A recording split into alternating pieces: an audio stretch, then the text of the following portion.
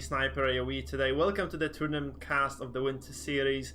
We'll be trying to provide you with some of the best freaking games that can ever be played in Age of Empires 4. I hope you guys enjoy yourselves. Let me just kind of get SIS added here, and yeah, we shall just kind of get started. I hope you guys can today. Welcome to the tournament cast. Hear everything rather than curious. I just realized my freaking YouTube was playing in the background. So this being said, we're pretty much set to go as the players prepare for their very first game of the day.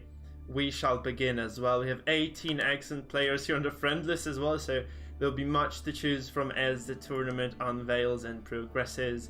I am super hyped actually to be casting for you folks. I do believe this is going to be the best tournament we ever do run on this stream. So yeah, I'm very much looking forward to the players just getting started, and then we shall indeed begin. Hey Sis, can you hear me? It's good, big guy. Lovely.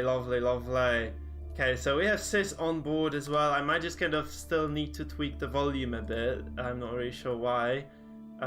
It should be better now. Guys, if you hear any issues with the sound, please let me know. Of course, we'll try to fix them and get them to the best possible state. Are we live and partying as we speak? Yeah, we are. I just started the stream. We're just waiting for the players to get going. I also need to start streaming for you, friend. So let me just do this. I hope it actually works. I hope I can actually stream to two sources. Very hopeful that it's gonna work like this. They said love would tear us apart, Mike, and guess what? It's brought us closer together this time. Oh, indeed.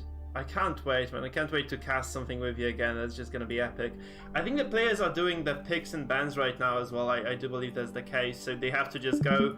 So the deal with this is that they are actually just picking. They're banning civilizations first, right? That's how it goes. So they have to ban a civ, and then they will also pick up their first civilizations for the game. That's how it's going to probably proceed. So they have a ban each, which means they'll be just removing one civilization per person.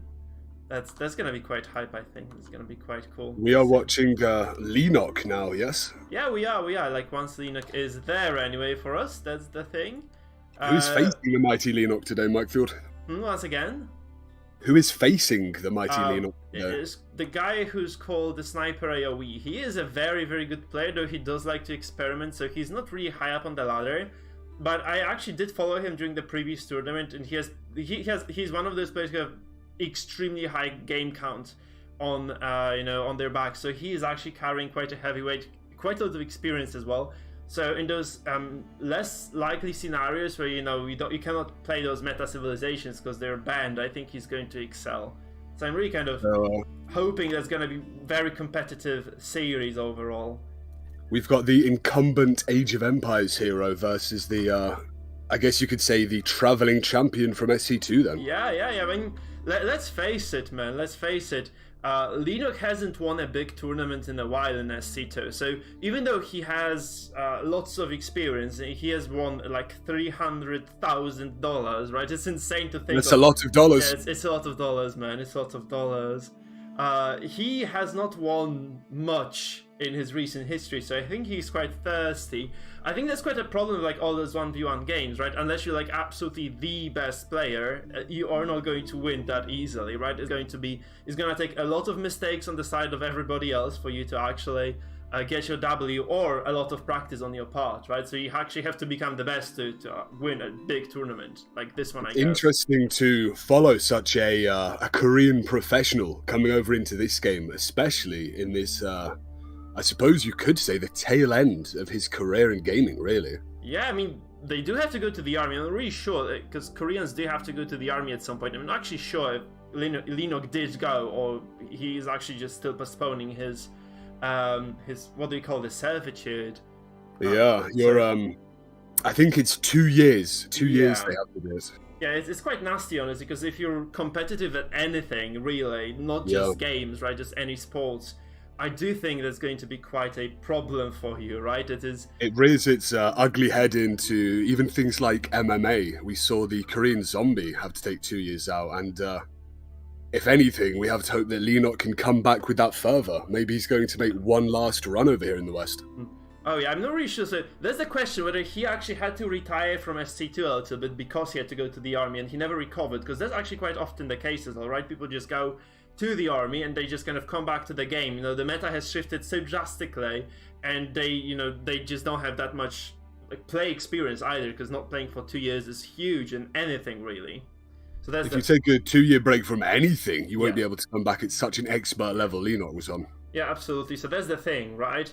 And that's what a lot of the pros in SC2 are facing now, because let's face, like, lots of the SC2 pros are Korean. Many of those guys actually just kind of come back after, having served for those 2 years, and they really cannot just recover to their full form. So it's quite scary if you do kind of go away.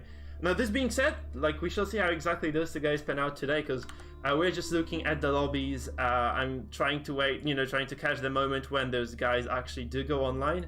I mean, they're online, right? But they are really not in the games yet. I'm hoping that they do go into their lobbies quite soon.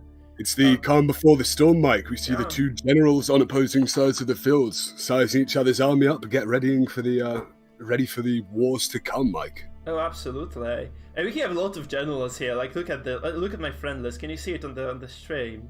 An absolute list of killers. Yeah, so much gold won between them that it would shame a Bahrainian duke. Yeah, that's just about the majority of the top 20, I think, on the ladder as well. Like, I added everybody I could anyway, except for the Smurfs, right? So it's going to be quite a few very, very famous names here.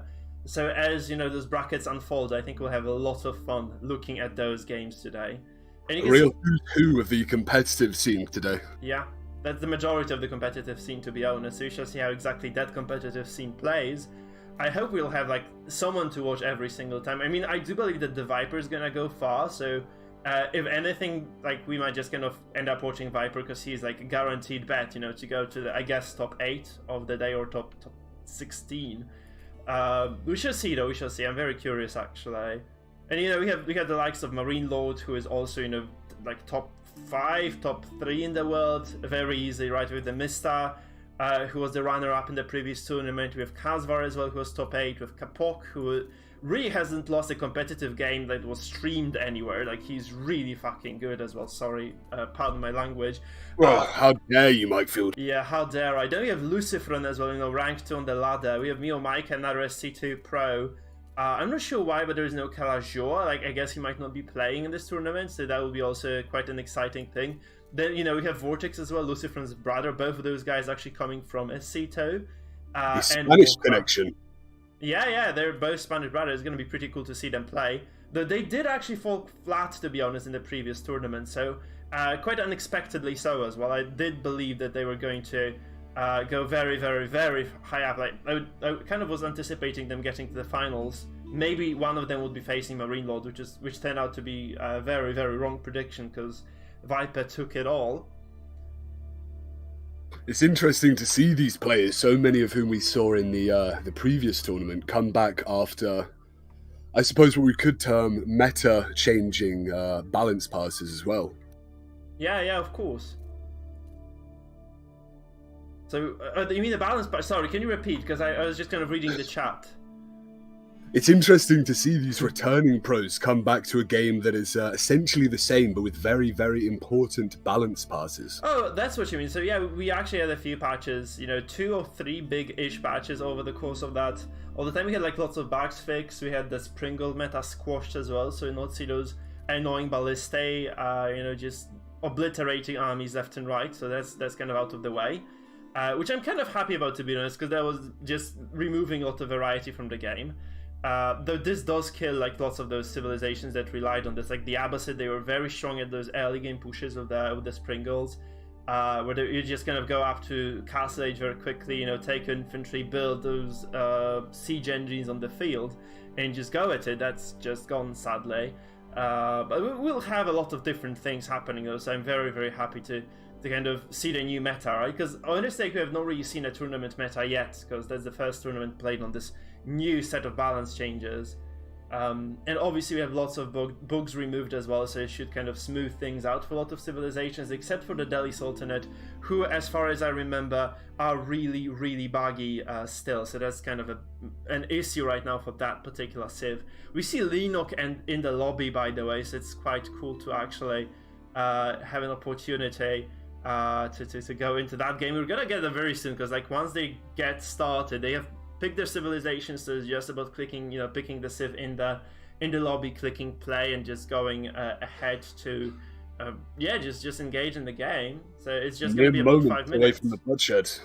Yeah, it's gonna be. I'm kind of wondering what exactly they banned, right? That's the question. I might actually ask Lena. You know what? Do you think we're going to be seeing many French bans? I don't think so. No, I do believe that there is a lot of there are lots of counters to the French now, right? That people have worked out.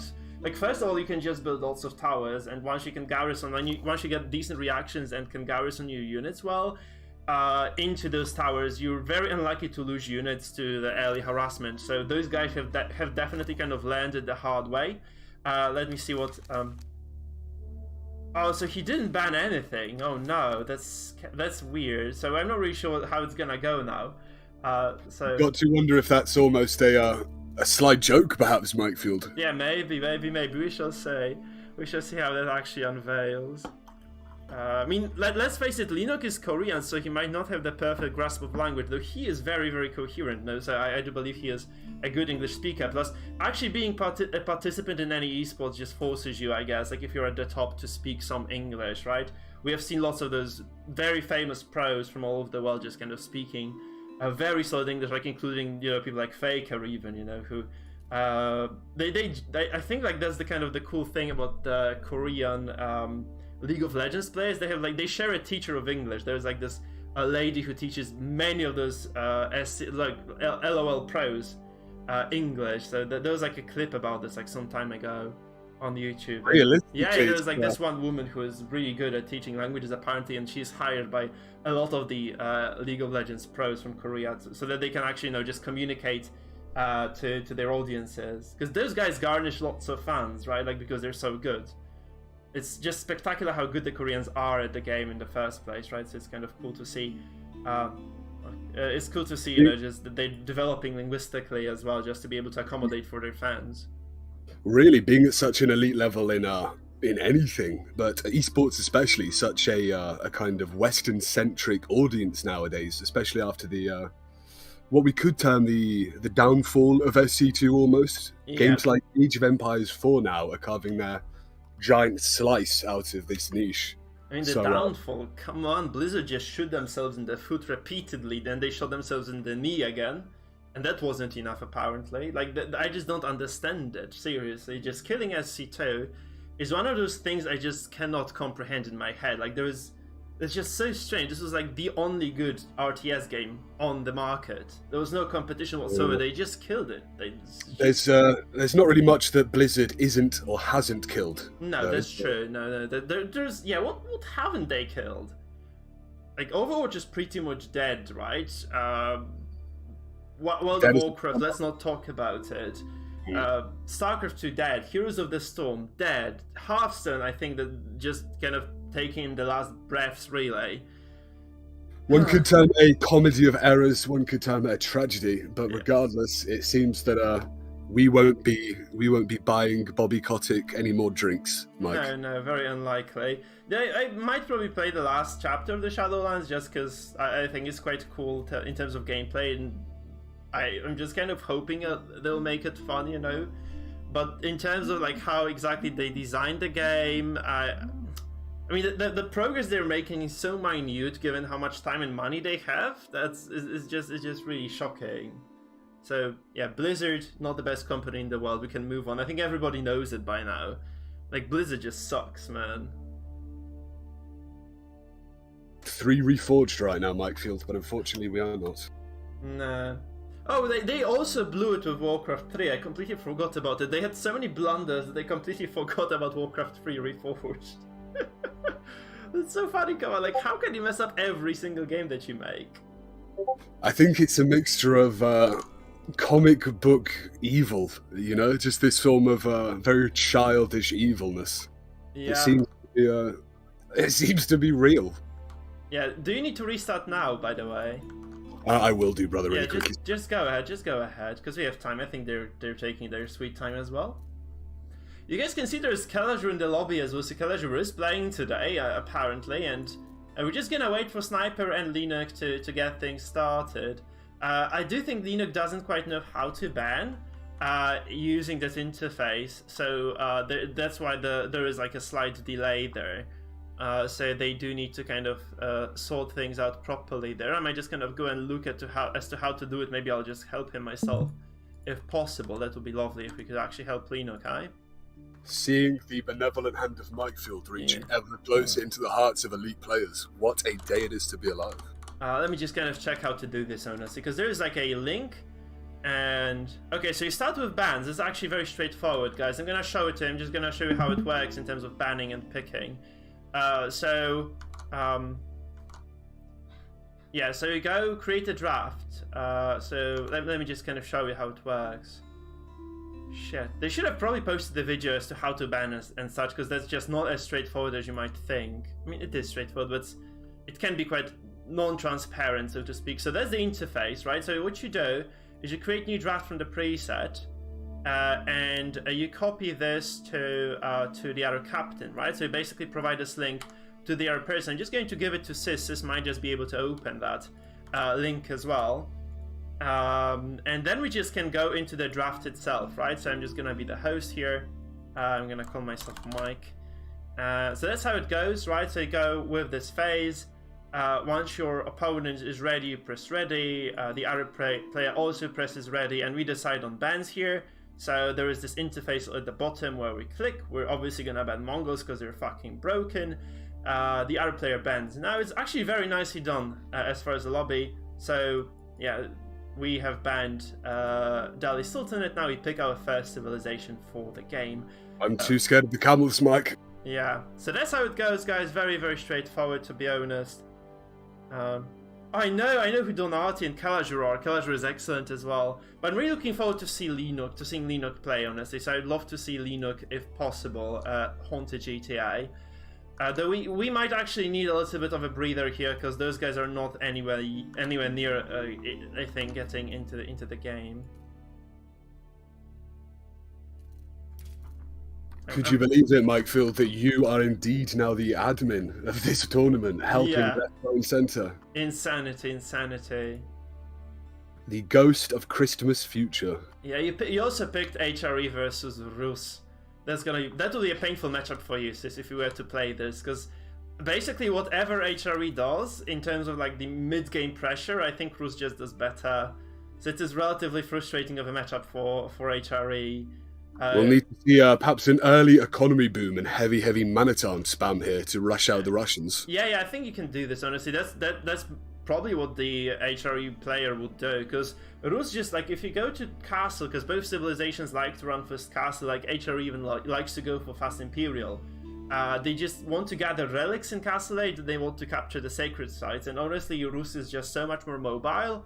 And, you know, they have the mobile monks, so they have the warrior monks who are moving on horses and horseback. So they can get to those relics and they can get to those sacred sites very quickly. So they're very, very strong. And, you know, HRE just has those very slow prelates who are not that good at just kind of moving around the map. So you have to really just anticipate and be on, you know, sit on the relics as you hit castle, basically, in order to be able to capture any. And you need at least 3 to make HRE viable, I think. A win for the Holy Roman Empire here then really should stamp an early victory for that player. Yeah, I guess so. If you can make it work, if you can make it happen, of course. I think they're getting into the game, though I'm not sure, because no, Leno just disappeared from my screen for a second. He's back. Shit, man, I'd really like to start casting, but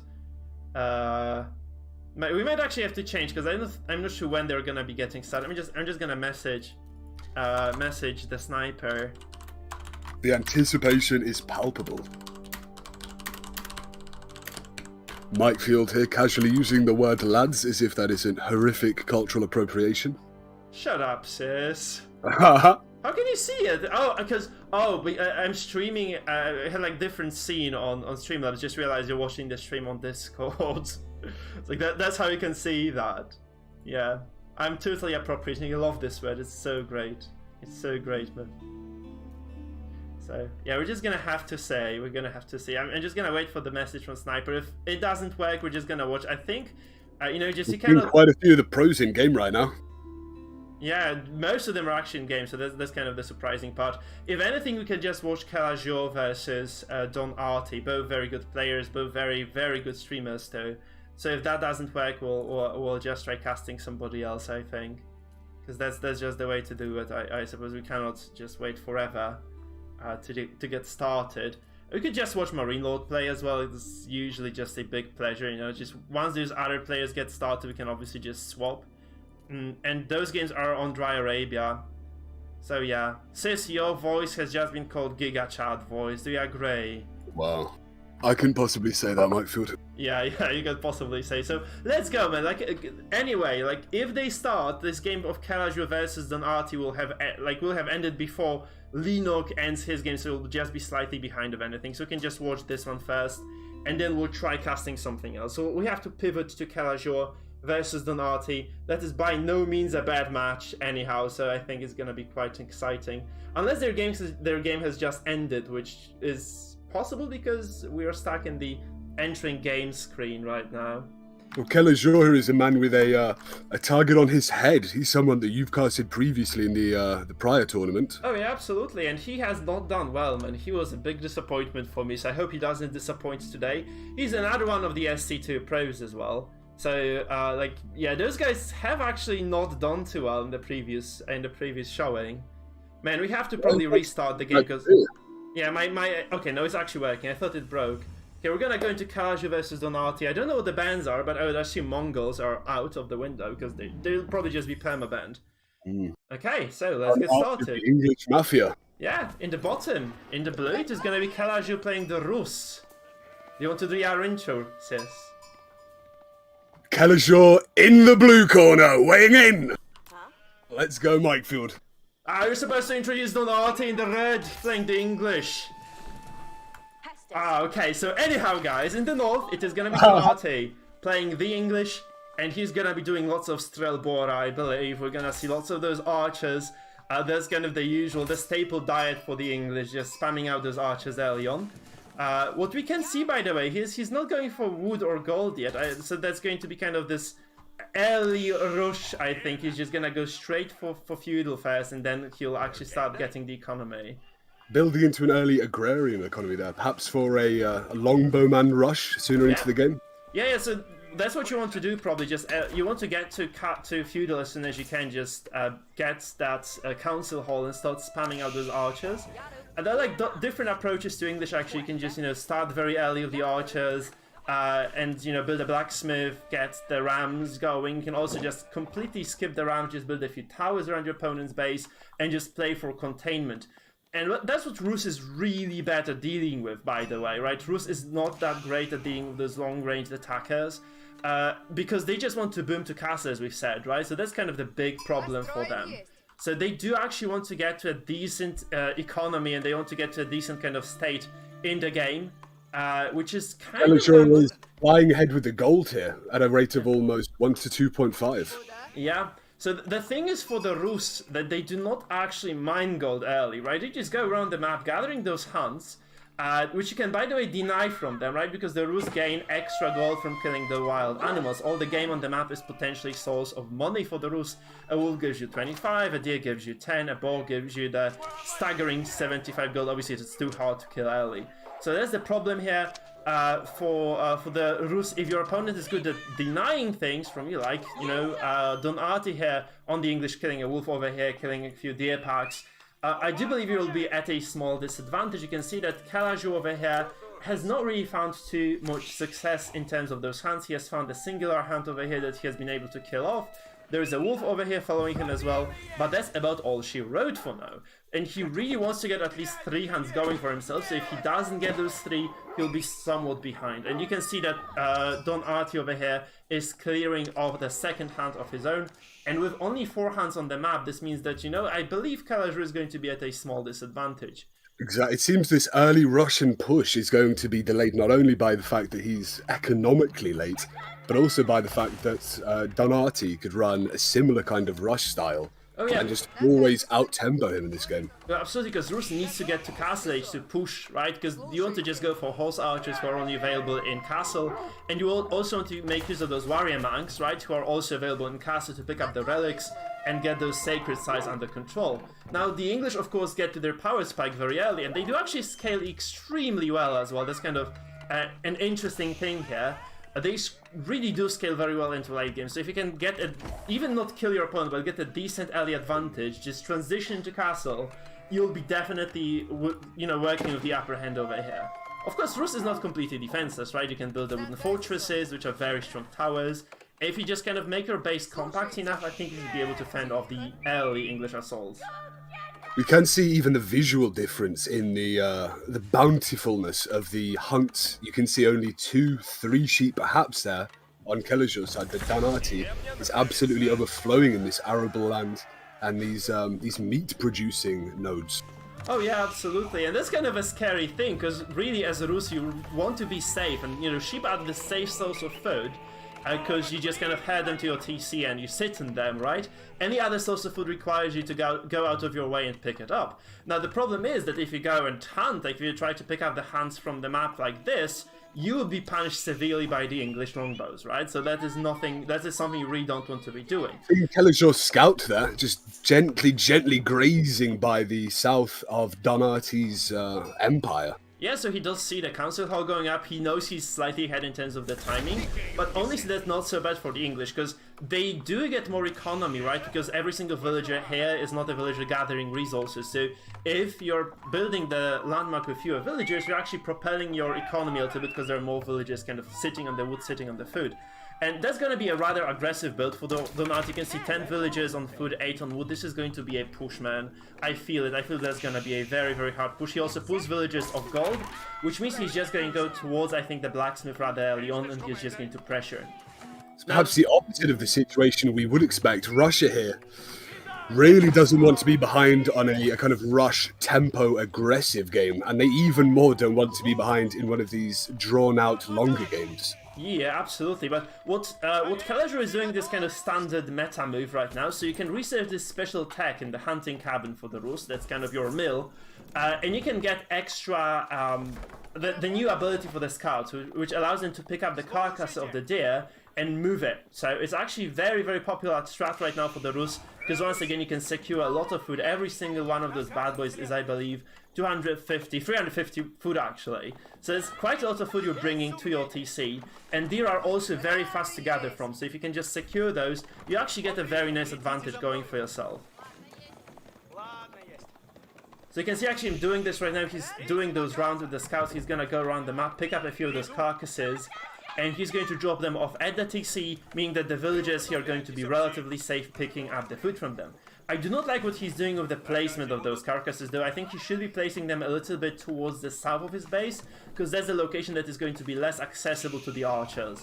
Right? It would allow the enemy to harass his villagers a little bit more, even with these scouts running around as a form of preliminary guard, we could call it. But we can see, if you go a little bit further north, we can see some of Donati's troops waiting in the tree lines there, stalking them out. Yeah, you can see that there is actually barracks going up. We do not see the archer, sorry, we do not see a blacksmith yet. So the only units coming out right now are going to be those archers. The blacksmith is required for you to research the rams, so without it you're not going to do too hot into that push. But as we have already kind of stated, right, you do not need the rams to kill your opponent. You can just starve them out.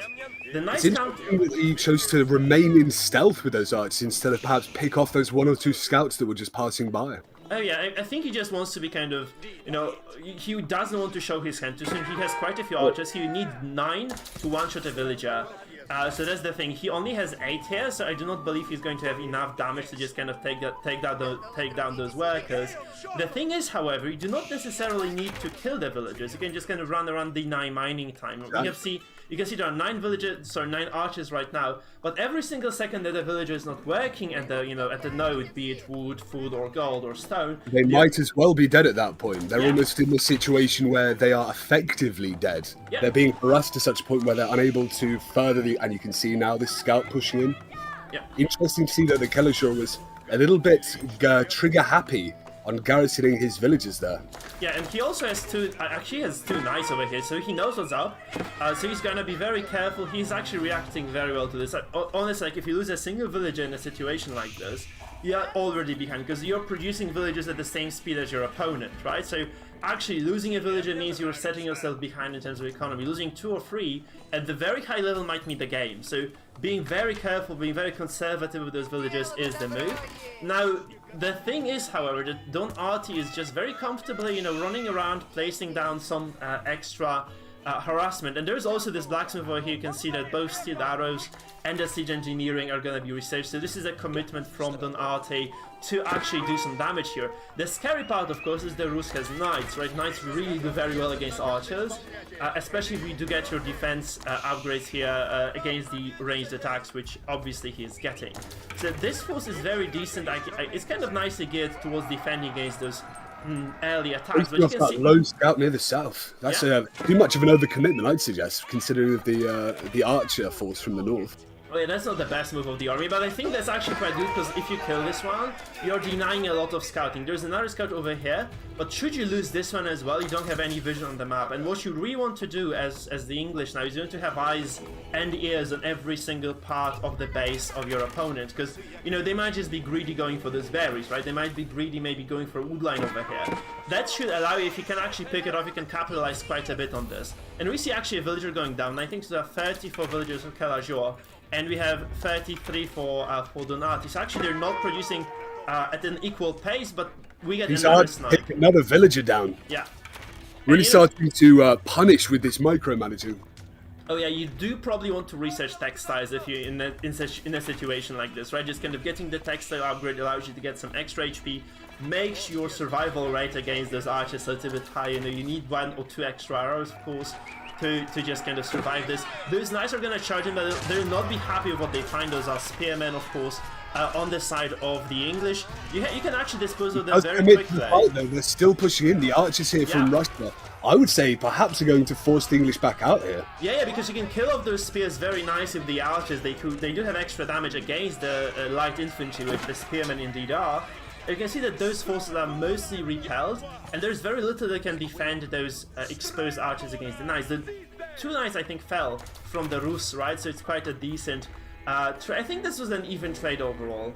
And obviously losing those few villagers at the same time is not exactly something that Kaju might have dreamt of, right? So it's not an optimal situation for the Rus player. It would sting you to lose those villagers and not make the enemy pay for it, though, wouldn't it? Yeah, of course. I mean, he lost a few archers there, so I'm not saying this is necessarily a terrible situation, but it's not great either. You see a tower going up as well. The towers for the English give them the network of castles buff, which in turn allows those units to attack a little bit faster, right? It's 25% extra attack speed for the ranged units, which is quite good actually. It's a decent bonus. If you can just extend this kind of line of towers towards your opponent's base, of course, it's going to give you a nice edge. You can see those archers actually just moving back, and there's the first ram coming in for the ram ranch in That outpost will definitely change the texture of any return attacks like the one we just saw prior. It's almost a bit of a shame it wasn't there earlier. I mean, perhaps it's been very punishing. You see, by the way, Kaju is very smart with his base construction, so he's not placing those production buildings in the front, he's actually placing them in the bottom, like over here, towards the south. So this base kind of gravitates in the right direction, so if you just go for this kind of straight up ramp push over here, you know, on this main PC, the entirety of production of Kaju is going to be completely intact. We're about to see a big skirmish over there by this in construction tower. Yeah. Oh, look at that. The Russians backing away from that, fearing the range superiority of the great British longbowmen. Yeah, but they do deny the villager, so there's no tower going up anymore because that villager has been sniped, and this actually means that, you know, this further point of pressure. Yeah, this further point of pressure here for the English. They would really like to have this tower up, but they don't have enough. Gunslingers in the Old West, Mike Field, facing each other from across the dunes. Oh yeah, and it's actually quite a scary situation for the English right now, because I do think the Rus have more. They have more units. They have like, I do believe they have like 24 yeah, archers. he listened to you there. He's charging right in now. Yeah, he realizes that I think he's just gonna pounce on this. There are no spears here assisting those longbows, at least right now, so there are quite a few vulnerable ones who are gonna get picked off immediately. The just two spears as well, this is not enough to fend off the knights. We've seen 4 archers down so far at the cost of nearly 2 of the Russian archers. That seems to be a very, very good trade. Very good trade, especially that, you know... Oh, that knight falls for no reason, and there's actually... you really don't want to overextend here. I wonder if there is another villager coming to just kind of finish building this. There's also, as you can see, there was actually some aggression here. There was a knight falling here. So I do believe that Kaju was trying to cut off some reinforcements, like with that knight. He might have succeeded at some point. We see Kellershaw's scouting force there. A couple of knights pushing down to do exactly what you said there. So, try and cut off the reinforcements, pick off these lone archers one by one, but we see these spearmen running down and they could theoretically make easy work of these knights unless they... That's not good. He's choosing to run away there. I'd suggest that's probably the best option for him. Yeah, absolutely. That's very, very correct of a call. It just forces your opponent to move their units in bulk, right? You cannot just rally across the map anymore. Those pesky knights trying to harass you. So it's a very good move. Nice distraction from Kaju because he's really trying to buy himself some time. I do think they have the Rus have a little bit better economy overall, and obviously he's sitting on this pile of deer, which is going to facilitate his, his growth. Unbelievable meat and wood stockpiles here from Killajur, and we start to see him really dig into them, taking out a couple hundred per 5-10 seconds as he really builds into these productions. Yeah, he really needs archers. I mean, I'm actually wondering if he needs more archers, if it wouldn't be better for him to just kind of greed a little bit, go towards the castle age. But, you know, this bounty from the Rus actually gives them a nice source of income in terms of food, right? Because they have extra 10% villager food harvest rate, and every single cabinet that Rus has, by the way, is going to give them a small amount of passive wood income. If it is built near the wood line, which is the case for this cabin over here, of course. And this is actually quite funky, because we see the Rus responding with their own rams right now, so it's going to be the reverse ram range, actually. And that's 2 rounds, it's a large commitment, because, you know, they are 300 wood each. They're pushing in as well, perhaps, trying to... Oh, no, you hate to see that. Danarti here, messing up the micro and paying for it with 3, 4, 5 archers. That's terrible. I think the English are just gonna straight up lose this game from this. Like, look at this force from the Rus. They have like 7 knights, 8 knights. And it's actually quite poor micro. I'm surprised by this because you can just, you know, box select a few of those archer groups and just one-shot those spears. I think it takes like 7 archers to one-shot a single spearman at this point. Obviously, this doesn't quite matter because those archers move way faster. Like, the regular archer moves way faster than the English longbow. They have very large range. They are quite good in terms of doing damage, but they are significantly slower, so you can actually just chase them down just like these archers Almost the entire force of Danarti there, halved at very, very little cost to Killajur. I think this counter-push might take it for him. We need to see Danarti rally back in his base with I'd say a very, very, very strong defensive army by the looks of this, because this really is a untouched army coming to attack. Yeah. Honestly, like, you're not building towards defending against ram pushers as the English, right? You're actually the ram pusher here. So having this kind of infrastructure, you know, so exposed in the front is not going to be too great for Donati at all. You have to say that, like, you have a barracks exposed over here, the council hall, you can very easily target this building down. It's like 5k HP is gonna melt with 3 rams. And you have such a nice force, you can just... Here we go, 3 rams exactly. Yeah. We see these scouts rushing back and forth, perhaps trying to just keep an open line of sight to any potential counterattack, but it looks like they definitely won't get any from Danarti. They're carrying the deer on their backs, because so they're bringing more food, and there's a fight breaking out. And there's obviously those houses are very exposed, as we said, right? You have the house exposed at the barracks, you have the council hall as well. All this infrastructure is going to really suffer very quickly, and losing every single production building as a defender really suffers. Danarti's archers again, not even microing. You see that late response there. We had 1.5 buildings down before these archers really started to put up any meaningful resistance. And at this point, we've got another ranch on the way. 4 rams attacking the city hall. There's going to be a massive advantage for Killajur right now. I mean, if you can just snipe this, look at how fast, I told you how fast it was going to go down. It is literally like 2-3 more swings, and this thing just collapses on its own. And you can see there are farms for the English, which are very, they're quite okay for the English in terms of gathering, but they cost wood, so this is a large investment over here. There are villagers being pulled, by the way, for Donati, and those archers are pushing forward as well. Yeah, I like this. I wouldn't mind seeing a full commitment here from Killajur just to take down those archers, get those knights in, get the archers shooting at the longbowmen. try and take the city on, and from there, really, you only got fields and villages left to contend with you. Yeah, it's looking really grim. Look at this. There are so many knights here in the front line still alive. 9 knights, 3 rams. This villager put barely anything. This is basically just a very free win for the Rus, and indeed they do take this game in a very convincing fashion. One error, one small mismicromanagement leads to such a violent and aggressive counterattack there that ultimately wins Russia the game, where we thought perhaps he might not have taken it. Yeah, I mean, the pretty thing for the Rus is that both the hunting cabin, both the passive bonus for the wooden fortresses and the hunts gives them extra gathering rate, right? So you can basically have slightly more units as the Rus. You can also see that Donati basically stopped producing here. But the Rus economy gives them a little bit of an edge, honestly. I think you can see that in the resources gathered tab, where it was like almost 3,000 food and 1,000 wood more for our Rus players. It was a very good game, by the way, for Kaju. I think it was very, very nicely done. I did enjoy this. I think we might actually stick to the series if they're kind of continuing the games. But we can actually jump into Leno right now. Do you want to see Leno play? I would love to see Leno play, brother. To see a Korean StarCraft 2 pro watch him in perhaps his first major outing against the sniper AoE and incumbent Age of Empires champion. Yeah. I think this will be a very interesting one, Mike. Very happy to see this. It's going to be French versus English. Like, we're not going to get rid of the English today, it seems. And, yeah. Do you want to introduce our play in the blue? We have the sniper AoE here in the blue playing the French, I believe, no? Yes, indeed. And the red in the northeast, it is going to be Leno, the Korean legend, playing as the English. Oh, man, that's going to be hype. Do you think we'll see another Ram Ranch attempt from the English, or is it going to be like a more contained game from here? Well, I think against the French, perhaps you don't feel the need to counter early aggression to the same extent as you might want to against the Russians. So perhaps we could see a slight build into a more mid to late game orientated push, perhaps not. It's interesting to see, though, whether any of Leno's StarCraft 2 propensities will follow him into this game. Yeah, because the StarCraft 2 players love aggression, right? That's the thing. Like, if you're not aggressive in SC2, you're really setting yourself up for defeat. So I do believe that Leno might try something aggressive. The thing is, the Rus and the French are very similar in what they do to a large extent. Both civs very likely to just go for those, early cavalry units and getting a lot of those strong pushes as well later on. You can very likely see, the French actually just going for this cavalry plus archer push, just in the way that Kaju did go against Donati with his Rus. So we might see a very similar, very, very similar take here from Leno. Sorry, from the sniper. We might see a kind of a mirrored situation against the English.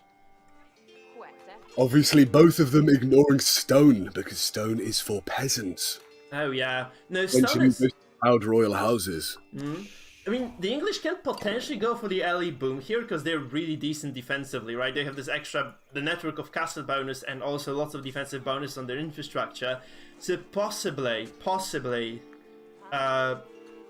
can actually say, let me think. Sorry, I completely lost my train of thought. So the English have a lot of bonuses to defend, right? So we can possibly see a second TC, just as you were saying, because stone is a likely kind of possibility for the Rus for the English actually going for the stone, building extra TCs is going to allow you to kind of get a decent edge in terms of economy, right? And since you're relatively safe, I think this might be the way to go. So we have not seen that yet, though. Like, I have not really seen too many double TC plays overall from our players, right? Interesting that Leno, being from SC2, might perhaps expect that more often, because double base plays, double base pushes aren't that outrageous in StarCraft 2. Oh no, they're not really. No. We shall see how exactly it goes. Like, SC2 is all about aggression, let's face it, right? So you can quite easily get ahead by just getting those early aggressive plays. And then obviously I do not believe that Leno is going to falter in terms of micro just the way that Donati did. Like, Donati is kind of infamous for his bad micro, and Leno as an SC2 player, I think his micro is just going to be on point. We see 5 villages here building, by the way, so it's going to be a slightly slightly earlier council hall, which means that we probably might see those archers in action a bit sooner as well. So that's quite a possibility here as well for us, right? We might actually see way more archers way sooner, and there probably will be some pressure. The danger here, though, is that you probably need to have some infantry support from the very get-go, right? Because this is going to be School of Cavalry for the French, which is going to produce knights really just the second that the French player does reach feudal, which is going to be quite a scary thing for the archers because they just get demolished by knights. So yeah, getting some pikes, getting some spears, that is going to be very, very important here. The geography of the map here allowing the sniper AoE actually more defense than we saw in the previous game against these ranged attacks, just due to the fact that there aren't really any trees in a kind of way that would allow the enemy to stealth and then attack and then push back. Yeah. The trees here kind of situated to the east of the base, as opposed to kind of in between. I mean, you can just wall, I think. There are some kind of little edges that you can eke out if you wall properly. You see, by the way, there's actually a stone attempt. So we see the sniper really just going in towards the stone immediately, which is going to be quite an interesting thing to see. I'm not really sure what the purpose of this is. He might not be going towards, you know, a second TC necessarily, because there's a very exposed stone deposit. So going for this is relatively risky, to be honest, because obviously the English are just going to capitalize on this. Having a few archers just attacking this point is going to be very, very easy. The thing is, you can also use stone to upgrade your towers, right? You can build like a very defensive tower towards this kind of northern part of your base, like here maybe, and just defend against those archers quite nicely. Then this means that beginnings of aggression in the game. This scout here pushing on this villager, trying to build a little outpost there. Yeah, it's actually quite cool. So we see that it's going to repel the villager. Of course, there are some archers coming through already, so it's not going to be quite an easy take. And there's actually a horseman to, you know, just very quickly go and deal with this threat. So the thing is, for the very, very bold here, pushing right back in. Leno, obviously from SP to a master of micro, looking as if he will lose a villager here though. Yeah, absolutely. With a bag of loot on her back. Yeah, he didn't expect this because generally speaking, as the French, you just go for the knights. But they have very long build time, so going for this early archer is something that probably catches Leno off guard. It actually allows him to deal with this tower very, very well. So this means there is not going to be this immediate threat. There's not going to be, you know, this tower rush infrastructure just threatening your wood line, threatening your units, giving the opponent a lot of vision as well, which is quite a good thing, honestly, for Sniper, because he probably has handled this early situation as well as he could have, right? We might see some spears coming through quite soon, because obviously you do need to support those archers. Like, you need a lot more than Leno currently has to deal with that, with those knights efficiently. We can already see there's a first spear coming through, probably more to follow, right? That's probably the likely scenario here. Yeah, we'll see how exactly that pans out. Combined Arms really here is the name of the game for Leno, especially when you're facing the French's outrageously powerful cavalry. We've seen he's got some Royal Knights, very heavy cavalry built earlier.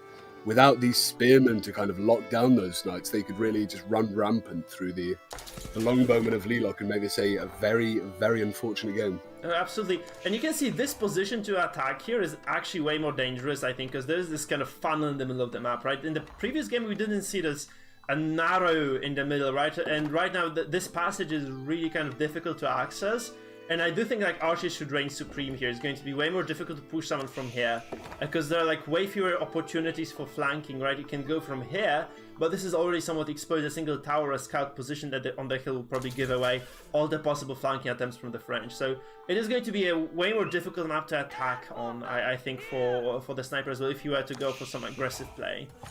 Judging from the last game, we see that the English might perhaps need very, very effective countermeasures for a counter push here. And that tower built there really could be a almost watertight defense against early pushbacks, at least. But that's a massive mistake from Leno, because he barely builds in the range of vision. I think Leno doesn't realize this. I think Leno feels he is safe, and Leno just kind of believes that, you know, this tower is not being seen by his opponent. Obviously it is scouted immediately, so if he had built it like, you know, a single square up towards the north, I think you'd have just snuck it in. But right now, the way things are, this tower from the French is gonna go up before the English tower does, and this might mean that, you know, this one has to be completely forfeited, and this villager might even die.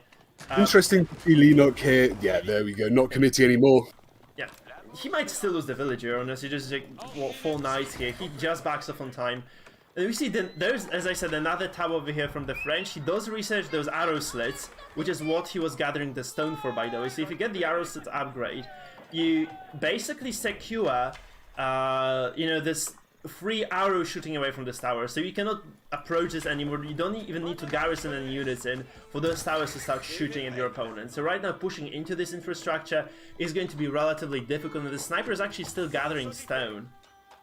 It's a shame to see Leno play his hand a bit too early there. Now he won't be able to utilise this this side entrance if he wants to do any more sort of mid-to-late game fuckery, if you will. Yeah, indeed. So this is a relatively safe situation. You can also see those upgrades coming through for the French. French get the very first or every single attack upgrade for melee units for free when they age up. So that's just kind of done when they build the blacksmith. Then they also do get the wedge rivets, which allows them to basically, no, it's called something else. The first defensive upgrade from the blacksmith against arrows anyway. This allows you to get like extra, you know, few safe shots on the knight before he falls to the archers, which is obviously very nice. And we see a raid from the French actually coming here. There is a villager falling, 2 villagers falling right now. There's huge losses actually for the English, who are supposed to be on the offensive. Some small micromanagement, I think, for those knights. They're not supposed to be fighting, you know, face to face against those spears.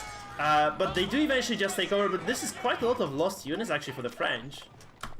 I mean, that was, you could say that was almost a double-edged sword, because you do lose a considerable amount of the scouting force, but also it does put a bit of fear into Leno. It does let him know that the east is undefended. You didn't watch it this time. I can come again, I can attack again, and I might do even more the next time. But we do see here Leno's counter force pushing down. A couple of these spears perhaps trying to root away the attacking force, but they do appear to have gotten away safely from the fight. Yeah, what does that achieve though, actually? Like, these units being here, are they just waiting for the knights? Are they gonna try to sandwich them? Maybe that's the play. Like, we see they're actually just gonna, those knights are just going to go around, just take a nice path across those, like behind this wood line here. They're just going to be safe and sound on the other side. I'm not really sure if Leno is even aware of this, honestly. He probably is, because he just does see those knights right now. And as we have already established, those defensive bonuses for the English mean that this is going to be an almost impervious barrier right now. If Leno pays attention to his micro and macro prop play, if he has just right units in the right time and the right place, I do not believe that the French should be able to do any more damage than they have already done. Again, the sniper here perhaps playing his hand a little bit too early. If he amassed somewhat of a greater force there, he could have got a more favourable trade, because that really was a free attack, Mike, I'd say. Yeah, absolutely. That was definitely very unfortunate, because if you are on the aggression, like, you do not want to lose units. I do believe that, you know, the sniper did actually spend slightly less money on his army than Leno did. So Leno is at a small disadvantage. He's working with more, basically, money in terms of army, right? Like, he has just way more on the map, but he's not able to utilize it in any way or form. You can see him getting the steel arrow upgrade. He does also have the carbonization. He has those 2 attack upgrades right now going. He's not gonna play... Oh, never mind. Just as I said, he does start researching siege engineering. So you might see a sneaky ram ranch coming in very, very late into this game, actually. Just as the French are starting to, you know, gear towards the castle age up, you should feel, right? That's just a very small army for the English, for the French, but it's just, you know, 2 knights, low HP, single horseman. That's not too much, is it? It's almost a scouting force, Mike. I've never seen an army with 2 sheep chasing it around. Oh yeah, that's very unfortunate kind of number of units, but you can see actually that the sniper does recognize his situation, I think. He's gonna go towards his archer. He does actually research chivalry as well. There's the tech that allows the French knights to regenerate HP when they're not in combat. Which means that those knights, you know, those 2 low knights are eventually gonna be full HP if they do not take extra damage. They totally do. And this is a huge miss micro for the sniper. Losing that knight is gonna be super painful. He really has to make sure this one doesn't die. He doesn't lose. Oh, he loses. Oh, it's so sad. Nice. Oh. I don't like this at all, man. Just sacrificing knights when you are on the ropes. Especially considering if they had just waited for perhaps 20 seconds longer, they would have regenerated to full health there. Yeah, and let's face it, man.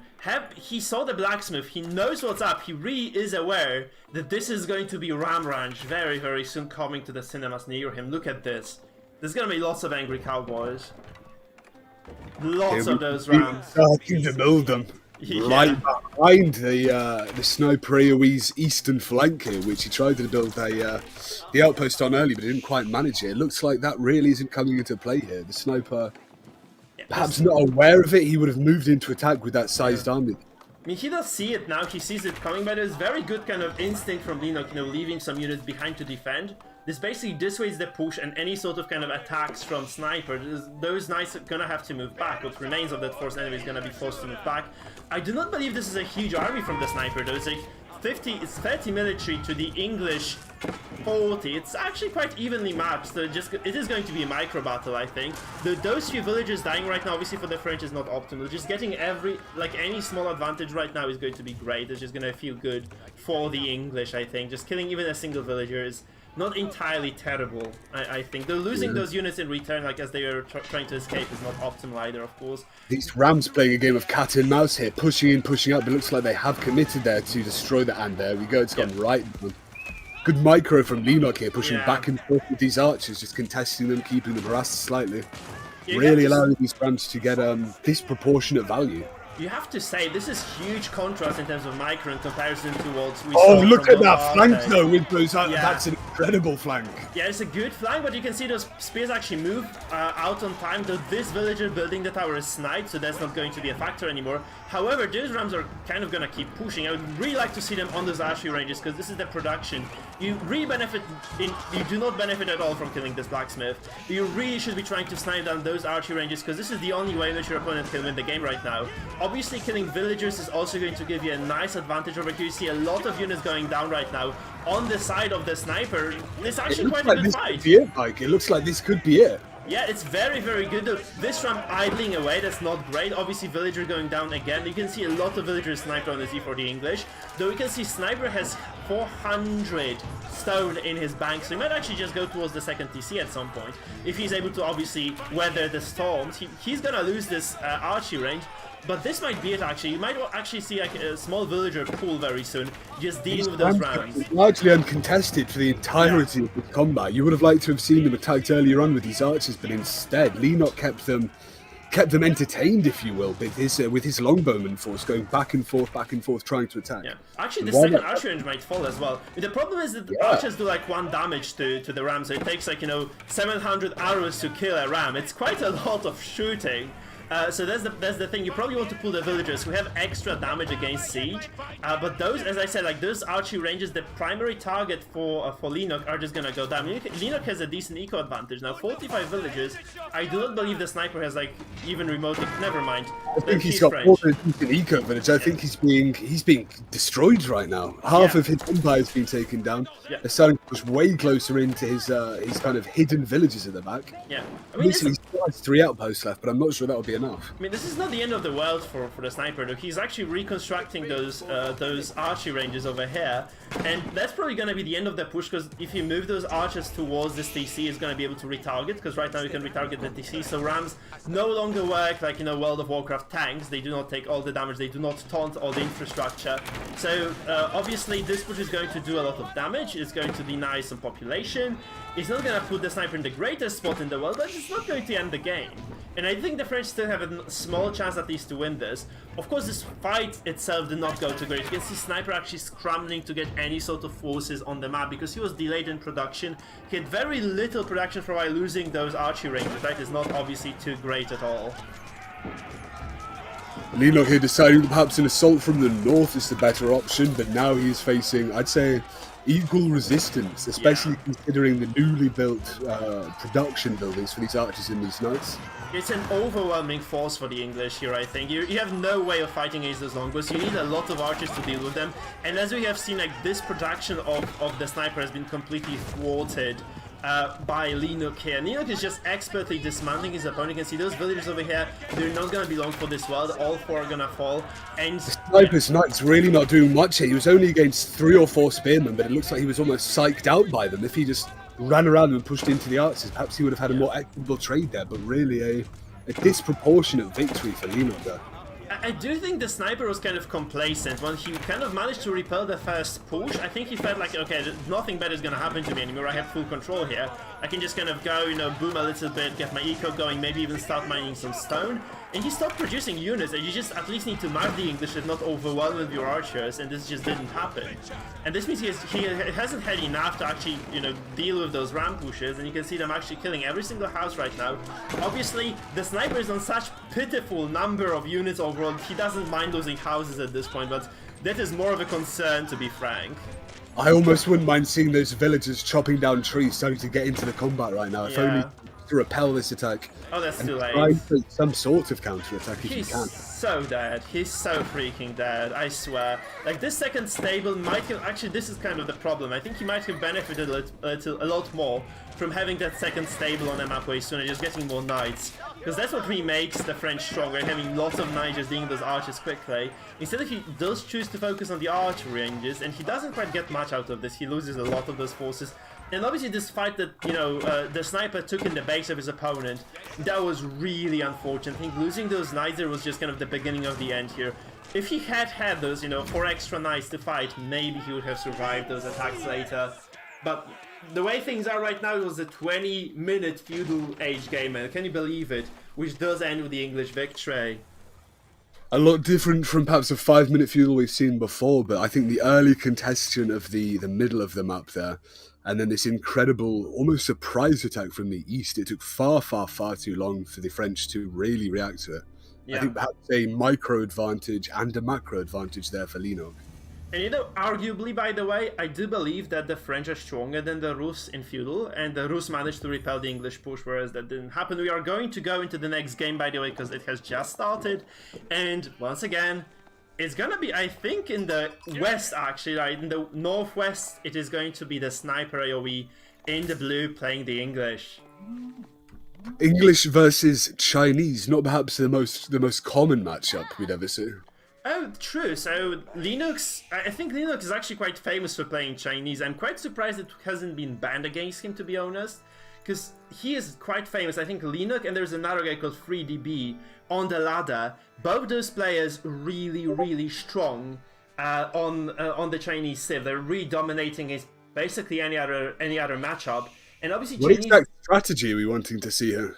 So the Chinese come with the Barbican of the Sun, also abbreviated BBQ of the Sun, which is a nice fortress that allows you to control a portion of your map. So if you place it correctly against the English, which should probably be in front of your base, maybe here, securing the gold and the berries, or maybe somewhere towards this hunt that makes it very difficult to attack, maybe here, you know, alongside this wood line, this should give you a nice space to work with, and it's going to make it very hard for the English to push. Because that's a gunpowder attack that this Barbican of the Sun comes with, and that is really difficult for any civilization to break through early. Because those are very strong attacks. They pierce through the rams, they pierce through your units like through butter, and it's just, you know, the defensive infrastructure from the Chinese is just really strong overall. We've seen a very heavy focus from English players so far on this longbowman harassment, trying to eke out these villages one by one, but if Leno is this Asian kind of kung fu grandmaster on the Chinese, as you say, then perhaps that entire strategy could be negated from the sniper. Oh yeah, so the Chinese also do come with this unique, let's say, mechanic, which is called dynasties, right? And those dynasties provide your civilization with unique bonuses if you have 2 landmarks from the same age. Because generally speaking, in AoE 4, you have to choose between one landmark and another. Chinese can build both, so not only can they benefit from both landmarks, they do also get additional passive bonuses and extra units unlocked for each dynasty that they do actually get.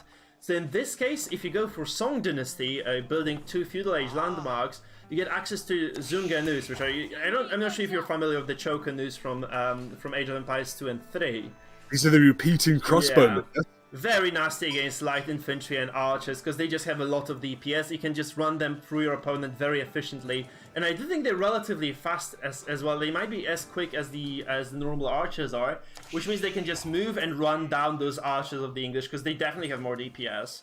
So this might be the play. Just kind of hold, you know, until you get to Song, get a lot of archery ranges, and just kind of deal with those archers, disposing of them quite well. So this might dissuade any sort of aggressive play from the English early, because I do not believe you can just kind of, you know, push your head through the wall against this sort of early power, in terms of defense anyway. We're seeing Mary with her little lambs here, though, for Leno. Yeah. Lots of Chinese meat production, which, again, the English here might have to force themselves into a later state kind of game where he can really utilise overwhelming numbers, perhaps, to overcome this Barbican or the BBQ. Yeah. The scary part as well for the English is that the Chinese will always have the upper hand economically speaking, because this guy over here, the imperial official, is going to be able to improve the drop-off rate of the villagers. So if he is actually located, if he has this kind of eye, which means he's supervising a building, if he's actually supervising a drop-off site like a mill, a lumber camp, or a mining camp, he can actually increase the number of resources, the amount of resources dropped off by the villagers. Which you can see here, they're dropping 12 instead of 10 right now, which does indicate that they are actually getting a lot more out of every sheep. So they're mining 10, but they're dropping 12, which is quite a lot actually, because this means you're way more efficient in terms of like kind of getting the resources from the map. You can thrive longer on the same resources as your opponent. Like 20% longer is quite a bit in an RTS. We're seeing an interesting early build into stone here for the sniper AoE. Very, very heavily contrasted to Lenok's complete lack of stone, which obviously we've seen a lot of strategies revolve around so far.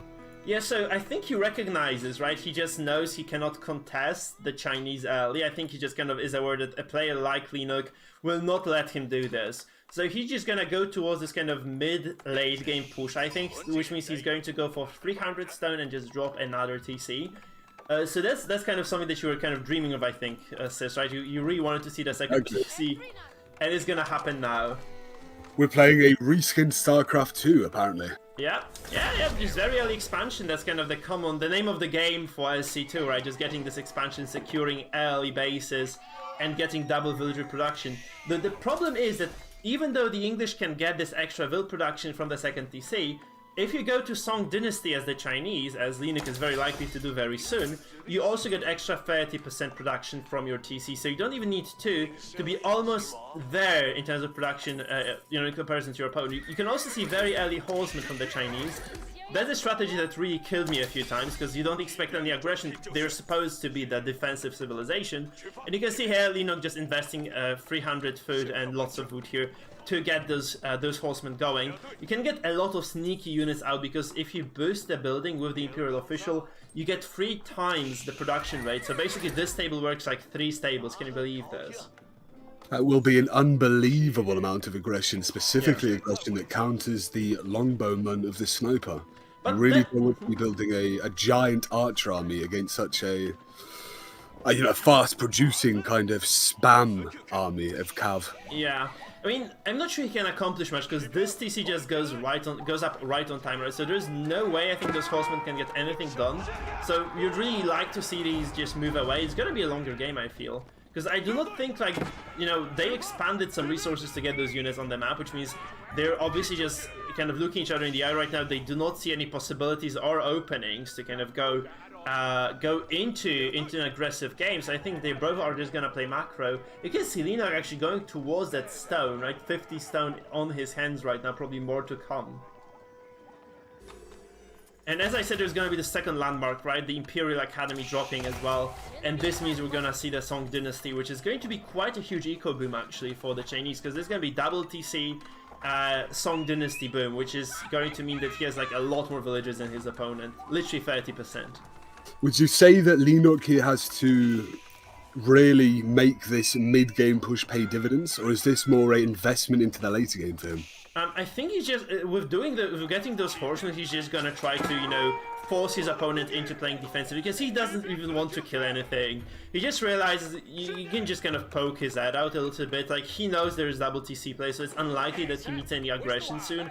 He's just gonna use those 3 horsemen to force some extra unit production. Already, I think, the sniper has overinvested a little bit into those archers.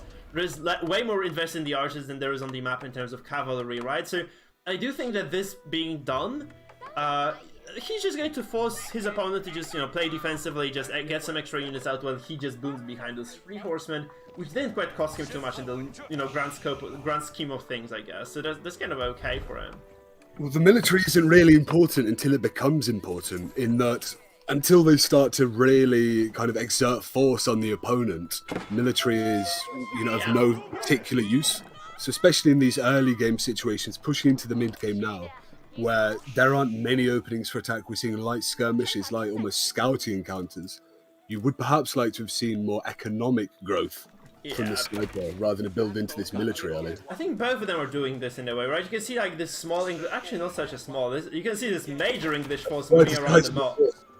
And I think that's because he realizes the scout is over here, right? He sees only this, right? So he sees the scout is over here. So the scout, I don't think he has seen, I don't think Leno is aware there's this kind of sneaky English ambush coming from the north. That's enough archers, rather, to definitely one-shot a villager. Yeah. Maybe take out 2 or 3 or even 4 per little kind of back-and-forth harassment. Okay, one it is, and this is super exposed actually. This entire kind of full economy has to go. Lenok, though, he instantly recognizes it and starts running away there. Great micro from Lenok, always on top of the ball there. Yeah, the problem for Leno though is that he knows there are archers here, but he has no defensive infrastructure. He has no units on the way. He can't really build anything. He needs like extra archery ranges right now. He needs to spam those horsemen at least, right, to kind of repel those attackers. And he's probably gonna lose a villager or 2, right? It's very likely those archers gonna move in like very quick reaction. You can see those villagers immediately garrisoned into the TC. So he's gonna be pretty much fine actually. Like with this micro, you're okay. Like you get the hands of Leno, like the golden hands, man, you're probably gonna be fine. You do have to wonder though, these archers still they're out of range of that TC there, especially when you garrison the villages there. So we could see some very light building harassment here. Oh, we do see these little scouts though, only 3. I don't think that's enough to contest right now. No. He needs to build up a major force right now to actually fight this off. And those archers are gonna get this 150 worth of resources on that unit. I don't really think this is a good move. He was not coordinated well. He kind of, split up those horsemen. I think he was going for a flank from the north. He just kind of microed this a bit, and those units just moved wrong around the map. So those 3 horsemen are probably just gonna all fall.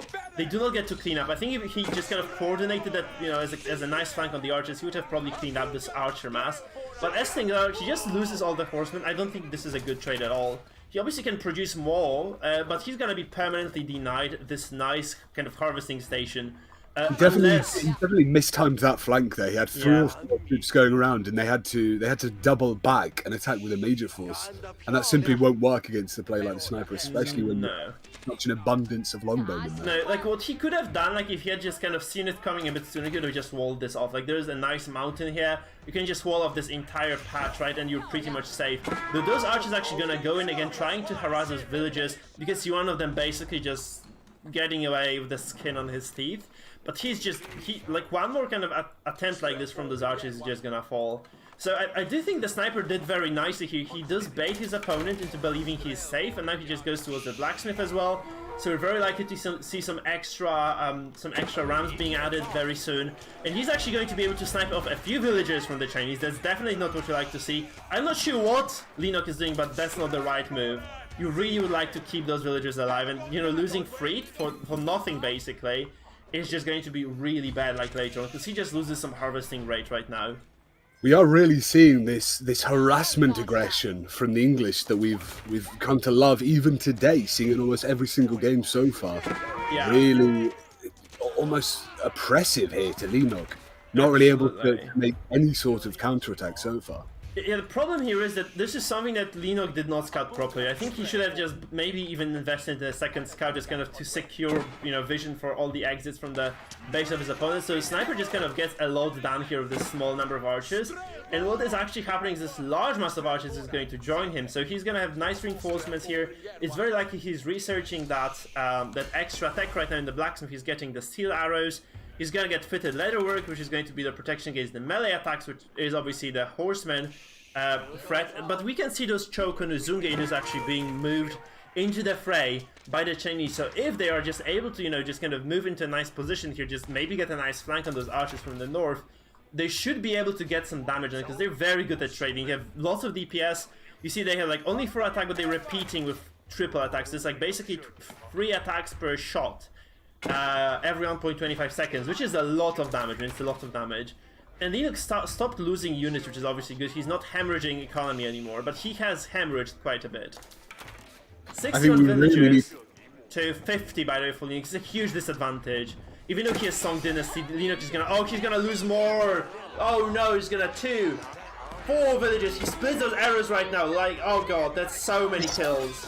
So painful. You would have thought that Lenok, noticing how long has this been going on for now, perhaps 3-4 minutes of this oppressive harassment here, picking off villages one by one.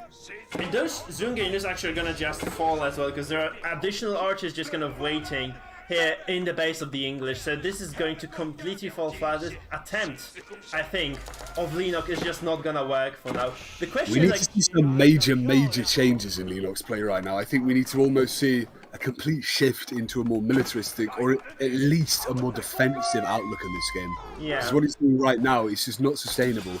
Eventually, he's going to get overrun. He needs to have some defensive infrastructure here. Like, if he had been able to complete this tower, this would have been this would have meant a lot. Because he just started it late, he could have just pulled all the villagers from the foot, just finished the tower on time, and this would have secured him this position, unless, at least until the point at which, you know, Sniper does get that siege engineering. Because you cannot just kind of stand in the fire of the tower, especially if the Chinese tower, which has extra gunpowder attacks potentially. So that's a huge mistake, actually. Like, this was a very big oversight. I think if he had just built this tower over here, maybe even, he would have been able to, you know, get this extra beneficial food harvesting rate from those deer as well. This could have been a completely different game. The question is, can Lenok still recover, right? That's the problem right now, because he has decent production of villagers still. The question is, can he actually recover from the disadvantage that he has been put at? It almost appeared that the storm had faded for him, but indeed you can actually see that the storm is merely repositioning itself. We do have a more sizable force of Zugenu, or Chokunu, however you like to call them. These repeating crossbow, the Tommy gun of the ancient Chinese war, and it's quite difficult to tell whether or not they will be enough at this point to repel such a sizable fortune archers. Oh no, that's actually so BM. Look at these villagers. The English villagers, the only villager in the game that can fight with ranged weapons. They just snipe down those horsemen, they just demoralize Lenok even further. The problem is that there is a large number of Zungainus moving in. I think this is kind of a bad angle. I think he didn't expect Sniper to react so quickly. And this means that there will be very few losses actually on the side of the English here. He might snipe this one more villager, obviously, but that's all she wrote. English women renowned around the world for being the most masculine and brutish fighters known to man, ready to defend the TC at a drop of a hat. Of course, I don't think they can take this force of Zungainus though, but that's enough right now for Sniper actually to sustain himself. He's also gonna go up to castle, which means he has a tech advantage on top of the military advantage, and no less than a white tower being constructed over here. I think it's kind of designed after the Tower of London. And it is going to be a very scary monument here. Whatever it's designed after, it is spitting arrows out. Yeah, it's gonna be, you know, a fully fledged keep that is built at your doorstep. You really hate to see it if you're playing the Chinese, if you're Lenok. I swear. I mean, Lenok has enough resources, almost enough to actually go up himself. But the question is, can he survive? What exactly does he do to repel this force? I don't know. I don't know, because he probably lost his whole kind of army that was attacking, harassing the English from the north, right? There's this kind of small number of units over here. And this is actually going to... Oh, that's such a huge dent in the armor as well for the Chinese, because he's going to lose all those villages in the farms. Obviously, he has built a village here, which is going to allow the villagers to garrison themselves in it. But the problem is that, yeah, it's just going to be a very scary situation right now. Like, it depends on whether the Chinese can actually go up to the castle themselves and just go for that clock tower. Clock tower is this landmark for the Chinese that produces empowered siege units. And this is going to probably make it impossible for those archers to work on their own against the siege, because a single Mongol can just completely obliterate this small force of English archers, right? A single catapult. He's being a bit bullied right now, though, isn't he? Yeah. We have that Lenok is it's 17 minutes into the game, 13 minutes in. I made reference to the fact that it's been 3 or 4 minutes of this ongoing harassment. So now it's 7 to 8 minutes, and really, the damage that would do to your economy, your villager count, is pretty astronomical. It looks almost like there is no way back for Lenok, to be honest, but you have to say that Lenok is the master of the Chinese, and he still does have that extra 30% production of villagers, so I do believe that he has a way back into this, with this kind of tech gap, like, because I do believe that, you know, in the Middle Age, sorry, in Castle Age, of course, those nests of bees are going to be very, very strong. Of course, not mangonels, but nests of bees. They're going to be really, really effective against the archers. So, unless there are some springles coming out from the English, there is going to be a small stalemate here for a while. And this might allow Lenok to catch up, at least to some extent. You have to remember, though, that for English, the castles, the keeps that is, they can actually produce units. All units that you have available, including artillery. Well, the English assault was never the most overwhelming assault, really. It was Yeah. quite small, and it could have easily been countered, but perhaps it was kind of micro decision to not try and counter it. Perhaps it was a continuation of small micro problems. Each encounter he had, it just didn't quite work out his way. And the problem is there are knights as well. There are knights as well now for the English, right? So it's going to be way harder to deal with this kind of force for Leno.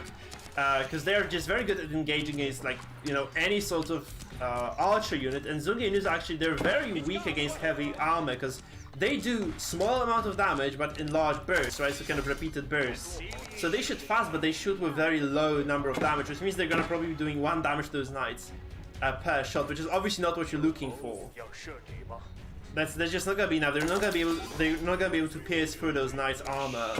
And you can see Leno, you almost want to see, I'd say, just build a powerful kind of defensive structure that would allow you to repel an attack, and then really from that leverage into a very powerful counterattack. We've seen Leno skirmish into the English's base with those Choku news and try and take out some villagers. Interestingly, seeing the brave English women take out their bows and take out the attackers.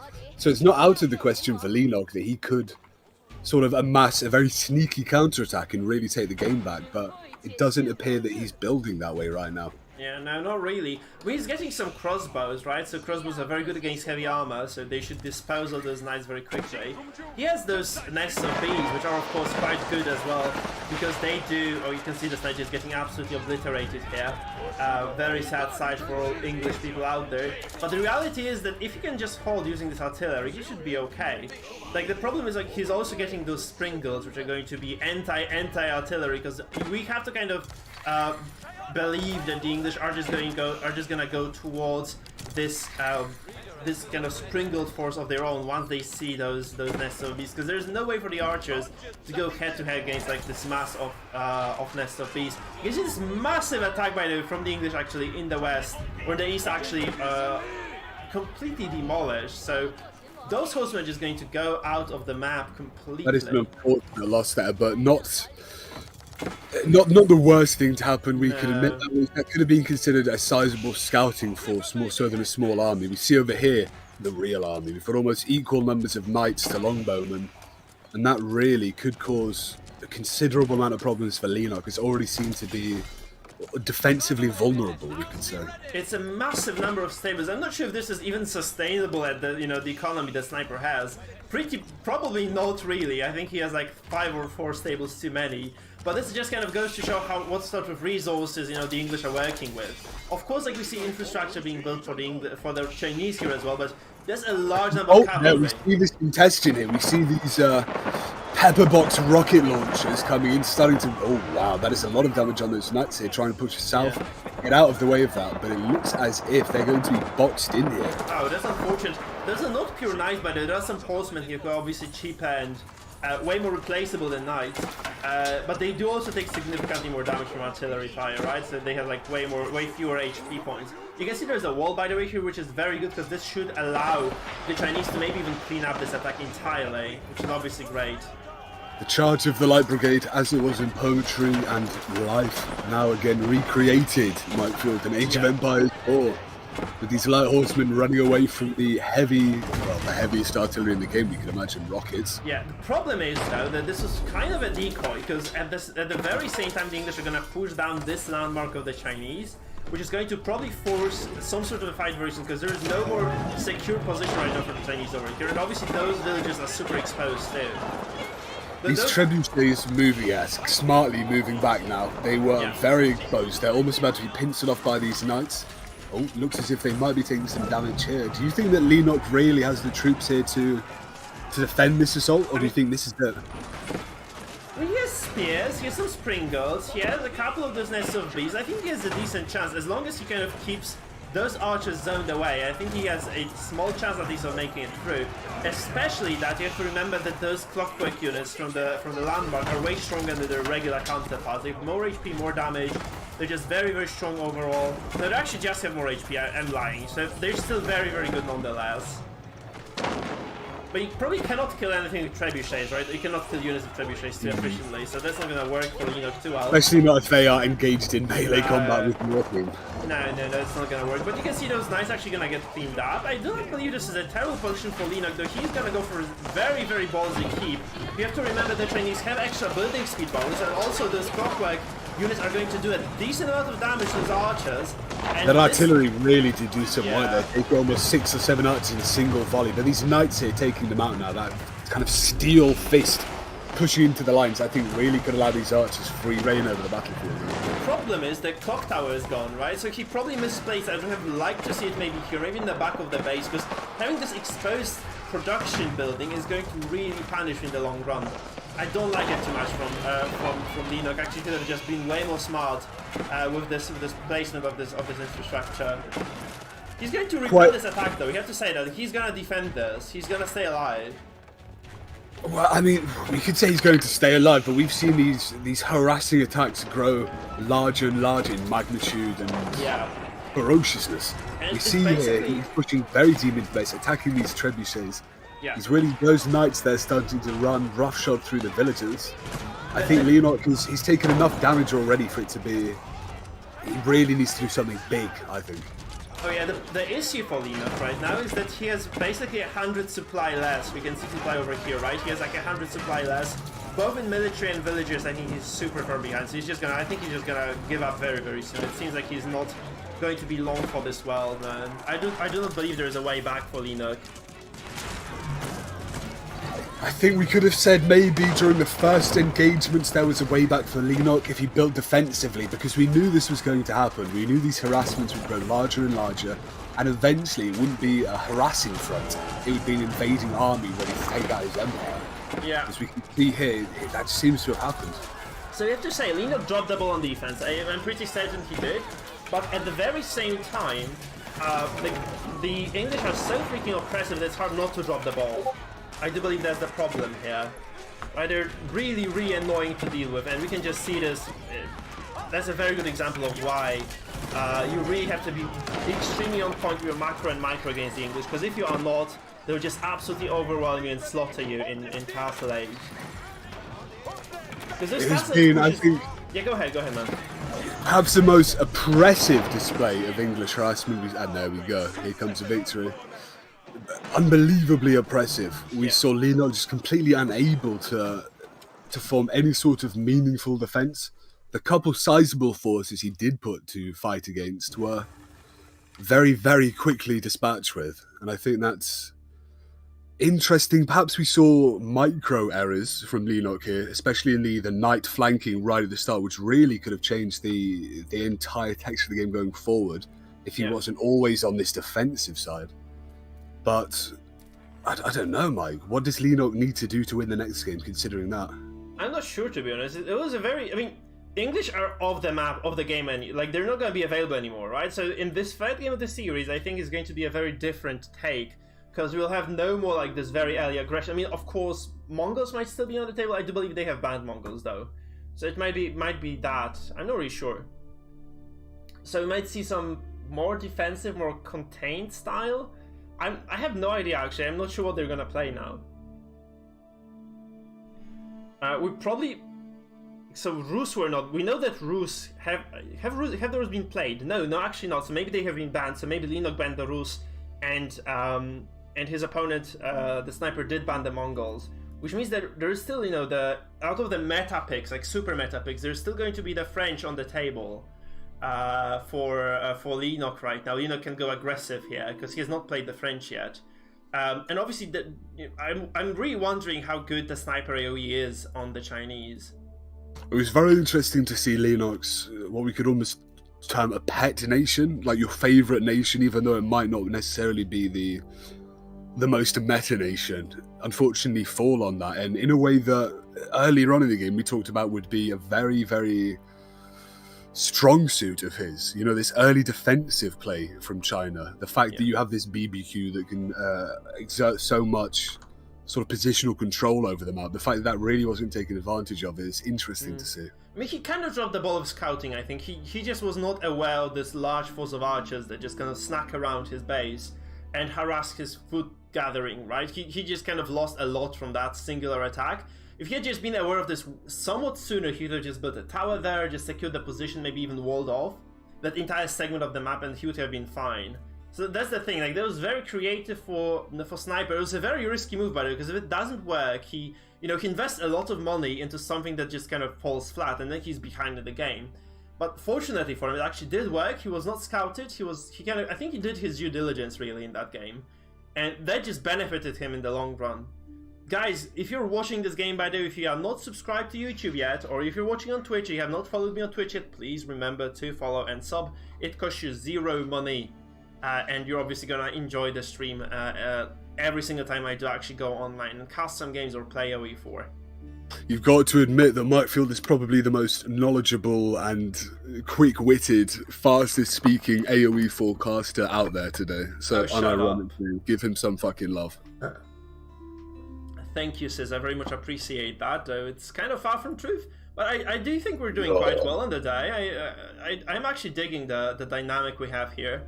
And those casts I've got no idea what I'm talking about. That's fine, like, neither do I. We're just gonna have to wait for Leno to kind of set up for the final game. I think they do actually need to kind of regain their composure, because those are two very stressful games, and dealing with this much pressure on both sides is going to obviously take a heavy toll on you.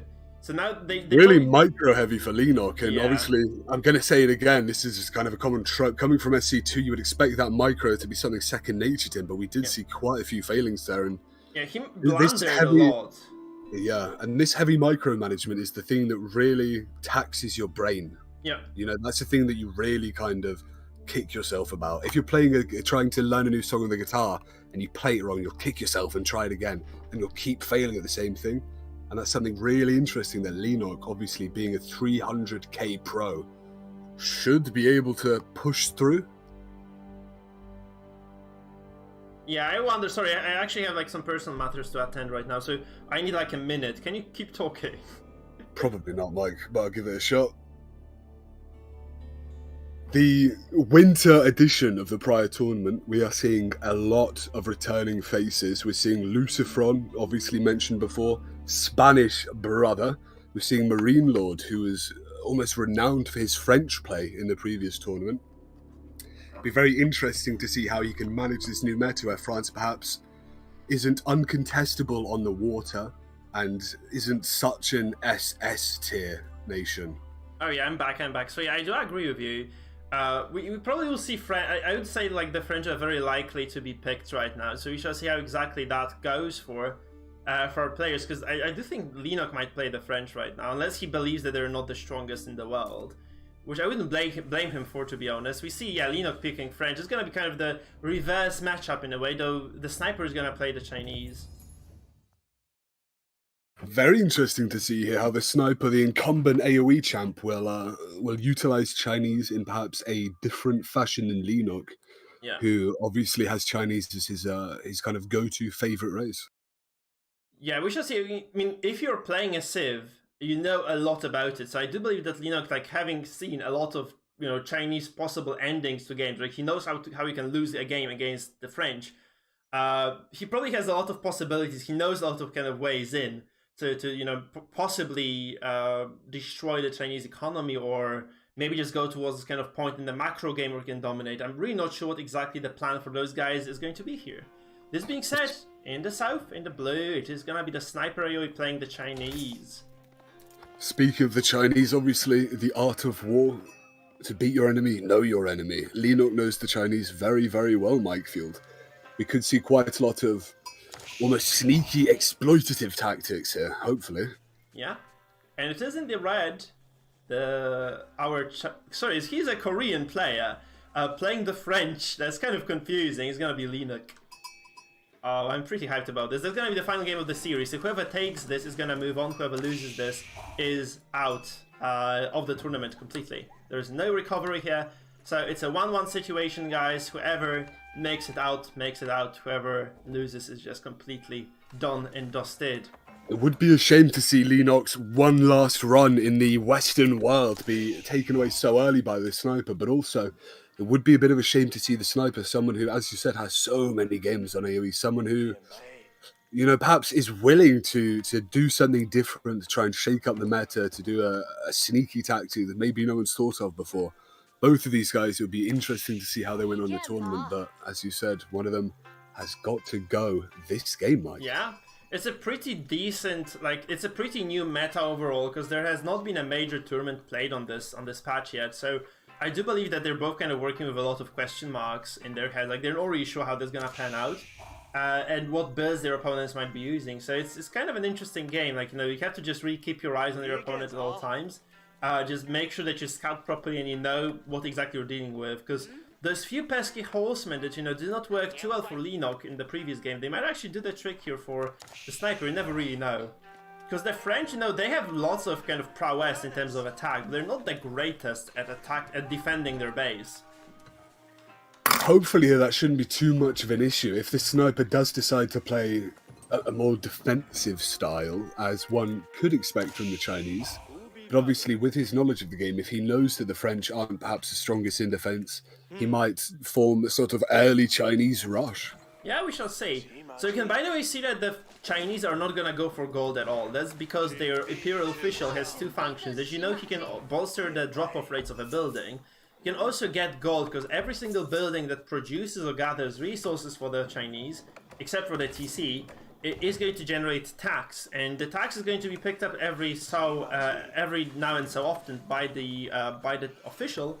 It places a cooldown on the building, so you cannot just kind of rapidly gather all the taxes. But if you just kind of micro properly, you can get enough gold for yourself that by the time that you get enough food to age up, you also have enough gold, which is probably going to be the case. The sniper kind of falls behind here. He only has 140 gold to 470 for food, so I do believe he's not exactly where he would like to be at this point in the game.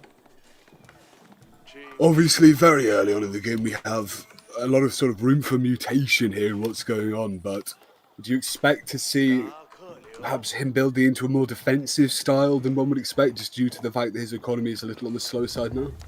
Possibly. I'm not really sure, though. You can see that he actually has enough gold right now. He has gathered enough gold to go up. He also, I did not notice this, he had some villagers on this side just gathering gold. He's just gonna go for that infamous BBQ of the sun over here, securing a lot. So you can see that this base is going to be way more compact than that of Lenox, right, in the previous game. He's gonna place it over here, which means there is very narrow space in the woodline, so access for that woodline is going to be very, very restricted. Also secures this entire kind of patch of berries and all those sheep over here, which means that it's going to be really hard right now for those French knights to harass him.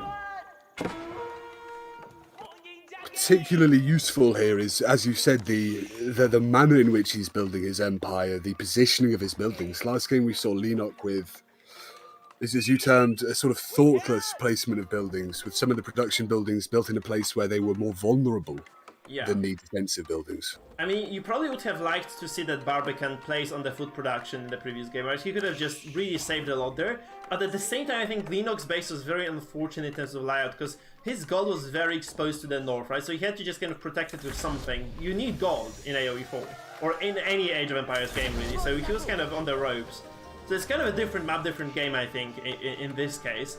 I wouldn't necessarily criticize Lenok. I think he was just working with the resources he was given, though obviously not the most optimal game from him. Other than that, he needed way more defensive infrastructure. And the sniper is actually going towards the barracks right now, so he's kind of aware, obviously, of the knight threat, because what else can the French do other than just go pure knight? Which they're obviously doing as well. And there is a second TC very soon, by the way, being built for the French, because you have to keep up with the Chinese in terms of the villager production, right? And you do this only by building additional TCs and gathering additional amounts of wood, which is obviously happening here. 4 or 5 on stone?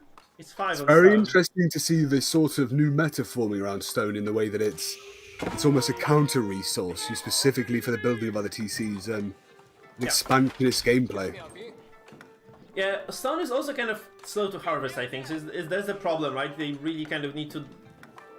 If you're harvesting stone, you're basically not getting any other resource that you could use to produce units, right? That's the problem. So that's quite a large commitment. And you really have to make sure that you don't die from building a TC, because that 300 extra stone, it could have been 3 extra towers of upgrades, right? It could have been maybe some knights, 2 knights or something. There's kind of a lot of resources that you're not getting. Well, this is the thing with elite play, isn't it, really? The most key resource is time. Yeah. When you kill a villager, what you do there is you deny time of that villager doing things. When you harass people, you deny time. And it's this kind of heavy micro involvement that I think really we could be seeing, perhaps not in this early game here. We're seeing, oh, well, look at that. You see that? Time denial there. Yeah. Taking out one of these, that's a very aggressive push, no? Yeah, that's nice. When he gets a village, he gets that's exactly what he wanted to do. You really have to get like a few of those villagers down against the Chinese, or they will just outboom you, right? So I think he's just doing the proper thing. Obviously, there could have been a tower here already. I think that's what the sniper should be aiming towards, right? Just getting extra towers, securing that economy, and making sure he doesn't lose too much. That's kind of the name of the game against the French. Just kind of if you don't lose too much, you're okay. The problem for the French, though, like against the French, is that they do actually produce villagers at a faster rate than you. So the default production rate for the French is like 15% higher, which means that they will have eventually 15% more villagers than you if you don't lose anything and they just kind of keep producing. And at the same time, they're obviously very oppressive because they have those knights that can deny resources and also just kind of force your units to sometimes move away. Maybe sometimes they can even kill a few. I really wouldn't mind seeing some form of ranged, perhaps very, very kind of low-cost archers or some sort of outpost tower being built, just to deny those knights this kind of free reign over the fight. You can obviously micro your villagers, push them further into the base, and we've seen Leno on the French has been very aggressive with those knights, pushing right into the base, and hopefully that should be enough time to at least pick one or two up if you do have these adequate ranged defenses in place. Yep. I do think that a single villager must have died because they do not see any low HP ones anymore here, and those knights are, they did actually run in and get the charge off. Maybe they were stopped by the spears though. The fact that the match stands there like they are. I think that the Chinese are doing quite well here. You can see also professional scouts being researched. This is a very, by the way, I'm not sure if I told you, but this is a very expensive tech, right? I told you it can actually carry over the deer. But it is a really expensive tech. It's like 300 gold almost, and 50 or 75 wood and 275 gold, I believe. Which means it's a rather large investment, and obviously you have to make the most out of it. You can, secure your food by doing so. You can see how much food is actually going to be able to carry into his own base, which is great, of course, right? It's quite amazing. But at the very same time, this is a large investment, so it better pays off for you if you're playing the Chinese here. These two cheeky knights off in a chase over there, not too dissimilar to a Scooby-Doo TV show there, running back and forth, chasing and backing out. Quite interesting micro here of really not much, Yeah, I mean, Leno is sitting on a School of Cavalry. He has researched that extra regen upgrade that he's going to probably utilize right now to regenerate those knights, but they're not really accomplishing too much, are they? That's the problem, right? He really needs to do something more. Because this boom from the Chinese is going to be unstoppable at some point. You have to actually say that the Chinese here, they're not going to go for this full-on boom, I believe. They're not going to go for Song Dynasty. They're just going to go all the way towards the Castle Age. I think that's the case. Look, there's no second TC for the Chinese at all. There is no Song Dynasty constructed, so he has not got the second landmark yet. I don't think he's just kind of saving the resources. He's just going to go all the way towards the Castle Age. Which obviously means that he's going to be very far in terms of economy. He's not producing any villagers right now. None at all. And he's managing to really repel these harassing attacks, especially on the western front we're seeing with these knights. Which obviously is something you really, really want to do against the French. Almost English-like. Simply replace the longbowmen with the heavy knights. You can see archers are coming out. That's the answer to the spears. It's very late for him to do this, actually. I do not think this is the right timing. You would really like, probably, if you're a sniper. No, sorry, if you're you'd like to have that archery range available way sooner because you can just deal with those spears now. This allows those knights to actually be aggressive. You can see how much food actually there is being brought back to this base by those scouts, but there's like so many deer carcasses. I'm not sure how many we're working with, but I'd say it's at least like 10 or 15 over here on this huge pile of deer bodies. And he's just gonna keep running around the base. He has like 3 deer over here to kill. You can probably steal from here as well. So you can actually deny quite a lot of food economy from the French. There's a full deer pack over here as well. So if you can just stay alive as Leno, I think you're gonna be very, very happy as sniper, you're going to be very, very happy as the game goes on, right? Because he has lots of food economy here. Obviously, he's not microing those units yet because he's trying to defend his base, which is obviously very important because losing villagers in a situation where your opponent has a second piece and you don't is obviously not too great. But yeah, he's probably going to send those scouts immediately, like once this fight finishes, and he's just going to be fine. Could be more aggressive play from Leno here. You've got to wonder whether or not the sniper is building on some kind of incredible counter push here, trying to just stay slightly ahead defensively. But judging on the previous games we've seen, the side that harasses more, the side that really has the more exertion of power over the battle, usually takes the victory. Oh, so true, maybe the Kaju versus Don Art, the Kaju actually won when he was on the defense. So I think it's just about how tight your defense is as well. Because if you trust yourself, if you are sure that your defense is going to be good enough, you're going to be fine. But I think Leno trusted himself too much there. He just, in the previous game, right, he just kind of lost too much. It's a lot harder as well, I'd say, to harass with melee. Yeah. Especially when you have someone who can build in the late game, things like the Choku Nu, or I'm not sure what they call it, Zuge Nu in this game. They're called in this one. There's a lot of horsemen actually. You can see those archers are gonna trade very well against them, unless they're left to die basically, which is probably going to happen at some point because they're just gonna get around. Yeah, I think. Wow, look at that! I think the sniper's gonna take this one. Yeah, I do believe that there is a large kind of upgrade advantage here for the sniper AoE. You can see that he has got both melee upgrades, like both melee defense and melee offense, actually. So those are very strong horsemen, in other words. They have 2 arrow defense as well. So what you don't like to see here, though, is he committed, then he pulled back a bit. Yeah. I'd say that micro there did lose him a couple of nights where perhaps he could have engaged more or fully committed to running out. You can see those are very strong horsemen, actually. They're fully upgraded, right? So I'm not really sure what exactly we're working with on the side of Leno here. But we shall see that in a second once I kind of get my UI together. Wait, hold on. So Leno is working with basically max upgrades as well at this point. So we're kind of even Steven on this ground. But we can see, like, I guess that aggression was completely repelled, right? And those scouts they're just gonna have a field day here, taking all the carcasses back home. There's just very little left actually now. They're like the 3 over here, and there are like some there left here, but obviously gonna be guarded quite heavily because that's just the only food resource available to Leno at this point. But yeah, this Leno does have a remarkable stockpile of resources here, though, especially considering that the sniper on the scoreboard, at least, it would appear kind of at a glance, prima facie, that Leno is brutally controlling this economic game. Yeah, it's 64 to 42 villagers. It's a large deficit for Sniper, of course.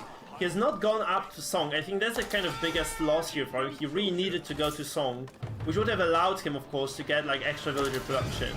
But he's kind of behind in terms of eco. He has a very large army. Like that's like something you do not trifle with. It's 20 horsemen, man. That's not a small number at all. 24 total on the map right now. You don't trifle with it. It is not a trifling matter. This could be the end of Leno, really, here. Like, yeah, if he doesn't stop this kind of never-ending, We are seeing him, back out here from these archers. Perhaps maybe trying to draw them out outside of the range of those, these obstructions, these trees, these buildings that could block his way. He wants to get them out in the open field if he's going to aggress in such a manner. Leno is very smart, so he found a choke point, right? Like, you cannot really surround anything in this place. If you fight here, you just kind of use those knights as tanks. You kind of place them in the front of your army. They're very strong. They kind of are going to be very resilient. And just kind of keep your archers behind, because what Leno is doing right now, that's something that I do not believe that the Sniper AoE is aware of. No, he has probably not seen this at all. So Sniper AoE doesn't know that there is actually a guild hall going up, which is going to be this Castle Age landmark for the French. It's actually being kind of a committed construction, 17 villagers no less on this. There's an awful lot of villagers building that economic landmark, no? Yeah, it's this skirmish here, though, I'd say the Sniper has clear kind of numerical supremacy. Yeah. Leno agreeing, charging out, trying to get back to the defensive positions of his archers, his buildings, but just in time he manages it. He's just gonna go for the keep here. I really approve of this, but I do believe that Sniper has a once in a lifetime opportunity to deny something here. Because once this keep goes down, we basically have the French. We have superior tech, superior economy, they'll just make up for those deficits in terms of the of their army very soon, because they'll have just better tech. It is ironic that his name is a sniper, but he does seem a bit hesitant on pulling the trigger in these assaults, huh? Absolutely, and you can see, by the way, the French keeps actually facilitate the production of their units as well. So this actually, you can see archery ranges and stables cost 20% less in terms of production when you are building units from them when they are around keeps. So this keep has manifold uses. First of all, obviously, it's going to give some safety to those farms, right? But second of all, more importantly, it's going to be just extremely snowball production for the French, because if you can just kind of produce from all those, stables and archery ranges, you're going to have a very large army in no time. And that's a very scary prospect right now, because you have like those veteran royal knights, you have those veteran archers coming up soon, I believe, right? You'll have a lot of really nasty production for Leno. You're starting to see the tables really turn here, but the difference is, where Leno was harassing with knights and villagers, trying to perhaps take 1 or 2 out, the harassment from the sniper is a full-on assault. He's trying to take out your base, he's trying to rout your army entirely, which is obviously a considerably more terrifying thought, one that deserves immediate repercussions. What is he going to do to counter this, do you think? I mean, he's age 3 himself, so he's gonna have access to those veteran units himself, but he has very small economy right now. He's going to have that clock tower, which is not producing anything at this point. You can see the mass, like the absolute massive army coming from Leno. He has 10 knights, 21 archers, 4 arbaletiers, who are those elite crossbows of the French that have extra active ability that gives them extra ranged defense, which they can deploy shields, right? Which means that they are going to fare quite well against enemy ranged threats. They also have this extra upgrades. These extra upgrades that allows them to reload faster, and that's just kind of all in all going to give them a decent advantage in combat. You can see 5 extra range armor is a lot, because a single archer will have like what, 5, 6, 7 attack. Look at that force! What incredible force of light armor there. Yeah, it's not enough, I think. If you just allow your opponent to, boom like this, I don't think you're gonna survive this onslaught. Because he has been way too conservative. I do believe that, Sniper has been just really conservative in this game. And this is going to bite him on the ass, because he's not gonna have enough to deal with this heavy army coming in. Of course, like, those crossbows are very good at dealing with basically both archers and heavy units of your opponents. And, like, Leno has had a better kind of timing on the castle age, which means he's going to have far more tech in terms of the blacksmith, in terms of those archery ranges. Like, he has more upgrades. He's just gonna go and smash it, I believe. It's gonna be just kind of a very nasty ending to this game quite soon. Unless, of course, like, there is some miraculous situation. That is a ridiculous assault on those villagers. We're seeing these archers here. I don't think they'll be good enough to put up a real fight. More of a kind of paper dragon there. I mean, it's a very good spot. Like, he actually kills a lot of those archers. He kills a decent chunk of the villagers. Like, remember, those are expensive units. Like, those villagers are not free. They don't grow on trees, right? It takes time to produce them. It's a lot of economy. You can see, like, maybe 7 villages falling on top of those archer range units. That's not bad at all. I think this is a very good pickup for Sniper, actually. I almost wouldn't be too against, when you've chased those heavy knights out further in, perhaps you turn around, you try and take off 1 or 2, because they are obviously far more expensive than your knights. And while that's happening, as you see here, form another attack, a big harassing attack on perhaps some villagers on the other side, anything that's left over. Yeah, Sniper here really controlling. Yeah, Sniper's actually trying to turn. He's not gonna take it yet, I think. He doesn't realize he's getting flanked here, so that's not good for him at all. Like, he has to get out of here. Like, he really has to get out, especially that he has a flank here with this heavy cavalry. I think he's just gonna go towards the wood line that I do not believe Lennox sees right now. He doesn't. This is a lot of micro going on, and this attack on the villagers here, if not noticed, just because of that could have even been a base attack on the other side. Yeah, I don't think the sniper noticed the villagers. He just runs right past them. Yeah, I'm not really sure what he's doing, because he'd have killed like a lot of villagers. Maybe he's just trying to create distance from those crossbows, whom he knows are going to obliterate his army if they get too close. But ultimately, he only had about 10 or so. I think this would have been a great kind of some Pyrrhic attack almost. Yeah, but there's a nice collapse here. I do not think he has enough though to face all those numbers of the English, so the French. So he's gonna lose this fight. He's gonna lose this. I think he's just done for. Like, very quickly the tides turn completely. The tables do as well.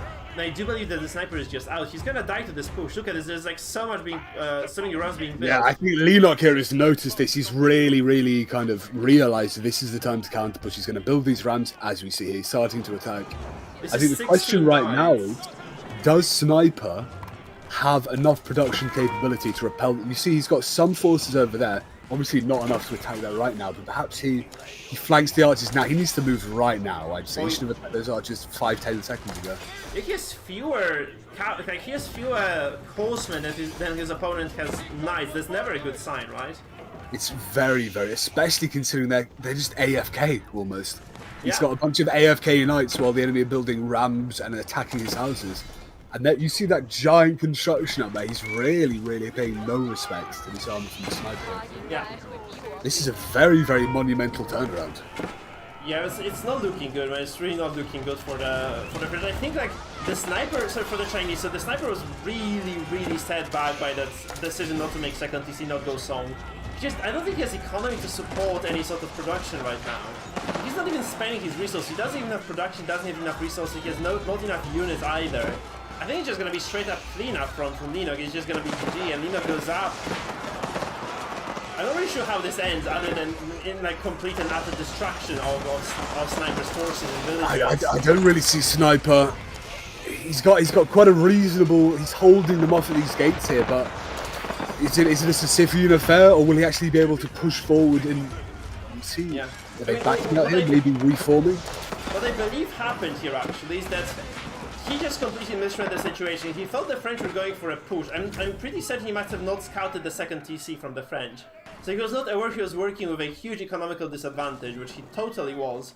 And he just kind of, blindsided himself almost into this situation. And he just loses the series on the back of a very silly game 3. Yeah, I think lulled into a sense of complacency. You can see the on this graph here, just the point where everything turned around for him. Yeah. He pushed him perhaps a little bit too far, didn't really micromanage as strategically as one would hope for, and really lost the game off the back of, I think, what we can call a sort of silly mistake almost. Yeah. Oh, I agree with you. It was a very silly mistake, and he just paid for this mistake with his tournament live. Just doing nothing like this just never gives you any. He had to either be very aggressive or he had to go for like full economical boom. He did neither of those things. He was just kind of sitting back in his base, not kind of achieving much with those moves that he was making. So he just lost in the end. Very unfortunate, honestly, because I was expecting a very cool game, but it did not happen. I'm gonna look for another game for us today. Let's see what we can actually watch. By the way, Kaju killed Donarty in 2-1 fashion as well, so that's something that you have to mention. Kaju pushing forward. It looks like Donarty, the mafia man, has been kicked out. Hopefully he doesn't whack anyone on the way out. We have a small wait time. We could probably see, I think that's a good matchup overall, like Jordan versus 3DB.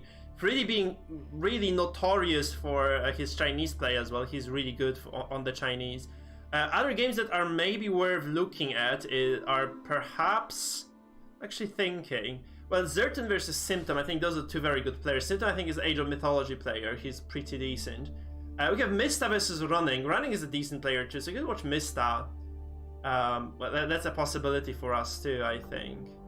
I've had a thought about the Mista's name, by the way.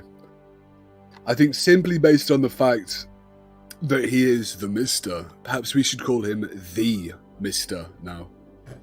He's called the Mister, actually. What do you think, big guy? The Mister. He has the article in his name, so it's gonna be the Mister indeed. Yeah. We should. I think we pronounce the with a more definitized article. Yeah. Okay, I agree. Okay, what the hell do we watch then? Because we have a lot of possible. Let's see. Maybe. I'm not too decisive today, am I? Let's see Lucifron. Lucifron series have just started, so it's going to be like the freshest of the games. What do you say, big guy? Lucifron, obviously. Oh, look at you, big guy. There we go. Lucifron, obviously the rank 2, no? On the leaderboard. Yeah, he's very high up, so it's going to be exciting to see what he brings to the table.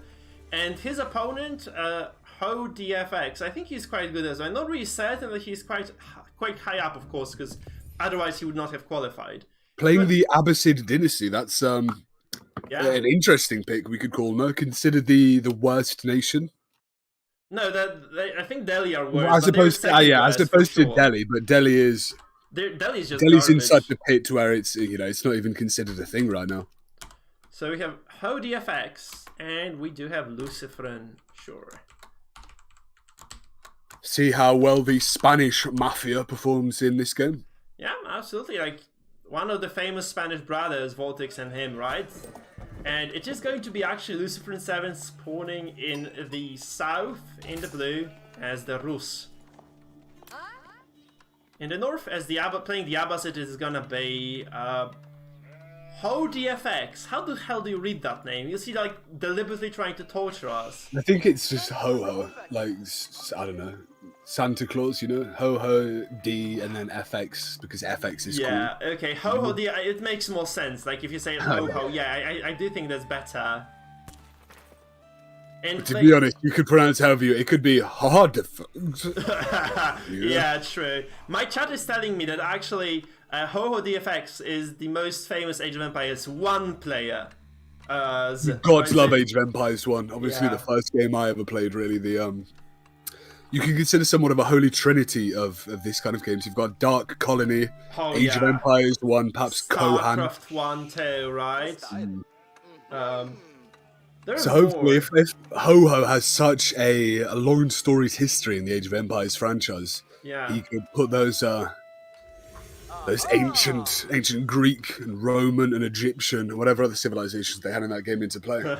Yeah, we'll see how he fares on the Abbasid, because they're very tricky to play right now. They used to be extremely powerful at those timing pushes, so you just basically go to Castle Age very, very quickly, just rush Castle, which Abbasids can definitely do.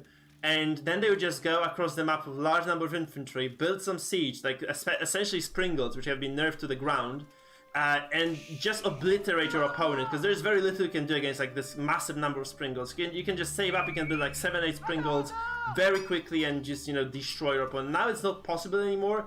You still can build like mangonels, you can still build the Springles to defend those mangoes, of course, but that's not even equally as potent as it used to be, because the Abbasids, they do not need to build the blacksmith to have siege on the map, which is obviously quite important, right? They have free siege engineering, they can go and ram ranch you essentially right now even. They don't need any infrastructure to just go full ram ranch mode. I think you really, really do want to be worried as the Abbasids, such a, considered the weakest race. If you get exploited by a very meta push strategy, something like that, you need to be perhaps even on the ball more so than any other nation in terms of micro and strategic management of the map. Oh, of course, and the important thing here as well is that, if you can boom, if you're allowed to boom as the Abbasid, you're also quite good, because you have this very unique technology here. So House of Wisdom is the unique landmark for the Abbasid. And you have this unique tech called Fresh Footsteps, which basically reduces the villager cost by 50%. And if you can just eke out 2 or even 3 TCs as the Abbasid, you have a very good situation, because you're spending very little to get a large force of villagers on the map.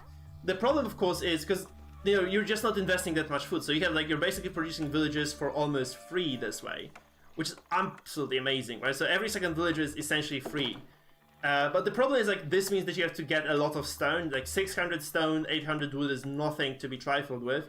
600 stone is perhaps more than we've seen people ever get in a single game, let alone for a single objective, if you will. Yeah, I had a very greedy player who played the Abbasid, actually just went for this free TC, but he had so many villages, but he had no forces on the map. And the Rus is going to be, you're working on a timer. So essentially, if you're playing against the Rus, you are supposed to have, but around 10-minute mark, you need to have something that deals with horse archers. You'll very surely see, because Abbasids aren't going to be aggressive here. So by 10-minute mark, you need to have a decent force of archers on the map that will just be able to dismantle this cavalry archer force of the Rus. Unless obviously Lucifron has another plan here for this game, which I don't think he does, because he's just going for the standard build. So he has a lot of villages on the wood, admittedly. He has 5 villages here, where you, generally speaking, should have about 3. So that's kind of the build for the Rus, this kind of macro horse archer build. Generally speaking, demands about 3 villagers here right now to kind of sustain the potential production of houses and essentially just this pivot later into archery ranges. We are seeing a distinct lack of kind of any sort of military aggression, any harassment. Do you think that will define this game, or do you think that will simply simply ramp up in the mid game. So there is no military infrastructure at all on the map right now, which is kind of good, I guess, for Lucifron, because the problem is actually that his opponent, Ho-Ho DFX, he's not getting any sort of stone mining going. I'm not really sure what the deal is. But he really should have extra villagers on stone right now, because if you see your opponent, I think he saw this, right? He must be aware that the Rus are not getting any offensive units. So well, perhaps we are seeing a kind of very divergent game plan here for Ho-Ho DFX. Obviously, being someone from Age of Empires 1, he's played this game for nearly as long as we've both been alive, Mike. Yeah, that's true. That's the scary thing, though. Like, if you let Rus go into castle unpunished, which he might be just going for, he might just be going for punishment, but if you do actually just let them go to castle, they're just going to absolutely eat you alive with this massive horse archers, because those players, there's like this very dangerous build. You just basically go, as Rus, you go scouts plus horse archers, you get like 3 archery ranges worth of production, and you just really... This is a very hard force to stop, because scouts act as kind of tanks for the overwhelming horse archer numbers, and stopping that requires a lot of coordination and really strong kind of build up of forces. So that's the thing, like maybe Ho-Ho DFX is actually gonna go for something more aggressive here. That's what I see happening, because he's not going for... We are seeing these scouts starting to gently push into the enemy's base here, Red's base. Yeah, but well, they're doing actually the same thing as they have always been. They're professional scouts that are just gonna get the deer. So they're just gonna ferry those deer back to the base. It's kind of nice for the Rus, because obviously, I think that's a strategy that is very likely to get nerfed as well. Because it's just going to, it just means that, you know, any sort of early aggressive play is basically countered by a few scouts who are just gonna carry all those deer back home. It's quite interesting to see a match where both players before the game PM'd each other, no rush. That might be the case here actually, but you see, like, there is a small build-up of forces right now for Ho-Ho DFX. Admittedly, he has no stone to his name, no archers to his name either. He's not producing much. He's just getting 1 archer at a time. I'm not sure what this is going to achieve, to be honest. There is a single knight, I think, somewhere. I do believe that, you know, there has been a stable build by the Rus. So they'll have some sort of defensive measures here. There's a single knight indeed over here, who is going to be kind of okay with fighting, you know, 3 or 4 stray archers. So that's not a problem for Lucifron. Dealing with those archers is like, there's a very small threat. And he's not building anything. I think there's some complacency here that we saw from Sniper in the previous game. Like, he's not getting the second TC, which he totally should be doing right now, because he's safe. He's not being aggressive enough to kind of validate that approach, because he's not building enough units. And I'm not really Why sure. exactly do you think he might be doing that? At this point, I would just say complacency. He must know the build from the Rus. Like, everybody, like, starting from like 1200 elo upwards, knows this build. Like, obviously, it can be executed better or worse, because obviously Rus are very, very hard to execute with. They're super APM hungry. Like 250 APM that I have is barely sufficient to just execute this build well.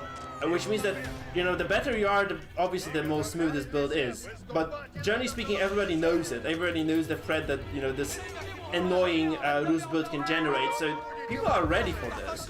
And Lucifron just immediately starting this Abbey of Trinity with 17 villagers. Look at this.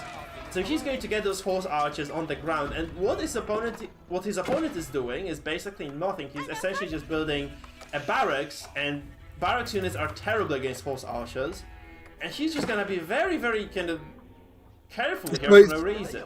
It's safe to call this a unexpected strategy. No, I mean, this is like, we all know what the Rus is gonna do. Like, I mean, for the Abbasids are playing an unexpected.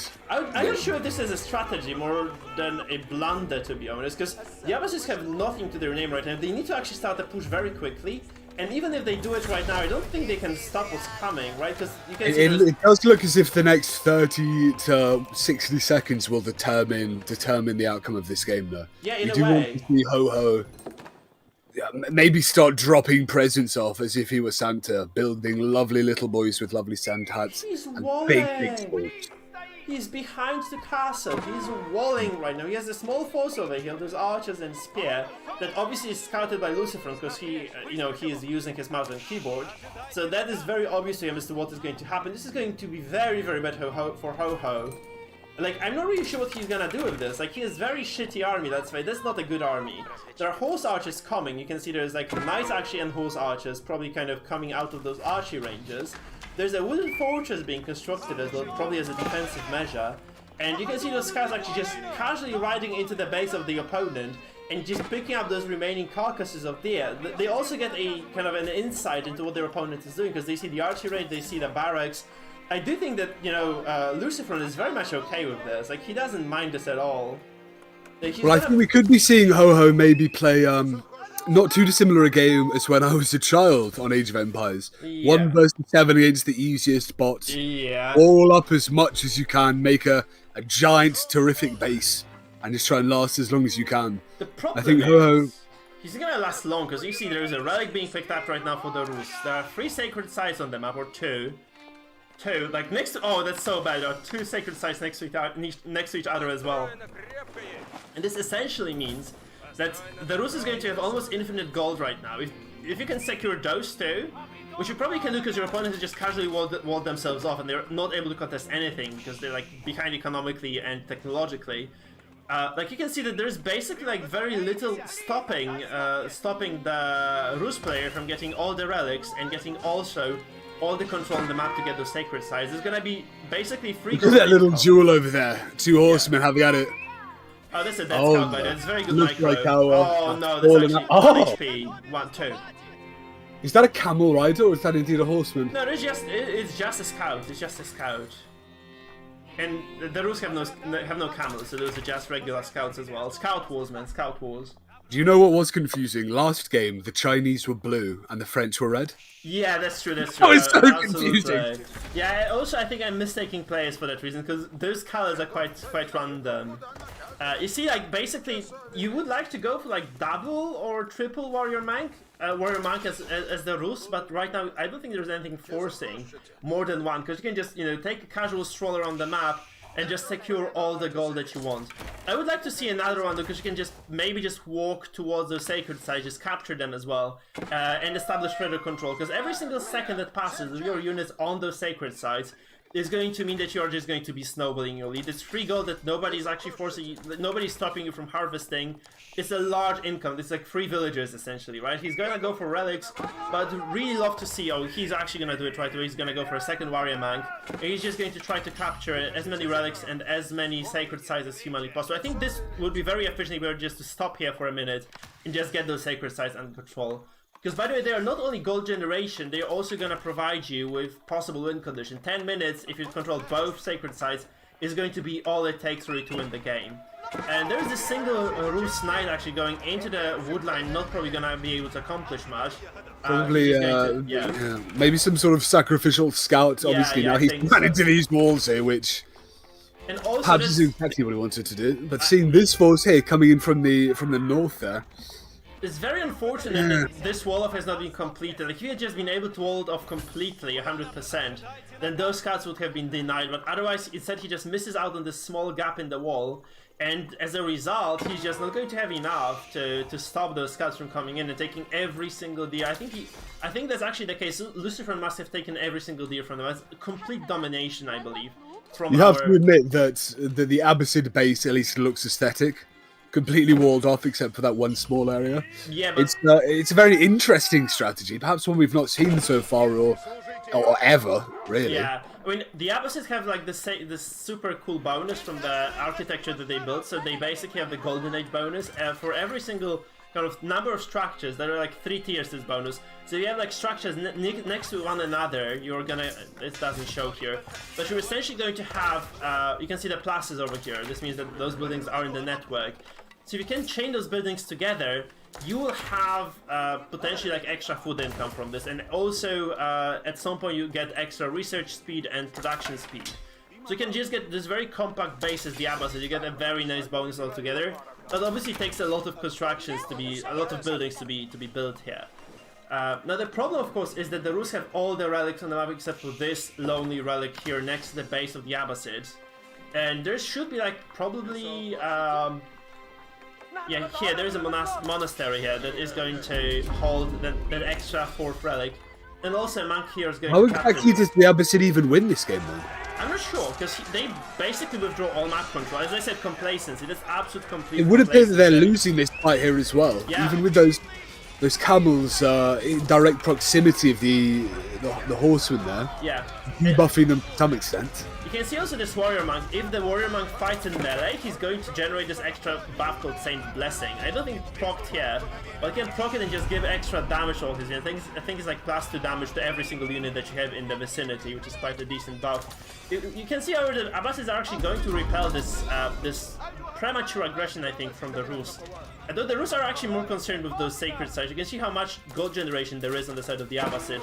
Lucifron has 0, I think he has 0 gatherers on that 300 stone here for Ho-Ho. If he does Yeah. want to build a fucking TC, perhaps he could now. He has second one already. He's gonna go for the third, I think. That's the plan anyway, but he really needs some extra time. He's gonna build a keep of all things over here in the kind of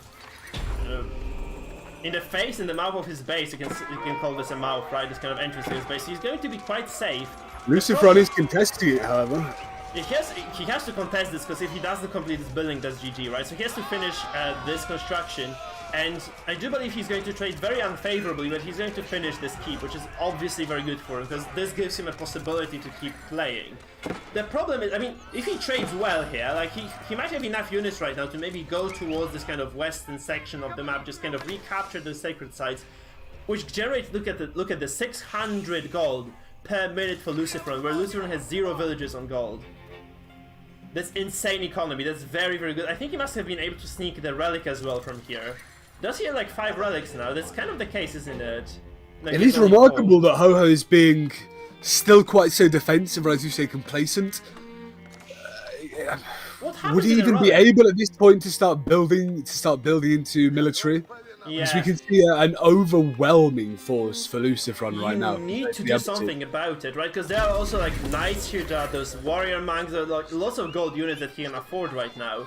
And Lucifron might even just completely ignore all this. He can just kind of, I think if you're Lucifron, you're kind of not willing to pull the trigger here.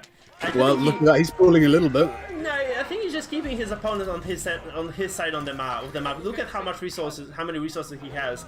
I think he's going to be able to accumulate enough food and gold to just go up to Imperial. And This then he's is just really gonna the fight. issue with walling yourself off. Not only do you wall the enemies off, but you really determine your kind of sphere of control on the map, and it's so small right now. All he really has control over is that tiny corner of the map, whereas Lucifron has free reign for everything else. Yeah, And this really, more than anything, is a game about control. Yep, and he's not doing too well. Like, you have to say, Ho-Ho is not doing too hard in terms of controlling this game, though. Those archers going to overrun the small force on... So I think that's a good trade again for Ho-Ho. So, despite being in dire straits, I think he's taking decent trades. And I do believe that, like, if he keeps going like this, if he keeps taking those decent trades, he can just hold on.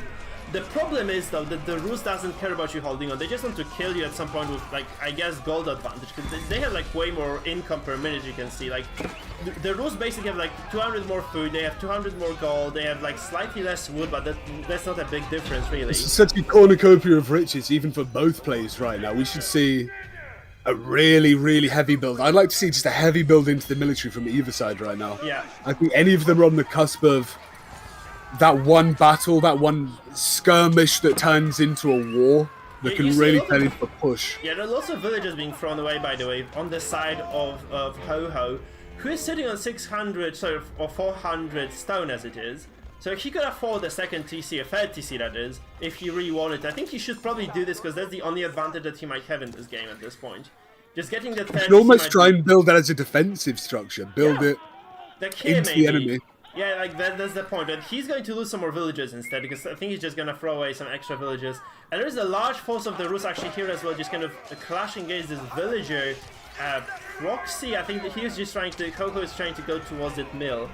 Not really sure. Like, I mean, Ho-Ho is doing quite well in terms of like the cards that he was given, right? I think he's doing. Quite okay. I would have thought Lucifron would have committed to this assault here. He seems to be committing now, but it looked as if that early backing off was more detrimental to him. It seemed he was a little bit scared by that light assault there, where perhaps he shouldn't have been. He's starting to hemorrhage forces, and I think he's taking unfavorable trades at this point. He's losing units, he's getting chased around the map, like, and as I said, Lucifron has so much more income that he can afford losing units. Even I think Lucifron could afford unfavorable trades at this point, but his opponent cannot. Lucifron is also, I think, working with double TC, So the economies are equal right now, but the problem is there's like so much gold income, 5 relics right now, full control on the map for Lucifron is going to mean that I do not believe there is enough forces, enough production actually that can sustain, you know, those units from Ho. Ho is just going to have to give up completely here. This really is quite a sizable offensive front now here. He's having to push back because of it. This dream of a defensive third TC, or perhaps a keep, now somewhat of a nightmare more than a dream. Yeah, he sacrificed a lot to get this done, I think, and that's not great. I do also think that this wall was not great because on this map, which is going to be... is it Lipany? Yeah. So on Lipany, you have like most of the resources kind of scattered around the middle of the map, as you can see. There's big stone deposit here, the gold here, and so on and so forth. So actually walling yourself in is not going to wall you in with a lot of resources in a way. So that's the problem for him right now. He has walled himself in and he has not enough resources at all to just kind of keep going here. Like he is running out of food, you can see him building farms, whereas I don't think Lucifron has built a farm this game. He has been just sustaining himself on those deer for the duration of this game. Entirely. This has been just pure deer, which is the He's had complete free reign of the map, Mike. Yeah. We've seen him walled off into this corner, with Lucifron really just doing whatever he wants to, almost unabated now. Yep. And eventually, as we see here, he can just push into the base unabated, being chased around by a couple archers, being attacked by the that garrisoned building there, but still really... The problem is he doesn't have to push, right? He can just kind of stay on those kind of edges of the map, just kind of harassing, taking those small trades with horse archers. I don't think he needs much, because you can see, again, like there's a major force over here coming through the hole in the wood line that was probably cut. I don't think there's anything that Ho can do here. Like, that's basically the showcase of this build. That's the power of the Rus. If you let them get this kind of stranglehold on the map, they'll just completely bleed you out eventually. I think this just goes back to the gold income. Look at this. Lucifron sitting on 2,000 gold right now. Probably, you know, 130 supply to probably like 50, 60 on Ho-Ho, 60 supply. We're starting really to see Ho-Ho's lack of map control here. No diz. Look at his meat there, sat on 3, not moving at all. Whereas Lucifron can do whatever he wants. He can build as many units as he wants. Really can push. GG. Yeah, no, there we go. Probably quite a late GG, to be honest. He would have like to see it a bit sooner because there was like nothing he could do. I think everybody, including Ho-Ho, knew that this game was kind of doomed. I was expecting some form of weird strategy that turned around, but really there wasn't really, no. you know? None at all, sadly, and we're gonna have to wait for those players to get ready. I'm going to very quickly check the ladder standings. I'm not really sure about Ho-Ho. I'm not sure where he is. I will be back in 30 seconds. And I added every single high level player, so Ho-Ho is rank 89. And that's the scary part because he's playing against rank 1 again. Lucifron is rank 1 right now. So that's the problem for Ho-Ho. I think that the rank difference, like the lack of experience might be biting him on the ass right now. He's very good, but I don't think he's good enough against Lucy. Like Lucifron is this, you know, material for top 8, I think, easily top 8 for every tournament that is played. So I don't believe Ho-Ho has what it takes, but I do really hope that he proves me wrong here. I do hope that... wait, that's wrong. That I actually loaded into wrong game. We have to go out. Because I loaded into Leno versus Chart. Another very exciting match, by the way, because Chart is also quite good. But we do not want to war this. We want to go back to our boy. Where are you, Lucy? Yeah. I think it was a bug, because I'm pretty certain I clicked on Lucifron's game, it just did not load it. Oh god. Sis, are you gone? Or are you here? Okay guys, Sis is gone, I'm gonna be gone, so I'm gonna take a short toilet break, because I do need to actually use the restroom. I've been drinking lots of water. So speak of the devil and he shall appear, Mike. Okay, so I'm gonna take a short break because you have 4 minutes. I'm just gonna run to restroom back and forth. Can you advertise the channel a bit, Sis? Tell them about all the memberships, all the lovely stuff. Mikefield Salvai, the #1 Age of Empires for Darkest Dungeon and indeed World of Warcraft streamer on Twitch. He has a fantastic Discord, which you can join when I link in a second. He's got various forms of membership on YouTube to which you can subscribe. I think the cheapest is nearing on like $3, £3. So it's something that if you have a form of disposable income and did indeed enjoy the stream, you could donate to him, and that would be very, very fun and polite. Invite people to Discord server, copy link.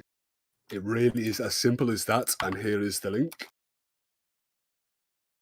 If you want to be notified whenever Mikefield does another stream or anything like that, you can subscribe. You can throw a like on this stream, which is very, very great and helpful.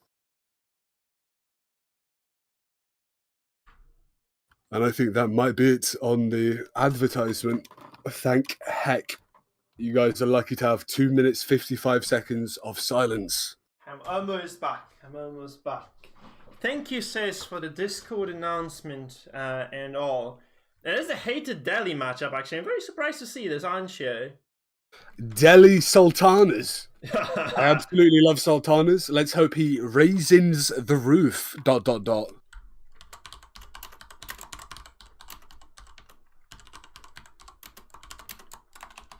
Yeah, I cannot wait to see this, actually, because that's going to be one of those interesting matchups where they blind picked into this, right? So they're just gonna kind of go into this matchup, Delhi versus Delhi. I don't think either of them expected to see the Delhi on the other side, to be frank. I'm kind of baffled by this, because the Delhi are considered to be like the West, the weakest civilization we have. It seems to me as if we are on a New York suburban street with the amount of Delhis. We look to our left, we see a Delhi. We look to our right, we see a Delhi. Yeah, this time, absolutely. neither of which are Jewish, neither of which serve pizzas. Both of these are the Raisin Boys, the Sultanate of Delhi. As you said, considered the weakest nation in the game. We've seen from Ho-Ho a matchup that includes the Delhi Sultanate, also the Abbasid dynasty. Something very confusing, perhaps. Something not really intended to win. Almost, Mike. What do you think about that? Yeah. You cannot predict this. I would say, again, I would just give the win to Lucy if I were to bet on anybody. But those mirrors can be very deceiving, because like this comes down to detail, right? If you are very good on the civ, which may be the case, I think like Lucy was very good on Delhi, actually, because Vortex brought them into the meta, honestly. His brother did bring them to the meta, so I think he's onto something still. This might mean that, he might know something that Ho-Ho doesn't. I think Ho-Ho, being from AoE1, should know quite a lot. But from the last game, perhaps his strategic impulse, maybe some form of killer instinct. Maybe he feels as if he's playing these kind of AI games as a child, building up big walls and trying to push from that. Maybe he's got a completely different mindset that isn't really applicable to AoE4. Yes, that's a big question, right? We shall see. We shall see now, because I think in a mirror matchup, like a mirror matchup will show you who the better player really is. I know that's the thing, like everybody hates the mirror matchup because it's a huge test of skill. And yeah, guys, without any further ado, in the bottom, in the blue, it is going to be Danube. How do you read this word? Danube? Danube. The Danube. Danube River. Yeah. Thank you, Cesso. You're like having a native speaker on the chat is always lovely. And a native speaker who's fucking pretty smart too, thank fuck. And in the north, in the red, it's gonna be Ho-Ho DFX, and both of them are actually playing the Delhi Sultanate. And it is a water map, which is very different. I've not seen a very interesting water map, no? It is. It absolutely is, right? So it looks very, very cool overall. That's the thing. We have a very cool map on our hands, so it's going to be different because you have to go for wood here, you have to make ships. And obviously in the mirror matchup you'll see a lot of aggression, I think. That's what I would expect from both players, like especially Lucifron. Like you would expect like a very seasoned player to go for something that just pushes the limits of his civ and of his micro. What do you think is the key to success here? Do you think that the person who controls this sort of in between the water legs area, do you think this will be the key to domination? Or do you think the victor of this map will kind of play all around, try and push around it with infantry, maybe have a slight naval force, but not really push too hard into it? That's a good question, right? I do believe this is going to come down to whether Ho-Ho DFX is going to be complacent again or no. I did think that he was way too passive before. I think he was just playing not to lose. If he doesn't play to lose, if he doesn't play not to lose, if he just plays to win somehow, he might actually have the edge here in terms of kind of the general play. So I do believe this game is going to favor aggression.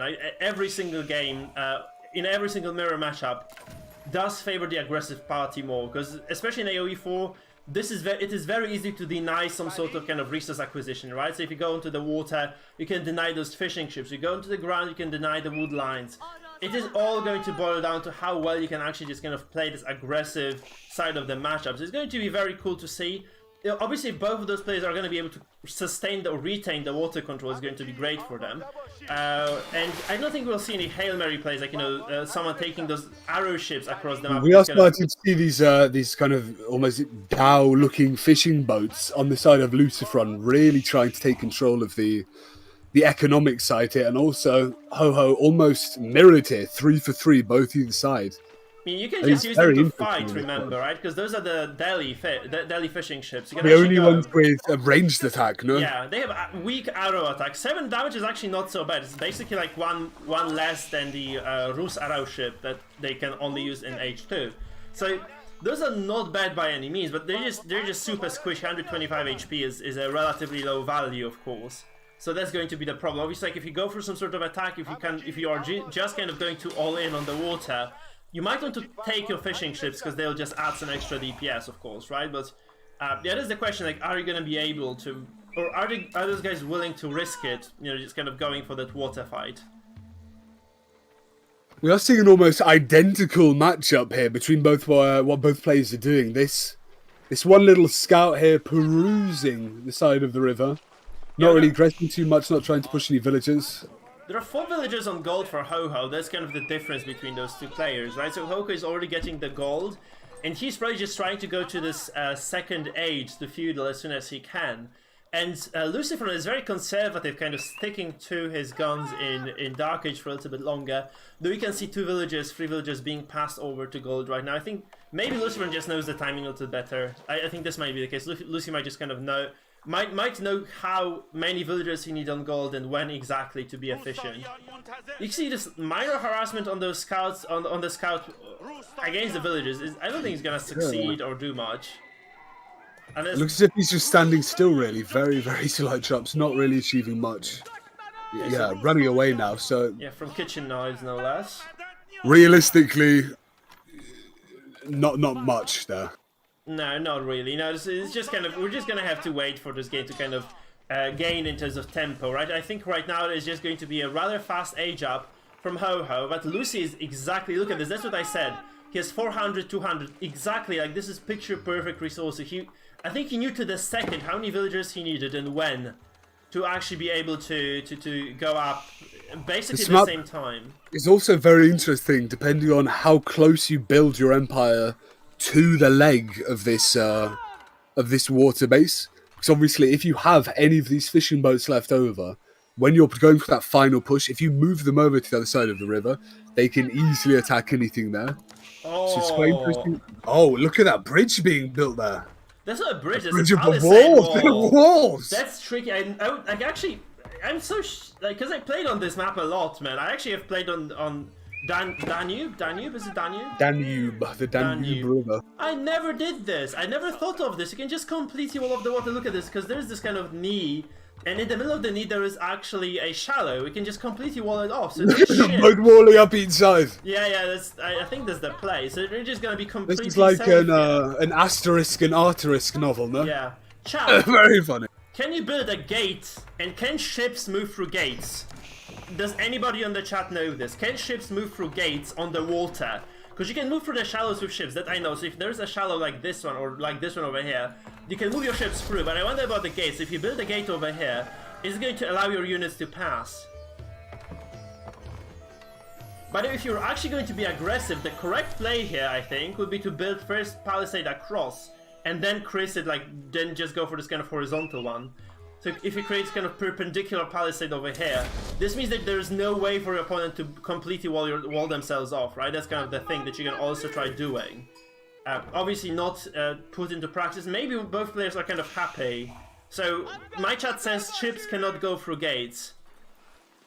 That's a keg W. Well, it looks I guess. like the previously discussed issue of a kind of naval push here is rendered moot almost. Then with Nah, this that's not gonna happen. We're gonna have a nice macro game, man. We're gonna have a nice macro game. So what Delhi do actually, that's kind of another nice thing that you kind of should know about Delhi. So they have this unique tech called Sanctity, which allows their scholars to capture sacred sites prior to castle age, because normally like no sacred units can capture sacred sites or pick up relics before reaching castle.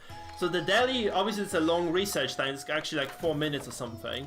They can actually get to those sacred sites and can actually capture them very early on, which means that if you can control those, there are only 2 on this map by the way, we can get a significant gold advantage once again, right? So those are very, I think like both relics and sacred sites are very highly emphasized in this game.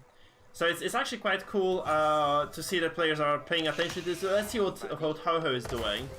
Because I think we might see like a lot of fights, he's also going for Sanctity, we might see a lot of fights happening between those 2 players as they try to kind of wrestle for control in the middle of the map for those 2 sacred sites. That might be kind of game deciding, because having that in a mirror match of course is going to benefit you quite a bit. Judging from the last game, it may appear that Ho-Ho is clearly more predispositioned to a sort of defensive game plan, something that Lucifron here might indeed be playing into. Based on the kind of the tempo of this game going very, very, very slowly. So yeah, the difference between the builds so far is that Ho-Ho is running an archery range over here, right? He's building archers. On the other side, we have a stable. Yeah, it's here on the side of Lucifron. So Lucifron is gonna go towards that really, really strong cavalry push at some point, and there is no wall actually here for either of the players. I think if Lucifron just kind of seizes the day in a way, you know, if he just kind of is able to cross this shallow with a significant cavalry force, he's going to achieve a lot. Ho-Ho though is a different plan to what we expected. So Lucy has invested quite a bit of food actually to produce those horsemen. His opponent is going towards third age. He's going to go towards castle right now. 5 villagers only, so it's not a large commitment, but it's a decent kind of push, decent effort nonetheless. So you can see actually there is also a down. There's a slight skirmish here of 7-on-1. I'm not entirely sure it's going to win. Wait, how? Oh, you sneaky! Has he bought a sneaky dock on the enemy side? I have not noticed it at all because it's in the it's blue. It's in the kind of upper. In the northern corner of the map, it's kind of a what blue. An incredibly sneaky play there from Lucifron. I love it. That's so nice because like you put so much effort into walling this shit off, and then your opponent is just gonna drop the beat for a second, like and then they're just gonna lose their entire water economy. It's super important because like that's basically what your game hinges upon. You really want to have this solid now water is a eco. formidable threat even to the 5 or 6 fishing boats we see here. Yeah, and there was actually no additional vessels built on water for Lucy, so sorry for Ho-Ho. Ho-Ho is just going to have to lose some units here for sure. Like there's going to be a trade, so those arrow ships are going to, so those downs are going to go down. But there's going to be a prize. At least 2 workers are going to go down right now. There's also harass and multi-prong attacks happening here, and those horsemen are going to deny some food. They're going to be at least very annoying, so they're going to just kind of redirect the attention of the defending side, defending party over here. So you can see bodies and blood in the water here. Yeah. Couple ships going down. Is it gonna now live? Pulling back. Whoa. It's gonna live with 5 HP altogether, so it's going to be a very, very nice possibility. So you can see actually Ho-Ho losing a lot of his economy. This ship is gonna go back to dock. There's a free repair awaiting that ship over there. It's just going to be really a nice situation for our Spanish player, right?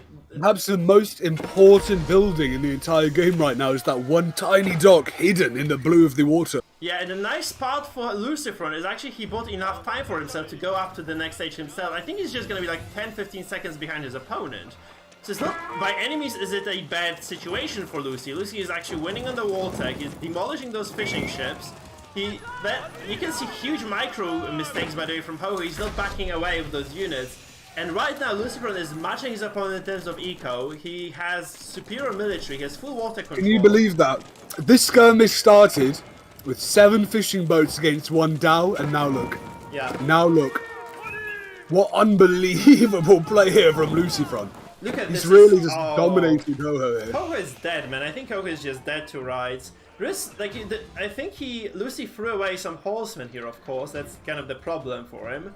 But I don't think he cares about this. Like, so, I mean, he's got villagers just standing around there doing nothing. I think he's being micro, he's being outclassed. Macro, he's being outclassed.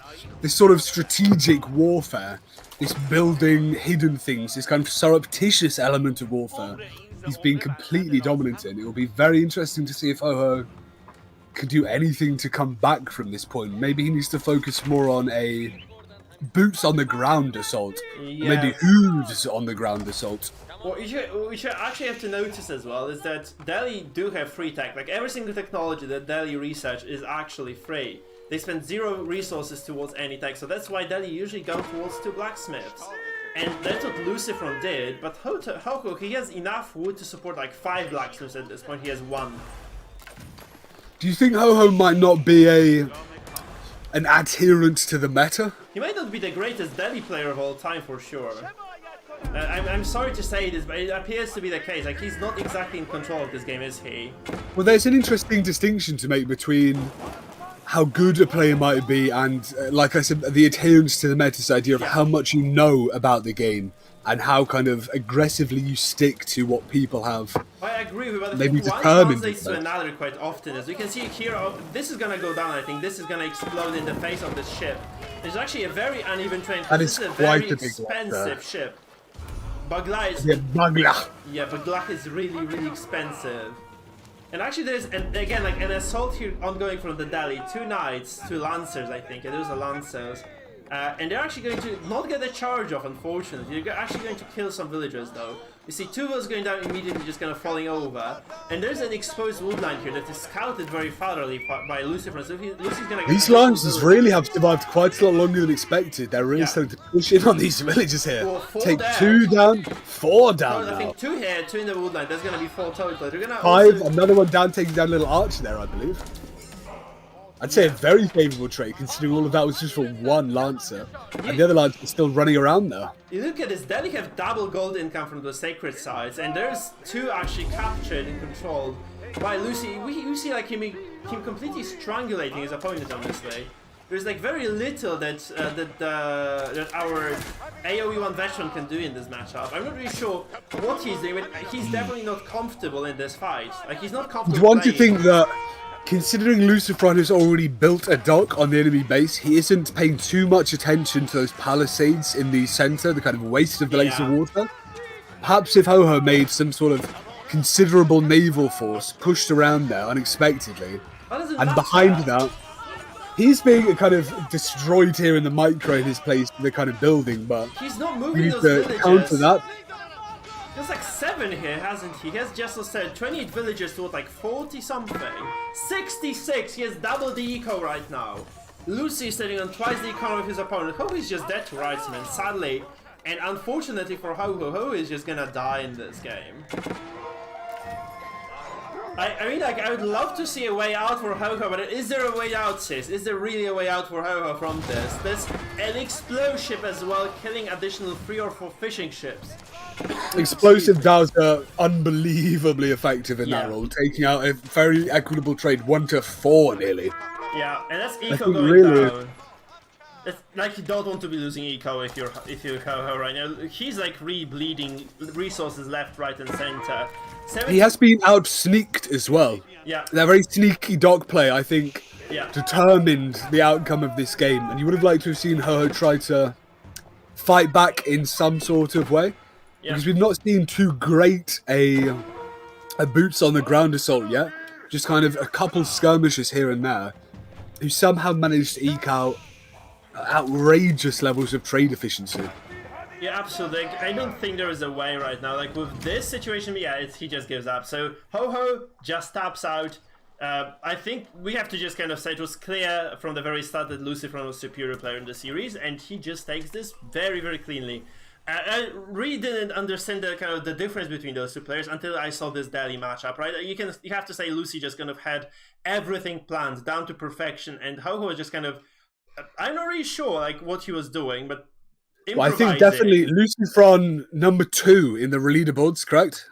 Yeah, 1. So we've got to imagine he reclaimed rank 1. Well, he's number 1, so we've got to imagine he's he knows exactly what the meta is. He knows exactly the timings of everything. He knows build 7 villages here, push them onto stone here, build that on 1 minute 52. You've got to think that things like that really overpowered the Age of Empires 1 kind of vintage hero. They've overpowered his innate ability to play the game, and they've just kind of progressively built, because these haven't been quick rush games.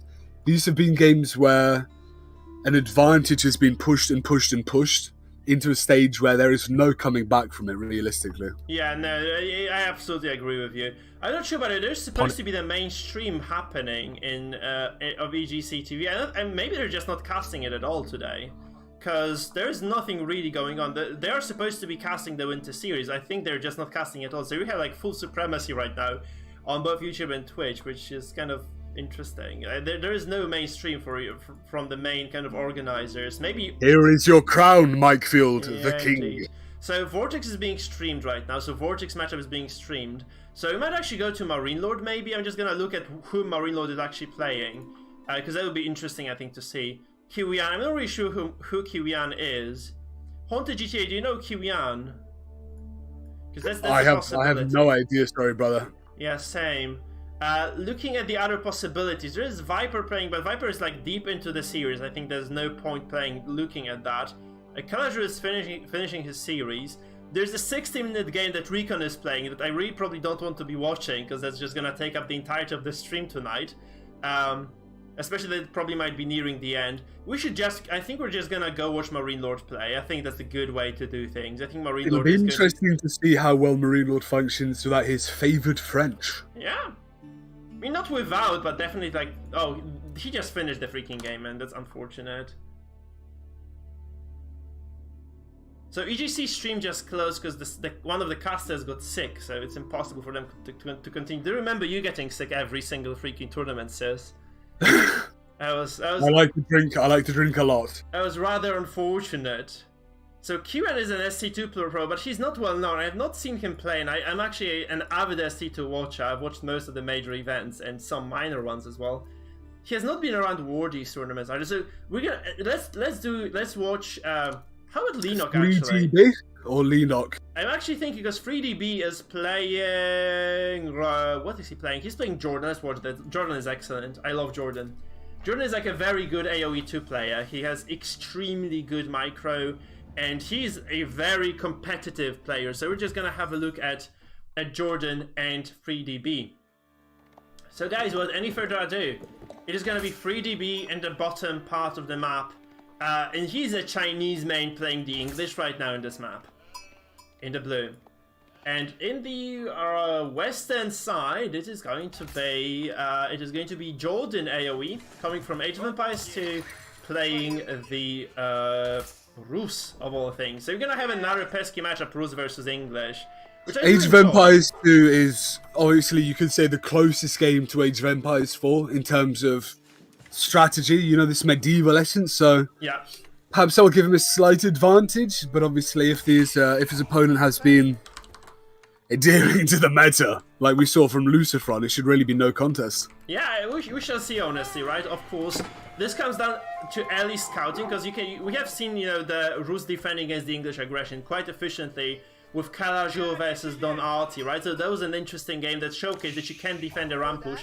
You just recognize it's coming soon enough, and it's kind of something that you can predict against the English. I think the axiomatic point of that is not only the defense, but the counter push. You need to be very, very keen on pulling the trigger whenever you get the opportunity.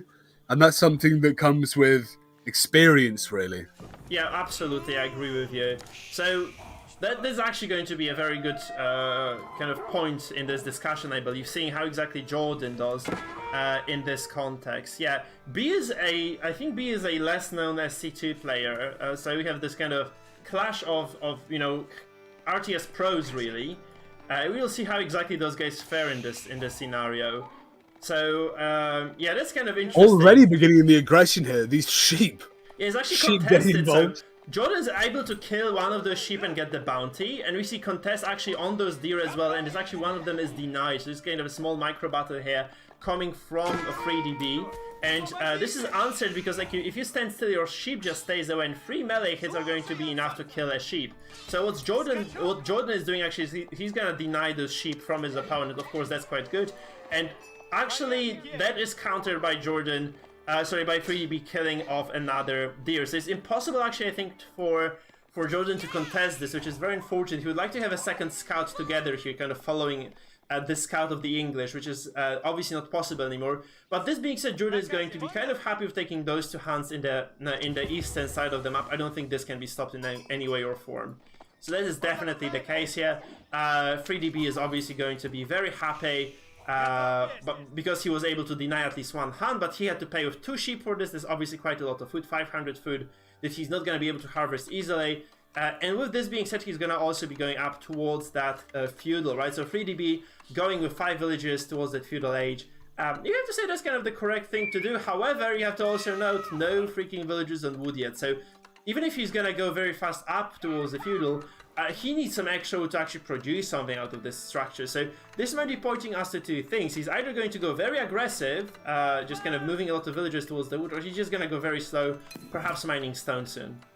An incredible tempo shift between these 2 games as well. The last game, very, very slow and deliberate, like almost no man-on-man action, spear-on-spear action until nearly 10 minutes in, but here we've seen 1 minute and these scouts really starting to go back and forth, which is probably indicative of how this game is going to go. I think whoever gets the harassment advantage here really will be in the situation where the game is his to lose.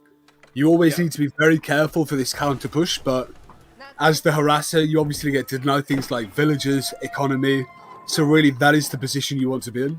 Yeah, but Rus cannot harass the English. I think that just is a widely accepted fact, because like the French knights regenerate, so you can actually afford to take some whole damage on those knights, right? Because they are just going to regenerate easily. The Rus knights do not regen, so taking any damage is kind of permanent. You can heal it with monks, right? But it's going to be relatively late into the game.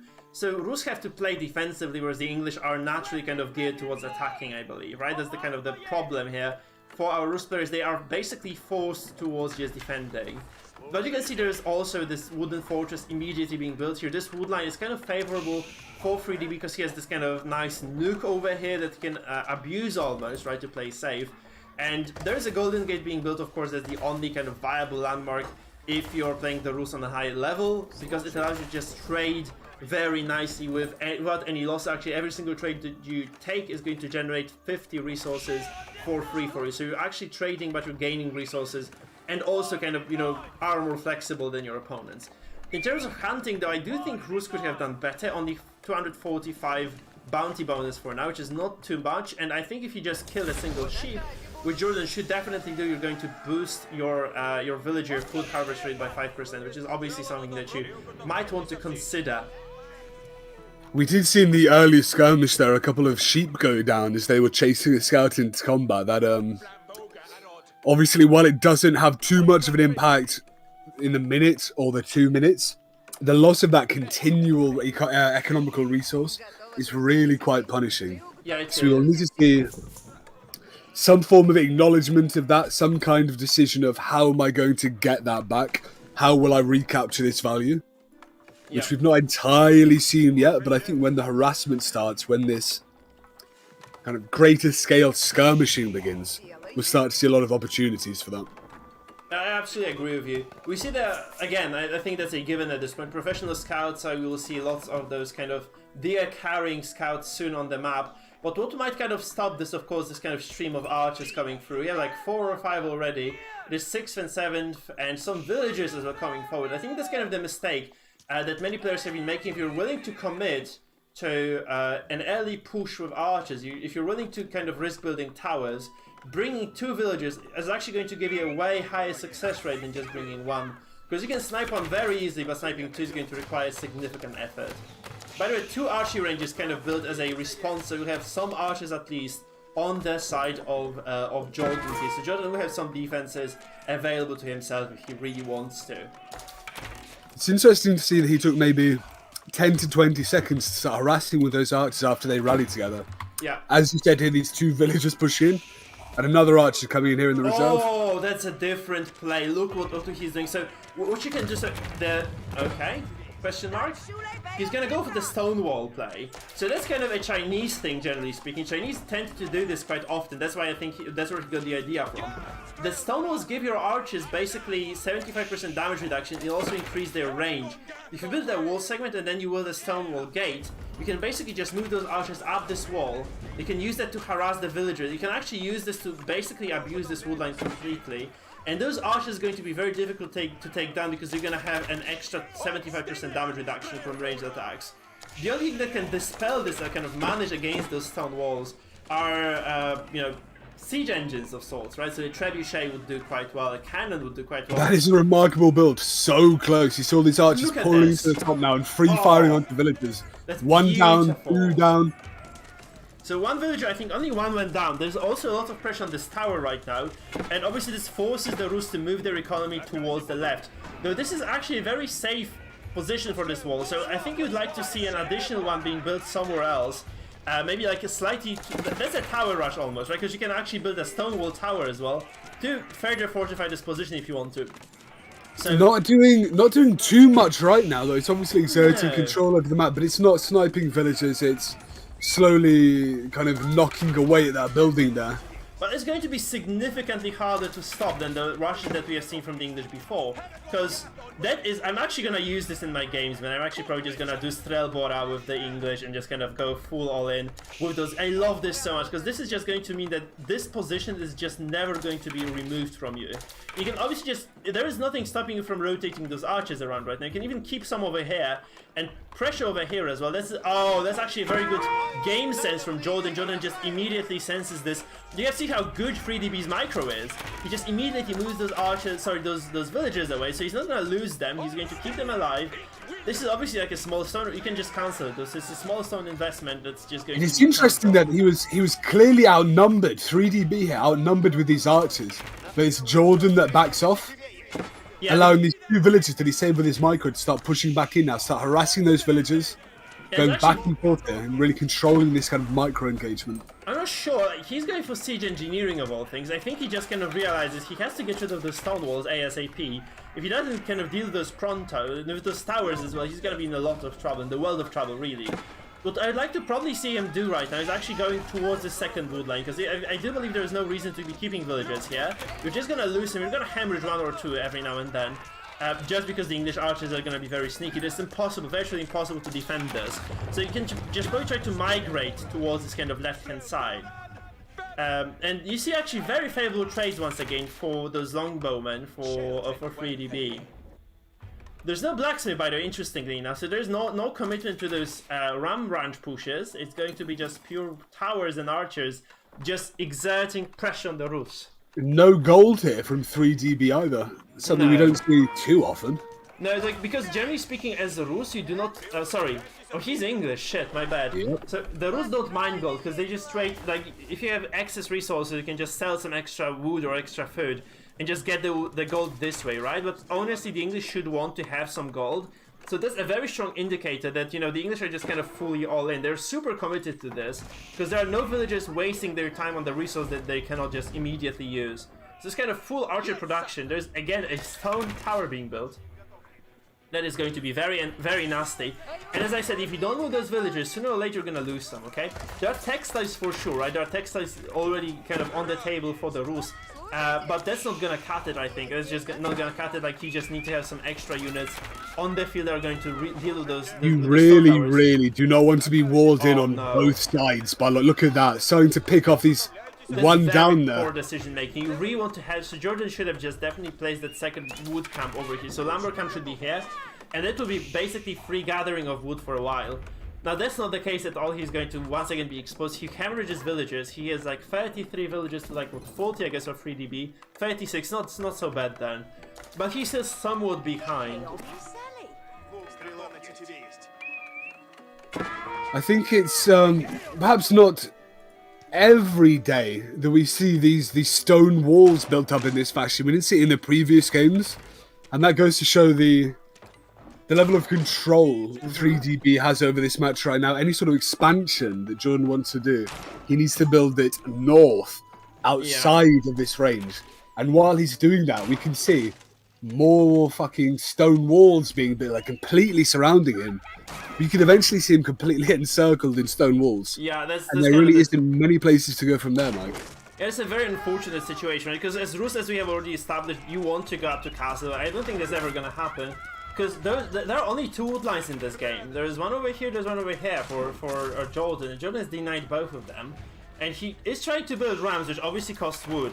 So he's going to be forced to migrate really far away, which I think also is going to be very easy to read for a player like 3DB who has lots of experience.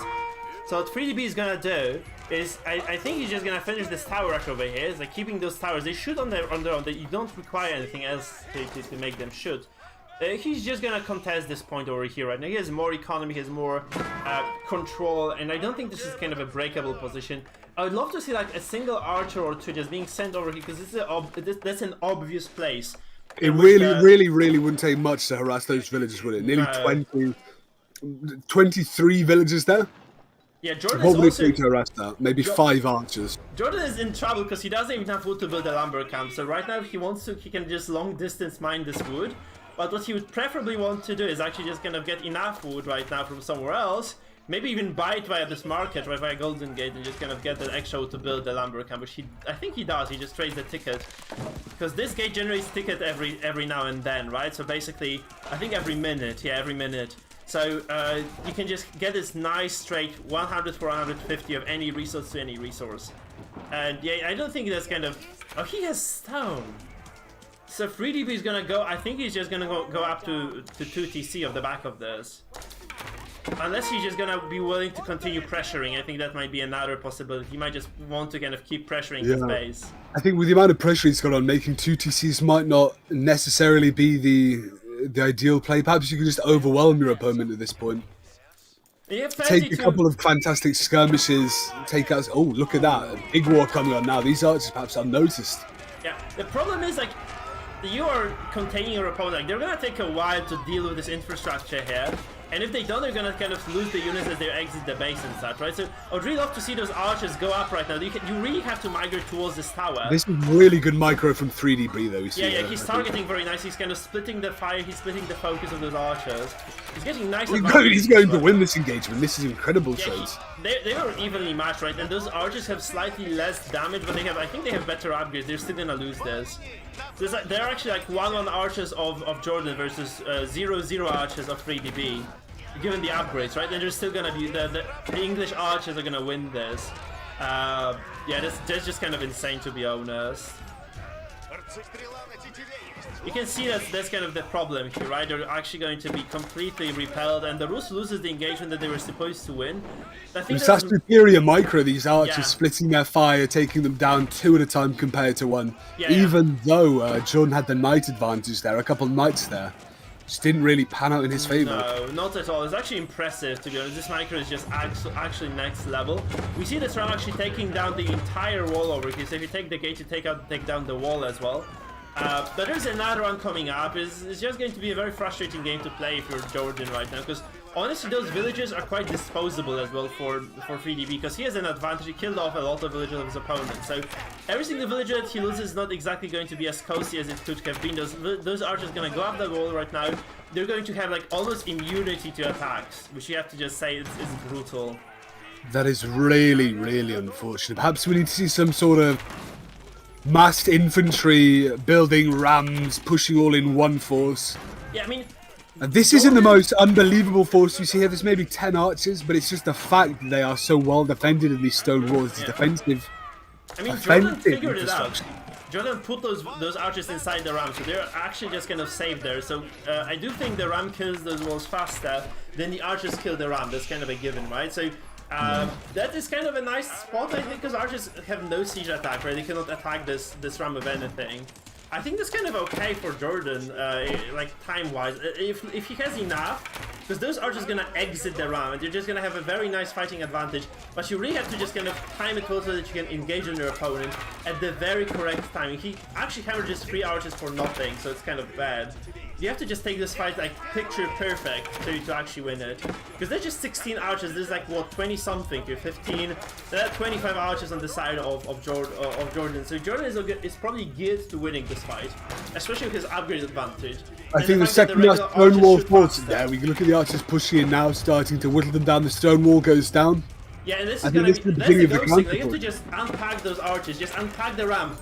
Jordan, what are we doing? Just unpack the archers. You have so many here. 10 archers that are not gonna be used at all in this fight for now. He's actually just he unpacks them right now, very late, and he's going to just There's more stone walls coming up. I reckon they're up in time. 1, 2. These stone walls are up in time now. If 3DB micros them into it. Yeah, there's a stone wall tower as well over here, so it's kind of another point of pressure, right? So there's going to be built, it's going to finish, it's going to again apply some pressure, and honestly Jordan has to win this game right now. I think he has like such a huge economic disadvantage, but he has a nice military to support it, so if you can just kind of keep those archers... Nah, that's not going to happen, right? He just has too little. So there are also villagers pulled, so he just kind of put himself at even bigger disadvantage doing this. This back and forth here, Jordan had the game in his hands. He had that push ready for him, but he just let it slip away, and unfortunately by letting it slip away, he's given 3DB an even more oppressive foothold in his territory. Trying now, Jordan, to build kind of off-site, maybe trying to push a second form, but unfortunately it seems as if 3DB's defensive structure here will be... It'll take a long time to overcome. This will be maybe a 30-minute game. It's a very frustrating thing, right? Because if you're playing against this, you have like... if you manage to stop it immediately as it happens, that's actually a very nice situation for it, because your opponent has committed like 2 villagers to it, they produce lots of archers, and they're just kind of not going to be able to use them properly. But if you can't stop it, like here, like you have like 4 or 5 of the stone wall towers basically at your doorway, just knocking your units down, right? It's super frustrating to deal with. And I'm not really sure what you can do. Like, actually, what is also important is that 3DB finally, he took a while, man. He took a really good while to do this. Jordan doesn't have the most ineffective army. He's got considerable villages built up over here with a tower 8 there. This attacking force from 3DB, these archers, they are inferior to the kind of defensive reserves Jordan has in his base. If he were to utilize them more aggressively, perhaps he could start to exert his control over this map a bit more. Because that really is what needs to happen. He's been blocked in by these stone walls for so long. Yeah, but the scary position for Jordan is that he's actually kind of being denied wood right now. I think he made a very smart decision actually just going towards these walls. So he does actually, he's gonna pull those rams over here because he knows he's executing the game plan now, right? He's building these rams, he's counter pushing, because there isn't much real defense he's got against that. He was only maybe 23 archers at the most he was putting in those walls, and they naturally don't have much assault against things like rams, 3 or 4 rams. They'll take down the stone wall before the archers take him down. The problem is, like, again, like, there are so many archers here that can just go up the wall and deny those archers fire, right? That's kind of the problem. But those villagers, I think, have regained enough, like, okay, so 3DB has given up enough ground, or lost enough ground for those villagers to be able to go back to those main wood lines and actually start acquiring the wood from here, so which is actually very good. It's a beautiful thing to see these archers firing back and forth at each other. It seems if he gets through these, and now you see him backing off there. His stone wall's not quite completed. Yeah, he realizes 2 rounds might be too much, he might just lose those archers if he lets those rounds just kind of knock away at those towers and at those walls. So he just kind of backs away. He's gonna take a nice trade over here because he has longer range. He's just gonna abuse the range advantage. And actually, those archers of Jordan are gonna go and they're gonna pressure super hard. They're actually just gonna that is a very aggressive push. Look at that pushing right in. So good, though. He's dominating the battlefield right now. So I'd say 3-to-1 trades. You have to run right now as 3DB. Those archers obviously are slower. They're like way slower than the regular ones because they're just gonna be. Those are slow, long-range units, and this means that 1/12 ties of movement speed versus 125. It means that those archers can move and attack, You can only run and you'll still be caught up to eventually. So this is very unfortunate. So apparently Jordan actually found a really nice moment in this game to actually go and pressure. And he's actually 800 gold as well, which is kind of indicative of the fact that he has some sort of a plan going forward from here, I believe. This is that counter push moment we were speaking about the entire game. You build a couple rams, you start pushing against these stone walls, and you utilize your archers in closer range to these longbowmen, and you really kind of push the distance. You assault as fast as you can, and you push back. And now Jordan isn't in such an oppressive idea he can kind of do whatever he wants to. The map is his oyster. Yeah, the 3DB is forced to kind of build some defensive archery ranges, I guess, because he just needs to produce more archers here. I think he's gonna be fine. There's nothing that kind of makes, Jordan move out of his base. I think like that's a kind of an equal game, to be honest. Like they managed to equalize the situation, and obviously those villagers are no long for this well. They're just gonna both drop here. Please kill the second one. Thank God you do. And this actually means that I believe this game is gonna go to stalemate to some extent. Like Jordan has enough gold to go up if he wants to. He just needs some extra food. On the other side, 3DB of course sitting on a comfortable amount of food and gold. So he's going to be able to go up to castle quite soon as well. We might see this game actually, this crazy field game, it might just resolve in castle age, to be honest. That is a big anti-push. He's taken out the entire, I suppose we can call it the detainment force of 3DB. Yeah, and now Jordan's got free reign over the map. Do you think we are going to see a harassing back and forth, or do you think we're going to see a big war right now? I think we're gonna see like a game kind of going, oh, never mind, you're just gonna fight again. You're crazy. That's such a huge that is odd. 3DB is very poor micro. And you go up this wall, what do you gain from this? Like, you're gonna just kind of eventually lose this because those Rams are almost done with the tower at this point. So of course, like you might kind of trade favorably for a few seconds. I'd really love to see this Archer falls of Jordan to just kind of back away for a second or two, just allowing those Rams to siege up properly. But once this tower falls and once the wall falls, I think it is going to be just a very nasty situation for those archers. I think it's just kind of a move that is going to keep his opponent at bay, though. I think that's what 3DB is doing. He's just going to kind of, so okay, I'm just going to keep you here, keep you busy. And it's more of a stalling tactic than a tactic for victory. And as you can see here, maybe Jordan's caught on to that. He started to detach his forces from them, maybe push forward. Because this base right now isn't very well defended. No, not at all. I think they're both trying to go macro right now. They're both trying to macro up. You can see that there are like some eco upgrades going up for both players. And they're just trying to kind of go towards that kind of middle castle age play, which is kind of cool to see this game develop organically into that, right? So we had those early skirmishes, and those just developed into this later gameplay. You can see those archers actually just being very pesky, attacking those villagers here, which is obviously this is perhaps the classic AoE game, though. This micro mixed in with the macro. Every time you make a decision, be it walling off your opponent or sacrificing troops, it's all about the greatest strategy. And what Jordan needs now is food, actually. So this is a thorn in his side, really. These archers, they're going to be really painful to deal with, because what Jordan really wants right now is to go to castle. Finally, he is allowed to. He has enough kind of breathing room to do so, but those archers are just going to prevent him from gathering from here, which I think was a failed decision from the get-go. Like, I would have liked him to maybe just go farms, like he's doing right now. Relics from nearly 18 minutes ago in the game. These walls still stood, still causing real issues for Jordan. You can see I wonder how this game would have... They're going down now, aren't they? They're not going to last long against that round. They did enough damage, and they kind of put on enough pressure, I think, to actually validate their kind of existence here, right? Without a doubt, without a doubt. They're doing quite maybe fine. 13.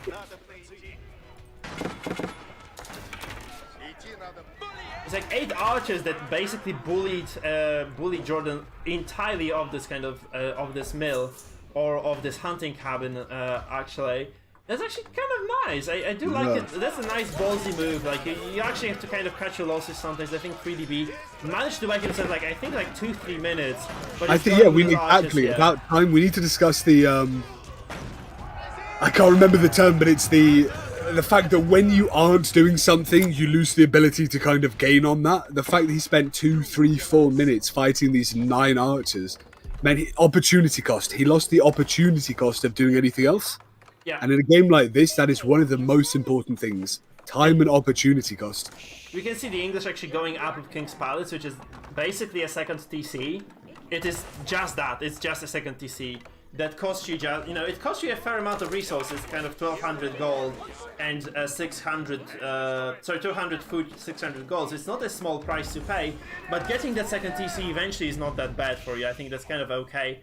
He could probably just go up to 3 TC if he wanted to, right? Because he has enough resources to afford it.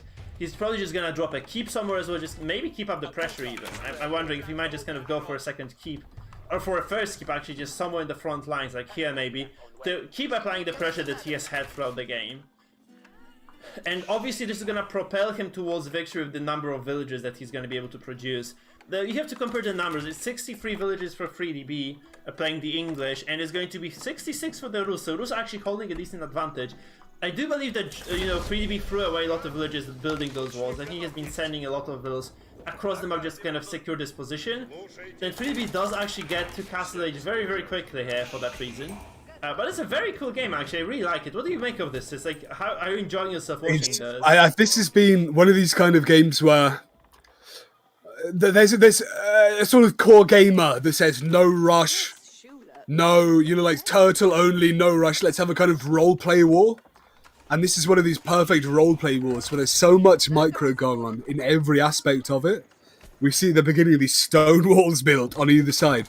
These 9, 10 archers. Really leveraging a sort of value that is completely, astronomical compared to what they're actually worth. We had 20, 30 archers trying to take down this one stone wall, as we see now. Maybe 8 or 10 minutes later than it should have been, we're starting to see a real kind of amassment of forces here. Yeah. And the fact that 3DB was able to harass him so much is why this game is 30 minutes long, and it's why we're about to see an unholy loss of life. Yeah, we see actually stone being taken by the Rus, which I really like because I think they need to get that second TC as well. And it's going to be kind of, you know what, this is basically the situation that you normally arrive in this kind of lower elo games. Just that we are 17 minutes later than those things are supposed to happen. Because you're supposed to be like in Castle Age with a small force around this moment, like around like 10 minutes, I think. And we have this same situation, like just that we're basically at 28-minute mark. Which is, I really like it. I'm actually kind of happy to see a game like this, because we had like lots of those kind of stumpy games, and I'm happy that Jordan was able to kind of weather the storm and just kind of get enough forces to just allow him to kind of graduate to Castle Age. It was not an easy graduation. He had to do some retakes here and there, but he eventually just managed to make it. I think he's definitely had to lie on the student loan forms to get an extra couple of years onto it, because this has been, I think, maybe 3 times longer than what we expected it could be. Yes. Especially considering the early harassment of the English. It's been an absolutely mean mid-game, hasn't it? Like, it's been like absolutely just massive trading. We see those veteran outgrays coming down right now. It's going to be a very normal game from here. Those forces amassing, of course, like just kind of going to be relatively equal on both sides, I think. We see 60 archers, 7 knights for our Rus player, and we have 76 archers, pure archer actually. Nothing has been produced for the English. We see some barracks, so it might be some, I guess some spears also on MAAs actually. I think it's gonna be MAAs, yeah. We're expecting maybe this is all the 50 archers to really tear through it. As you can see on the map that they are, in terms of kind of sheer size of the Empire, they're roughly equal. Yeah. What we have seen is 3DB's, I suppose, control of the economics of the game, and maybe that means he can field a larger army at this point, but really it does seem very equal. We see Jordan on the offensive here with these 2 rams, perhaps 10 knights and that large archer force. Yeah, it's kind of going to be the epic medieval battle between the Rus and the English, right? Have the Rus ever fought the English, actually? Ever, historically speaking? Probably. In a battle, in an open battle. I think we can say probably. Yeah, probably. I'm just kind of trying to recall my history lesson. I cannot really remember this, but it's kind of this normal medieval battle, you know, knights, archers, infantry, not yet, but 2 BC. I'm sure in like 16 to 18 C, they fought each other at some point. So actually, we see the archers. There's such a huge number of archers that they're going to be able to take down the rams. And they're doing like 1 or 2 damage per shot, so there's actually a lot of archers here. That ram is being swarmed on by English bees, slowly ticking them down one by one, and I'm not entirely sure he's going to make it out of there alive, even with that counterforce there. I don't like this response, by the way, because this is very scary, because you're going to keep getting pushed here, I think. So, I really like to... Okay, siege units in AoE 4, really slow to move, just like in AoE 2, but they're also really slow to build, and those siege workshops are very expensive, right? I think like it's like 300 wood, right? So, if you place them forward, if you lose a minor fight, if you're pushed back, you're going to lose a siege workshop. And losing this is actually going to very often mean that you're, you know, just in a very, very bad position overall. Because you have no more siege production, you have to just build it somewhere else, it's expensive, it's going to take time. And really, if you just build it in your main base, you are losing a rather small amount of time on this, but you're just gaining so much safety. So this, Something I think we need to discuss as well, 32 minutes into this game, is the effect that such a prolonged micro-heavy game will have on the person playing. oh yeah, of course, no doubt, no doubt. There's actually going to be a massive difference here. The fact that like one of those players probably has more stage experience. I think Jordan has a lot. Jordan is super good at AoE too. I think he has like 0 stage fright, and it's actually a very important game because this is going to propel them to, you know, the next stage in the bracket. It's just important for, I think, every player to gain some sort of validation in this game because it's a new game, right? So there have been tests on chess players where if you play and think very hard for 4 hours, you burn off as many calories as if you were running around. And the micro intensity of this game, the sheer movement of your fingers, that look at that wall, Mike. Keep dropped here on the gold actually, so that's really important because you want to secure those big deposits, right? So it's a huge deposit of gold over here, of course, and this is going to be completely safe. And as I said, this is not a good thing. This mangonel, so Siege Direction is actually not going to be able to produce much more this game. And there's also, that's kind of important, is this mean Springle, and Springle number 2 as well, being kind of constructed here. And the problem is that the English can produce Springles from their keeps. So you can actually reinforce easily here. This is a very steady structure. Whereas there's mangonels here, of course. You're going to basically need 3 mangonel shots right now to take down a singular... we need to talk about this war, brother. We've seen an incredible back and forth here. Commitment and a pulling back out from Jordan. He's going to lose the siege workshop here and really allow this keep to gain ground. Do you think maybe Jordan should have committed there? No, maybe should have set a rally point there and kept pushing? You cannot fight under the keep, like especially that he did research some extra damage tech, right? So I don't think this keep is gonna go down, was gonna go down at all. And obviously you have what, 1 Springle remaining. You need 3 shots with a Springle to take down a Mango. I think he's just gonna make another one via the keep if he remembers that, because not all English players remember they can do this actually. Very few actually produce anything via keeps. But if he does, he's obviously going to have a nice advantage. So the problem here is the micro battle right now for the English. The English need to make sure they do not lose too many archers to those mangonel shots, because you can just move that mango back and forth, out and inside of the range. And you can see this kind of spread formation. Look at the difference in formation. The spread out formation from 3DB against the very tight formation from Jordan. You've got to imagine that in an archer on archer, this spread out formation. Is it gonna be actually another shot? He doesn't get it. So this Mango stays alive. This kind of that's the ticket to the end game, I think, for Jordan right now. So, I mean, yeah, he just needs to keep this Mango alive at all costs. Otherwise, he loses the game. He's not producing. I really love to see a Springle being made here, but this is not a trade that's going well for Jordan, man. He's just kind of losing. He's kind of losing out on this and quite heavily as well. Those seem to be like fully upgraded. And it looks like all of his armies, he's made this kind of pathetic last stand and they're all going to be wiped out. I mean, he shouldn't perhaps have came back in and back out and back in and back out. Yeah. Maybe if he drawed them back at the start, built some defensive positions, rallied more troops around this point, he would have been able to take it over and then attack an undefended keep. I mean, can you imagine having another Mangonel here, or a Mangonel Springle, kind of dealing with this army for the past like 2-3 minutes? It would have been the case had he not built that fucking siege workshop all the way in the front, which he did. And that's a huge problem right now, because he relinquished all the ground. He lost the majority of his army. He lost the Mangonel, the only Mango that he had that was keeping him in the game. He's producing Springles, really not fighting units. They're actually good against other Springles right now. That's the only thing they can do.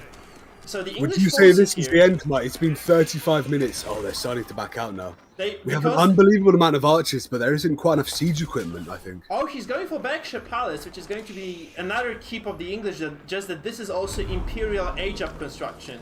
So it is actually going to mean that, you know, our Rus player is going to be dealing with an Imperial landmark, which is really potent. Because it has 50% extra weapon range and double the number of arrows that it fires. It is going to be a fully upgraded, ridiculous keep just at his doorstep right now. I cannot imagine this being stopped anytime soon, to be honest. The points of whose base is whose has been blurred and shifted now to such a degree that inside of Jordan's base there are these mega structures built. Another problem is, like, yes, Jordan is going to go up himself, but he is building a high armor, which is going to give him lower costs for any siege engines he produces, but there is only a limited range in which it happens. So again, this is too aggressive siege workshop placement. I don't think he gave enough consideration to this build. Like this kind of... Especially considering the stone walls being built the entire game, you know that 3DB is this kind of aggressive player. Yeah. I mean, we're gonna see cannons eventually from Jordan. He has enough gold to build like 1 or 2 cannons here, which is obviously going to be great. But there is no... Like, you cannot fight it under the range of Berkshire Palace. It's too potent of a building. It is so immediate... Like, this is so much immediate power, honestly. I cannot believe that this was kind of allowed to complete here. Obviously, there was so much pressure that I think there is no other way to do it. This just had to happen. But this massive force of the English is just gonna be... There's not even a need for rams anymore when you have this many archers, when you've got those monstrous siege equipment in there. I think this is going to be pretty full work of Jordan, unfortunately. 37 minutes into the game. Jordan, so 3DB is capped on population. He has like full massive force of units, like full infantry on the ground. Like there's 80 supply, like sorry, Jordan has 80 supply less. 80. This is a massive difference, honestly. Mostly in the military, I believe, which is also even worse, I guess. It's going to be super difficult to defend this. And again, Jordan, cognizing of the fact, just gives up. I think he just kind of knew this was gonna go this way. It was a very good game, though. Not only was he cognizant of that fact, both of us were. Yeah. Early on, we saw him completely controlled and dominated with these stone walls, but really, we did see a turning point for him. He had a lot of opportunities to take that back game, but unfortunately, they just slipped away from him, be it from the micro of these archer-on-archer wars, or indeed the building placements. That's very... It's almost quite tragic to see such a small error really take control of the entire game, but that is exactly what's going to happen with such elite players. Yeah, and I think this was actually, I was wrong. This was the middle game in the series, so 3DB just took Jordan down to 0. This was the second game in the series, so we did not see the first game. We're not going to kind of stick to see this. I think we're going to go to another series. But yeah, Jordan actually was... Jordan was able to... Okay, not able to win anything in 3DB advances. Oh, they're gonna play against the Mista now. Do you want to see this, actually? The Mista versus 3DB. Let's go for it, brother. Because Mista is excellent, and actually we're gonna see him in action against 3D. That's gonna be super cool. I think they haven't started yet, so we're gonna take a small recess. I'm going to announce that we're casting this matchup. In some places. A very small break then. Yeah, I'm gonna take it as well. We're gonna take like a 3-5 minute break before they pick and they just get started with the games. And yeah. We're gonna see how exactly those two players pan out against each other.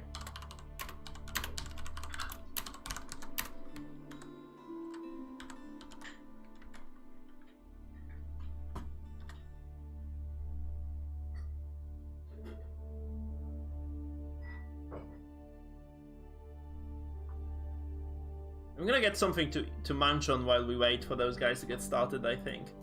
Because it's gonna be at least like 7 minutes, I believe, before they get kind of, you know, going once again into this series.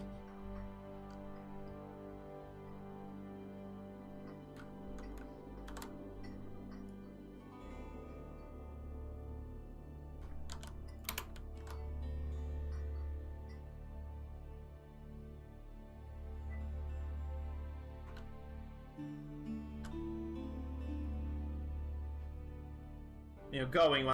So you just have to wait right now, folks. I'm sorry about the delay, but that's how things are. Sometimes we just have no games on our hands. The actual interesting game is going to kind of start, but it will take a little while. So we're just gonna take a small recess, and as we get back into it, it is going to be another exciting series, I believe. So I'm gonna go grab something to munch on very quickly, and once we are back, we're obviously going to continue the cast with this very exciting matchup between Mista and 3DB. I think that's going to be a very cool thing to see. That's going to be round of 8 in this. It's actually round of... That is basically going to determine who advances to the second day almost, right? It's going to be the penultimate series that we watch, I think, which is pretty cool.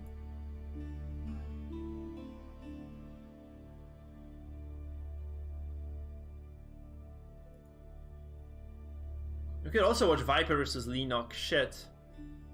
You know what, guys? We're just gonna go to Viper. I'm actually more interested in that. I'm actually super hyped to see Viper. They're also not playing yet though, so it's also going to be the same thing. I think seeing Leno is gonna be more entertaining because Leno is a person capable. I think he's fully capable of killing Viper. So I want to see that happen. Barely got through as well. I'm very interested in seeing the Black Widow added here. I know Demo is... I'm also banned by Demo on his chat, so it's very unlikely that he adds me, to be honest. So I have neither of the two players added, so we're not going to be able to watch that. Plus, I do think that Demu banned Viper you? versus, I think it's gonna be the coolest game ever. Viper versus versus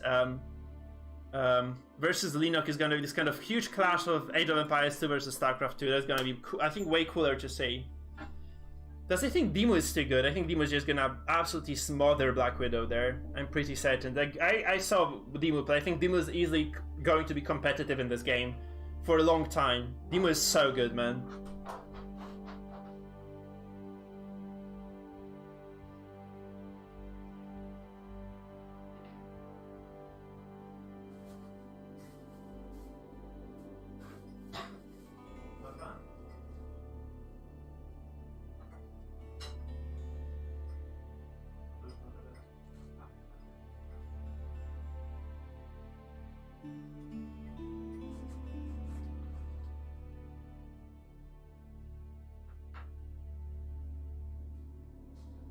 Yeah, Demu banned me because, like, he was playing a tournament at some point in the past, and like he was playing against Protoss, and it was believed universally that Protoss were OP, and there was this Stargate build that destroyed Demu completely, like 2 games or 3 games in a row, and Demu was just on a huge rampage about balance, right? And I said, okay, man, like, but there is another player in this tournament who just dealt with that shit easily without any trouble whatsoever, and then he just banned me forever. Because he was saying that this build is impossible to beat. That's what he was saying. What did you expect? Saying, you cannot beat this Protoss is broken, and there's just nothing you can do. So I said, okay, yeah, sure, but there are other players dealing with this at this time. So if you're talking to someone who thinks they know more than you about something, you know what I mean? They're kind of obviously going to respond in such an aggressive fashion. Yeah, I agree. Look at this game, though. So we have Viper versus Linux. So D-Viper in the bottom. In the blue playing the French, it's going to be easy to identify at the very least, I think. And in the north, in the red, it is going to be Leno playing his favorite, I believe, Chinese. Every single time I see Leno on stream or on ladder, he's playing the Chinese. He's so good at them. I'm really hoping that he does showcase how powerful the Chinese can be. I'd have to say this is probably the most interesting matchup we've seen today. I really, really love Leno. That kind of very, very close matchup win he won last time. Against someone like the Viper, smart money would probably put it on the Viper, but my heart goes out here to Leno. So I'm trying to chew on food. Give me a second. Okay, I agree with you in that regard. So I think Viper is such a seasoned player, and he's actually like in really good shape as well. That's something you have to highlight. So he won the previous tournament very easily as well against the Mista. And I do think he's in a prime position to contest this tournament as well. I think he's going to be one of those kind of prime candidates to win. This being said, Leno is going to be a wild card here. He's very high up on the ladder. He's really strong. He has shown multiple times today that he can deal with He's a bit of a scrapyard dog, isn't he? Yeah. He's not scared of getting in these kind of really weird, aggressive games where the meta is kind of thrown out of the window and 2 guys just do whatever they think is the best. The macro, whoever kind of controls these 2 better gets an advantage. But against Viper, this is someone who knows the meta like the back of his hand, right? Leno obviously is at a disadvantage in terms of strict game knowledge. But the real question is whether or not he can leverage his micro advantage, we could say, or leverage kind of his wild card factor, as you suggested. And I'm not entirely sure he can do that against someone as storied as the Viper. I mean, the Viper is, I think that the biggest thing, the most important thing you have to say about the Viper is that he is probably the best macro player in any RTS in the world right now. Maybe barring, you know, like, okay, that's a lie. You have to say Raynor in SC2, Clem in SC2, Maru, Serral, right? Dark as well. I think those guys are maybe better than Viper. They have not met, obviously, on the field. I think we can say in AoE 4, he's the king of the meta. You know, that kind of, if macro equates to meta. Yeah. This early build-up here, a couple of villagers kind of huddling around a sheep, doing unsavory things to it that we can't do. Poor sheep. Okay, so we see only 2 villagers building this, so once again, you probably won't, you can kind of assume that this is because he's going for, so obviously Viper is going for some more macro-oriented play. Because that's like less greedy, oh no, as I said, he actually just throws 2 more into the equation. So You can actually build this with 2. Of course, it's gonna take way longer, but at the same time, you have like some extra resources gathered by those villagers, right? Which is, in the long run, going to be fine. And I do not think, again, against Leno, it's very unlikely to get any kills on those villagers. Then, once again, kind of surprised. I mean, he's going to secure the gold with this, and I think that's fine. But I'm surprised that there is nothing kind of defending this. I do think there should be some... maybe later on down the line, there should be some sort of infrastructure.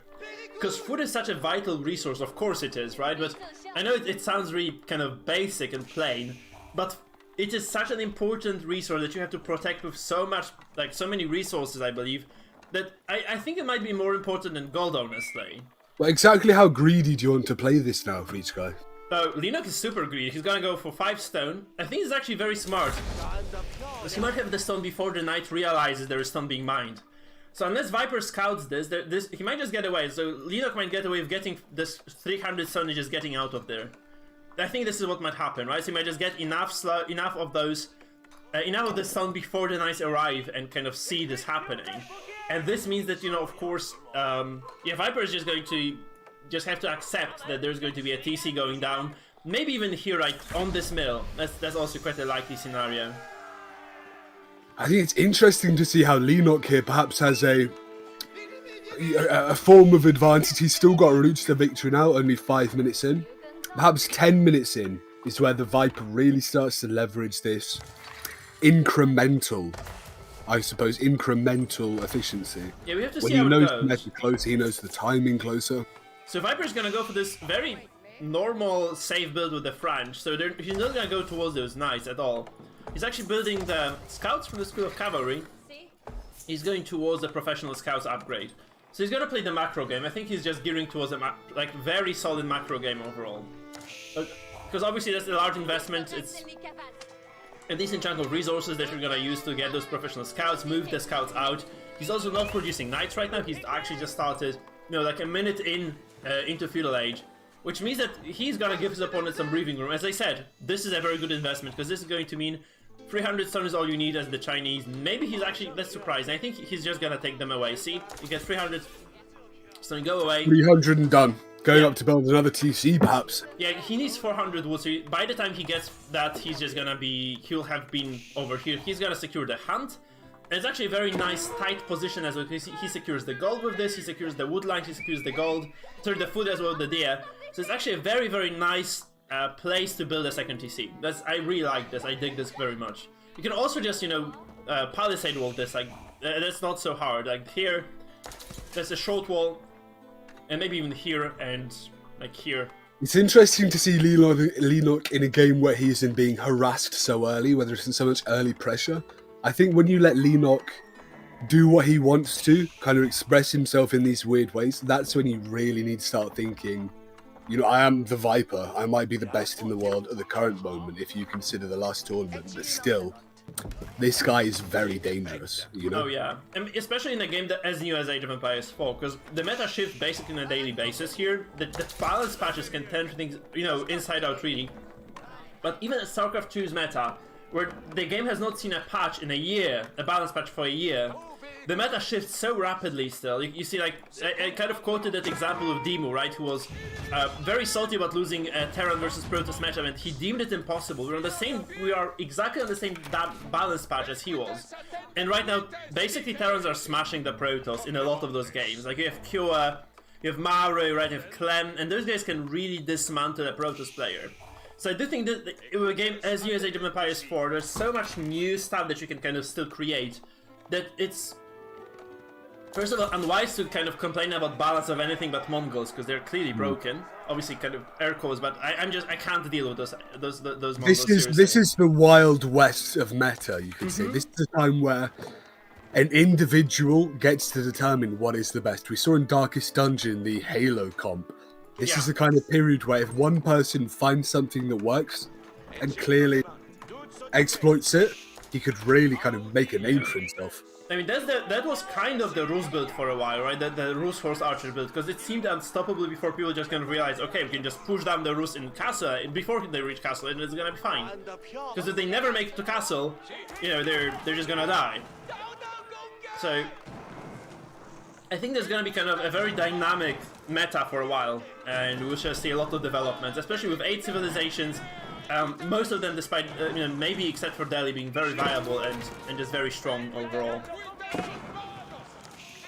This harassment now starting to pick up 8.5 minutes into the game, which is a very different tempo than what we've seen in prior games. Perhaps this would be the expected game state maybe 3 minutes in an English versus Russia matchup. Yeah, I mean, we see actually a knight dying. That's very unfortunate. You never want to lose your French knights because they they are just kind of permanent value otherwise. But yeah, it's going to be quite a bit of struggle, I think. But I don't think French can actually push anything too hard. As I said, I don't generally speaking like if you're playing against anything even remotely aggressive, getting those forward buildings, right? It's actually bad practice for any player. Any sort of production infrastructure should be at the back of your base, safe and steady. If you're doing it like this, it's usually just going to mean that you lose a building. We saw that with the siege workshop before, we see it with this barracks right now. It's basically the same story. So You've got to wonder why Leno would put it there. Maybe he thought he was trying to make a more rush-orientated build, a build where his defensive line is indeed his infantry and his horses. But unfortunately, we've seen that isn't quite the case now, and he's really being punished for it. No, not at all. And the problem is that, honestly, archers and knights counter spears and horsemen. Because, yeah, archers are just going to basically one-shot. You have the critical mass now that are going to one-shot. That's going to basically one-shot any sort of spear play. And those horsemen, I don't think they're good enough to do anything. 3 horsemen are just not exactly the unit composition you're looking to run. They can be a nice distraction, though. I think that's the point. Like, they can be a nice distraction, but that's about it. You can't really get much more out of this.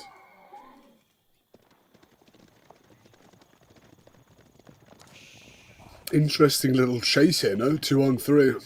Yeah, absolutely. So he's distracting. That's good. He's actually keeping the knights busy, right? That's something you want to do. You've always got to wonder with these micro plays, how many fronts can you really hold? If you've got 3 scouting parties, 1 major attack, can you really cover the defense of 2 more attacks? If you're Settle or Raynor, yes. So there are players anyway who can do this in StarCraft 2. So this is a somewhat slower game. So I'd assume that this is possible for these players as well. I think they can handle this quite well. We see I think I really like what is happening here, by the way, because he has more villagers than this TC can fit.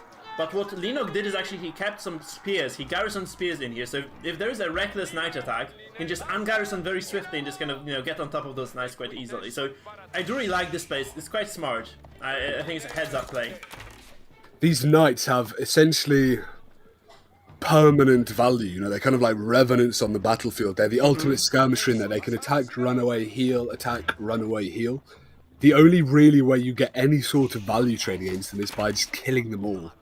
And until you do that, they're getting an infinite amount of value off you, off your villages, off your time. Yeah, so we see like nice attempts by I guess by Leno to keep his opponents busy. That's all those horses are for, I think. So he's booming. He's just making sure that he doesn't, just die in the process of booming. I think that's the point here. He has. Does he have Song Dynasty? I don't think he does, actually. He has not got any dynasty buildings other than the feudal BBQ of the sun. So this means that actually it's a rather passive game for now. It's kind of the question of whether Viper is going to get towards maybe siege engineering. I think he just got this. He just built siege. Yeah, see, he just finished research.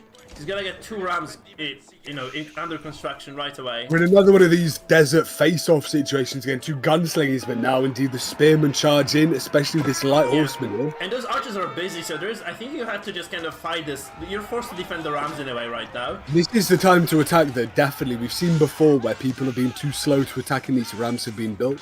Yeah. Leno here attacking perfectly, trying to at least delay the ram construction. He has enough. He's gonna beat this. He's just gonna completely obliterate this force. He's gonna deny the rams. He's gonna kill off every single knight on the battlefield. He's gonna kill every single archer. Man, Viper overextended big time here. He's dead. Yeah. I mean, not dead yet, because he obviously has something to fall back to. He has enough. That's what I said, like, about the Viper being a macro king. He's gonna get the second TC right away. We do see Leno with an economic advantage, just slightly. He's got a lot more gold. Maybe if he built some kind of heavy counter push here, he could do some real harassing. Try and build an advantage of that, pushing into maybe the 20-minute mark for a victory. Yeah, but honestly, this is such a huge investment. You have to build a blacksmith, you have to get that research going. And the Chinese, they just build spears and horsemen if they can stop you. I thought this was going to be a very easy fight for Viper, but he just had nothing. He didn't have enough units. That's all there was to this fight. He just had, like, he was just completely outnumbered. And it's going to be, you know, a very painful situation now, because you want to be on the offensive. He's having to sacrifice these horsemen here, trying to hold off the enemies, but it looks as if any trade he makes now will not be favourable. He's pushing up 2 more here. These people push directly into his empire. He's going to have to back away. Do here? Yeah. He has to leave this. There's no way he can contest the base of the Viper.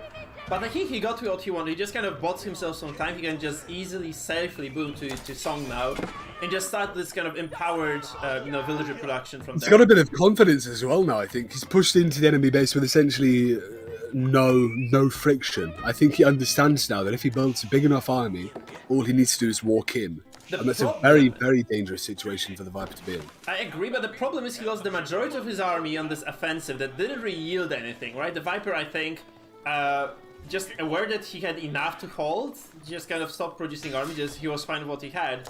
And Leno lost quite a decent chunk of his forces for basically nothing, because if you attack, you really want to do some damage, and he did 0 damage to his opponent, right? So both attacks, both the one by Leno and the one by Viper, just kind of completely falling flat right here. You see there's another villager, by the way, that's kind of interesting. Mining stone. I think Viper might be eyeing the 3rd TC here, which is very greedy, but it's a possibility right now. He's only 100 away, so it would appear that perhaps 3 times less greedy than if he didn't have any. Maybe a guild hall going up. In the world. So that's a thing as well. So Viper's going to go up to castle, and Leno is nowhere there yet. He's kind of, I think he has been on the back foot for a while this game. Oh no, I'm so wrong. He's gonna go up as well. So it's actually, they're kind of even Steven here. Obviously, the Chinese, I think, are going to have a decent advantage from now on. Like, in terms of tech, they have, like, much richer technology available. And obviously, going after this kind of gunpowder-based army is going to be very strong against knights. So I do think that the Chinese obviously are going to hold a decent advantage here. You can see also Leno going for something offensive right here. He is going to... never mind. I was wrong. I thought he was just going to empower this immediately and start producing units, but he doesn't do this fight. Not really. We are seeing Leno here just kind of taking advantage of these small micro wars. I think he's in the driver's seat here with this harassment, with this pushing a bit, and that's a good situation for the Chinese to be in. Kind of, as you said, a traditionally more defensively orientated nation, if you will. Yeah. Being in the seat right now, I think it's his game to lose, as opposed to the Vipers, which even in itself is a victory against the Viper, right? So he's still vulnerable to raids, though, I think. So because it's not a big expenditure at this point, he has 900 wood. He can definitely spend some to to get something going for himself. Just kind of get some palisade walls here that prevent raiding at least temporarily, allow you to rotate to those buildings being attacked, right? To defend the TC with units. This sort of thing. You see those 2 knights, they could be completely denied movement if there was like I know it's a long wall. I agree. That's kind of a long reach. You can just wall here. And maybe even like here, and you're done. You're good. It's not that big of a deal. And I do believe this was kind of. Do you think that's really necessary? Those 2 lances, while they could leverage great possibility of. You see, what are they doing right now? They're just kind of running around. They're going to attack some villages. They're going to be countered by that force we see in the south. No, the thing is, it's not the lances not the knights I'm worried about. I think like the major force of the French could be potentially rotating at some point. If you're in the middle of a battle and 4 knights get into your economy, they're gonna do significant amounts of damage. You really do want to be careful on the timings of when you have to deal with these skirmishes. That's a cleanup though. This is very good for the Chinese. They all go down. So getting rid of both of those for free, and he's actually going to go up to Imperial Palace, which is going to mean he's going to get the next Yuan Dynasty up, which I think allows you to produce those really annoying units, which are the Fire Lancers. That's going to be very, very frustrating. I'm pretty sure that that Viper did actually see this. And that's a visual bug. We don't know. We don't know. But I am pretty sure that this was scouted as well. But I'm not sure if you have ever seen those Fire Lancers in your life, SIS. I've heard something about Fire Lancers being a little bit OP before. Yeah. So they're super strong against buildings. So basically, you can build up a decent, like, respectable count of those. This requires a lot of stables, of course. You can build a respectable count of those, which is definitely happening right now.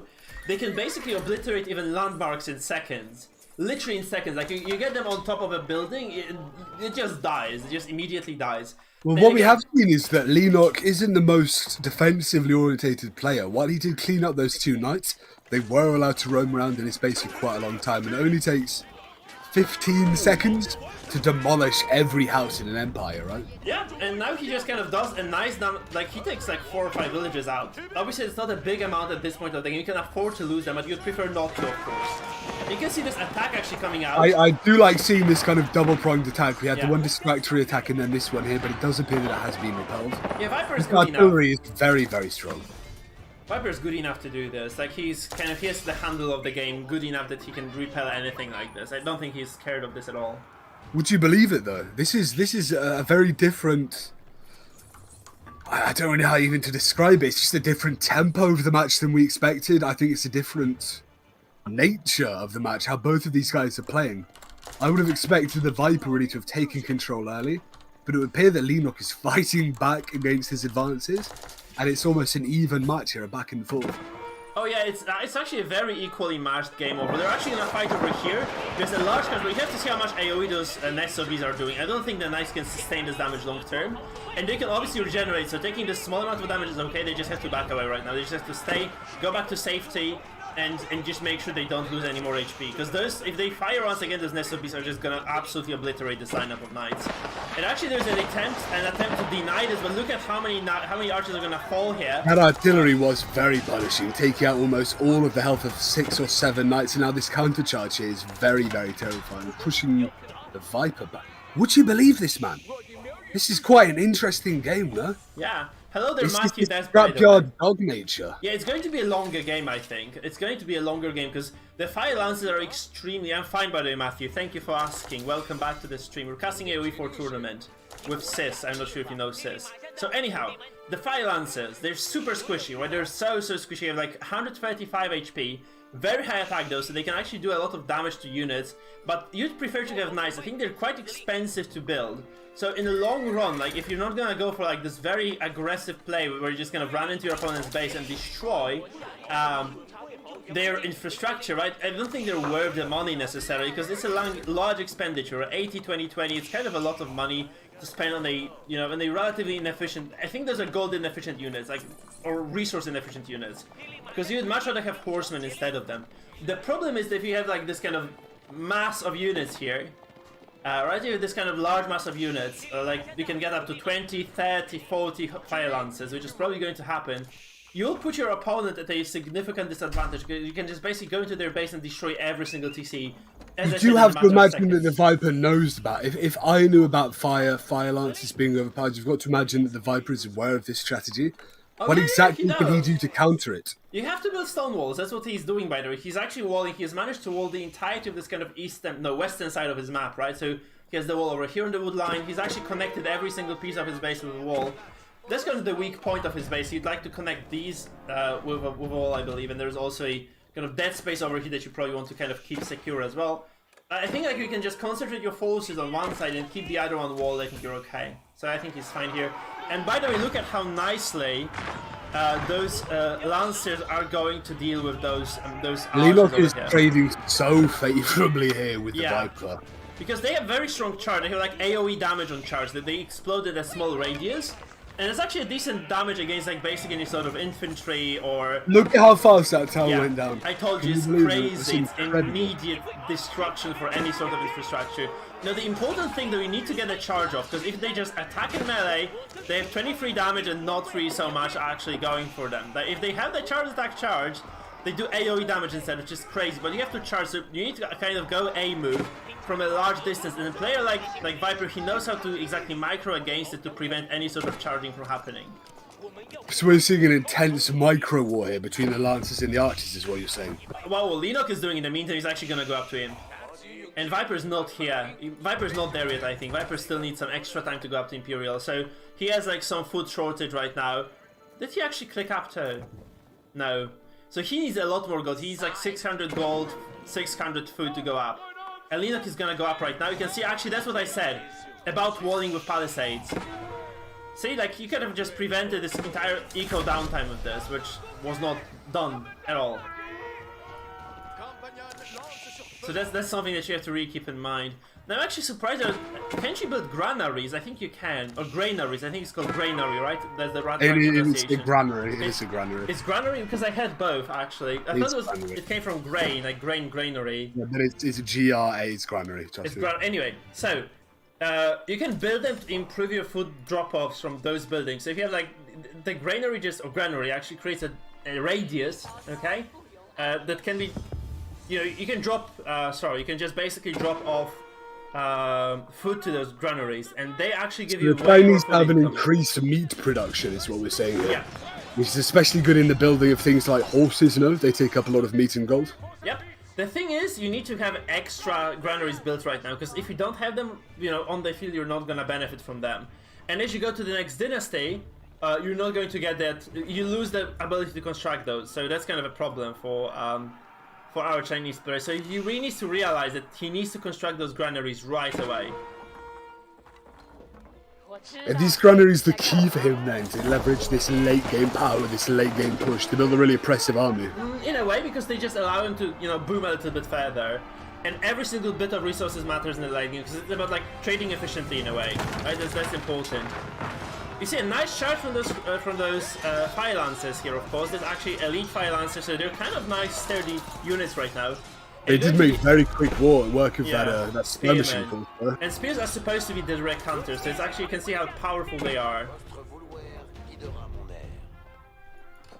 So that's not a bad spot for Leno at all. Like you can see Viper consistently moving units into his base. Yeah, they've got 6 or so spearmen here pushing on these villagers. There we go, the villagers being microed here from Leno. Obviously, we've seen Leno very, very fast on this sort of micro, so it's not unexpected. Sending these very low health knights in to clear the spearmen, 1 down. It's quite an odd trade there, isn't it? Sending people in to die. Yeah. I mean, you can see that he's using that mechanic of spearmen, because spearmen can kind of brace position. If you press hold position on them, they brace for attack, and they actually just do a lot of damage and stun cavalry then. So you can actually use that mechanic by pressing V on your keyboard, I believe. If you're just kind of using default key bindings, like this one over here. And this actually triggers the bonus for those. So, yeah, it's actually quite useful against cavalry, so you can actually stop a large cavalry assaults by that, even including knights. You definitely want to be careful that you don't be attacked by a large cavalry asshole. Yeah. That's the worst thing in the game. It's actually a decent position for Leno. He cleans it up completely. I'm actually surprised he's not walling it. I'd really love to see a wall at least here, just kind of getting a nice, you know, entry point to his base. That he said he knows what he defends, or what he's supposed to defend. There is a certain blissful serenity in watching these kind of rice paddy farmers with their big hats go around their day. Oh, absolutely. The problem... Almost unaware... No, unfortunately now, not so unaware of the dreadful violence being aggressed by these 2 spearmen here. Yeah, but Leno is sitting on a relatively small eco, actually. He has like 25 villages fewer than his opponent. So it's not great, actually, because he's still losing them as well. He's actually losing villagers over here. He's hemorrhaging some of them over here. And those are not even elite knights. Elite knights will just dispose of those units immediately. So it's actually quite a scary situation. Viper is already in Imperial, of course. There's a certain oddity in discussing the kind of relative economic powers, where Leno may currently have more resources, but he will be in a kind of distinct disadvantage economically. Yeah. And perhaps when you get into a situation like that, Leno needs to build heavy into the military rather, and start to kind of start to harass, and allow himself to get more of the map and build more of an economic advantage over that. Yeah, that's true. The problem is, it's so...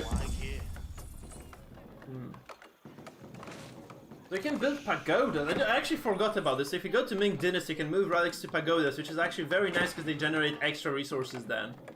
So that will be interesting to see what he does with that. But honestly, the problem for Leno is right now that he's scrambling to defend his base. So he's slightly behind in supply. I think it's like 40, 30 supply. Yeah, actually 50 supply less. Because he just hasn't been building villagers consistently. I think he has been losing vills. And that kind of open base structure, only now does he actually go for stone walls. You can see that he eventually just decides the better of it. But it is very late. He has managed to lose, I think, like 20-30 villagers total. Which is not great, of course. There's also long mining wood. It's never good to be doing this. He also is missing lots of upgrades in terms of economy. Let's have a look quickly at what he has. So he has tier 1, so let's look at the Viper first. He has like tier 1 mining upgrade done. He has tier 2 chopping and tier 2 food upgrade. You can see here that he's starting to be assaulted. He's kind of chipped away so much of this forest land that he's got 3 or 4 knights going here to be sacrificed, but he's also got more knights hidden just east, waiting in the tree line, ready to do it's actually rain already, actually massacring the villages over here. We are. They did actually quite a bit of damage, and that's actually nasty because, you know, there's a major assault. Actually, look at this. This is like 30 spears and 2 rams coming in. So yes, you can deal with the rams quickly, but you really should have moved those spears to get it around. It's a huge micro mistake from Viper. These spears should have been in a lot sooner. Yeah. So he loses immediately. Now we've lost the ram. Loses that. So he might probably still lose this TC, but it's still kind of delayed push anyway. This might be a response with, you know, the pikes and the Chinese archers coming in as well. So it's not terrible for him. I'd say Leno isn't in the worst situation here. This could have been a game-ending scenario for him, but exactly the charging of that ram, the taking down that incredible micro, the Viper here really, I think, not living up to his name, if you understand me, Mike. Yeah, just like the snake, right? Just kind of moving, pouncing at the victims, biting away, just kind of taking away little by little all the forces they have. The problem is for the Chinese right now that they could have had, like, I think Leno could have easily sustained triple TC production. So he could have had like 120 villages instead of 99. Look at it, there are still knights, which is so freaking frustrating. There are knights everywhere in the base of Leno right now, and that's just really going to keep him inside of the base. Just he has to keep defending, right? Instead of just kind of trying to do something of his own, he's just forced to keep defending those assaults, and it's just never stopping, is it?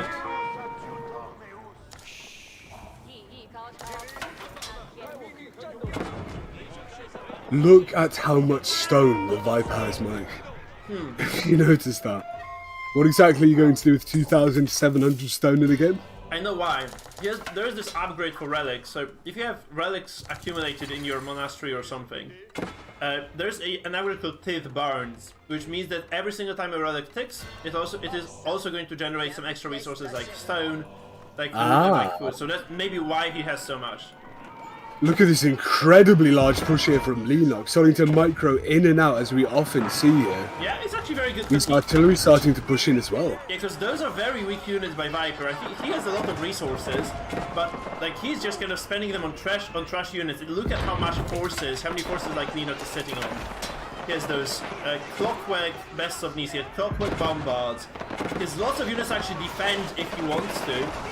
Look at that pincer movement, the attack here from the north, that should quite... I'm not sure if that will be enough, actually. There's a massive number of springles, and there's also a lot of those spikes from the north. So this is this wall we've been talking about, Michael, the entire game. You see the artillery flying off, these horsemen. It's difficult to tell who'll win right now, but I think Leno has definitely got the advantage. Winning this hard. Like, you have to say, like, he actually microed this fight very well. He divided the attention, he went kind of repelling this assault with the nest of bees.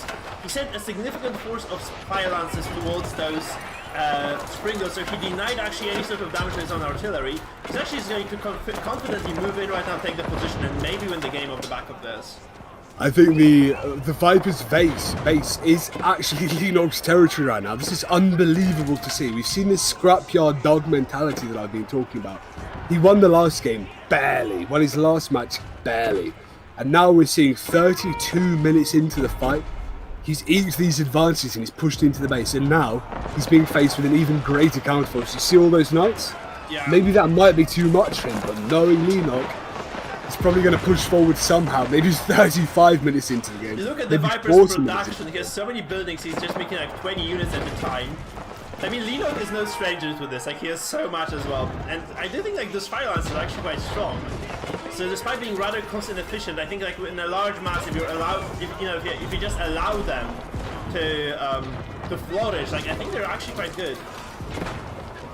And it seems like the springles, they're actually just being cut off completely from any sort of possibility to access that, that artillery backline of Leno. So he's actually quite safe and sound. He loses that cannon. It's actually an expensive loss because every single cannon is 1,000 resources. So that clock bombard is a remarkable foe to be against, but again, it's being closed on right now. Yeah, so Viper might have enough to just kind of, and maybe he has enough to stamp his ground. I'm not really sure though, because Leno has really large army numbers. And look at this, he has 68 military, to Viper's 51, so he's actually winning the fight. He's continuing the push as well. He was able to delete that keep of the map. He's actually destroying the infrastructure. It's never good if you start losing infrastructure in this kind of tug of war scenario. It is really bad news for you most of the time. See the size of the Viper's army right now, and it's retreating. It's running away as opposed to trying to hold this front off. Because he cannot afford to kind of take those, you know, small trickle engages when he just kind of trickles in some units, loses them, trickles in some more, loses them again. He really needs to just at least maybe hold his ground a little bit, because he has better eco, right? I think he knows this. He knows he has like an economic advantage because he harassed so much. So if he can just kind of hold his ground over here, he's gonna be pretty fine. Just it's a very difficult scenario to follow with so much, you know, artillery on the field. Because he actually those SOBs are not so bad against heavy cavalry anymore. At this point in the game, I think they're quite decent. Even fully upgraded Elite Royal Knights are just going to fall here, actually. This is a remarkable war. We're seeing the Viper pushing back with everything he's got. We think he's out and he comes back with another army, but Leno's artillery there just keeps pushing forward, applying so much damage from range that there really isn't much that the Viper can do without flanking him. You can see that the army of Another Viper knight is so goes small. down. It's so tiny right now compared to what Leno has. But it's all relative. Everything in this game is relative, you know? This military force, while it's not much, where it is and how much the enemy has, this really can leverage.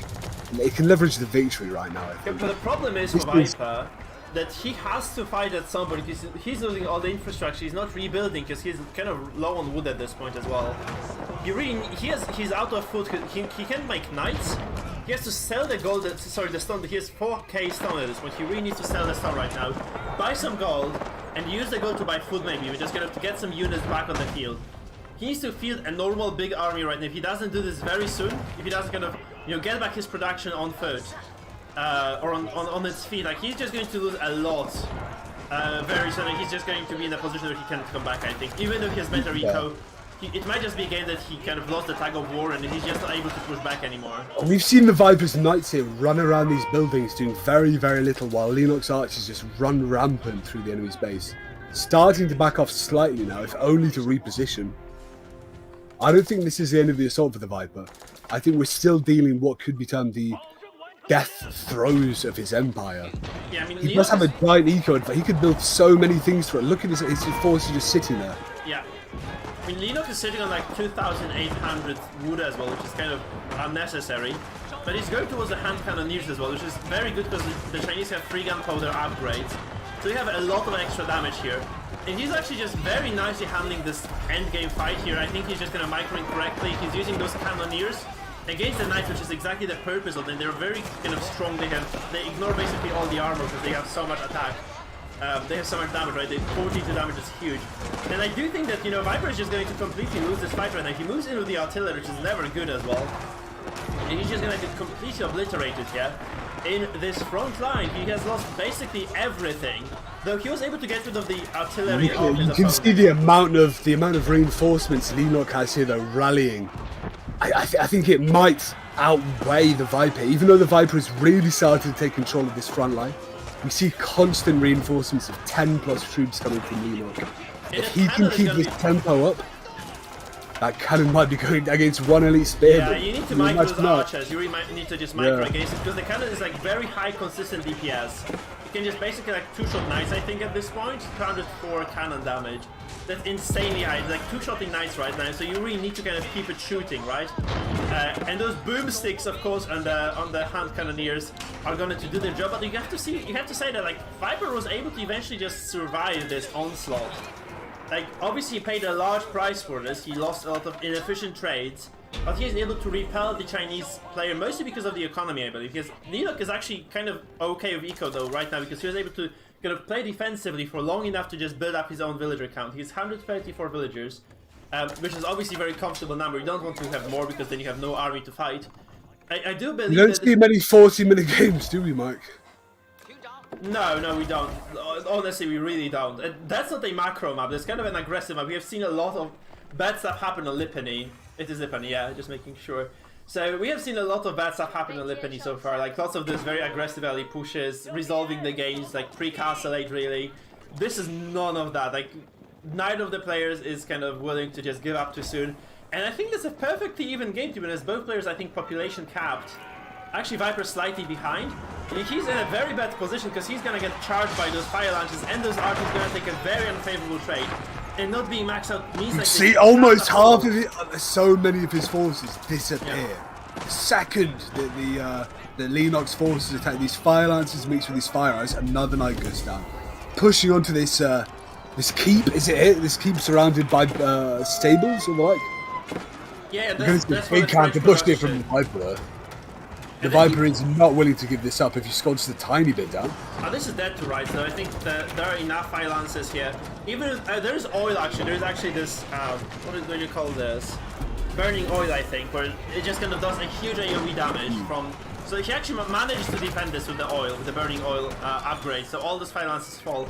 Not enough DPS, and there's actually a huge trade in favor of This Viper. is a giant shift in power now. Look at all of those knights falling, and now look at the Viper's forces here. If he really committed with those knights, I think he perhaps could have taken out the entirety of that archer force. Yeah, but that's fine. I think he just wants to back off anyway. So he just wants to, because Viper is not on full cap, right? He's not completely pop capped yet. So I think he just wants to make sure that he's capped, and then he wants to fight.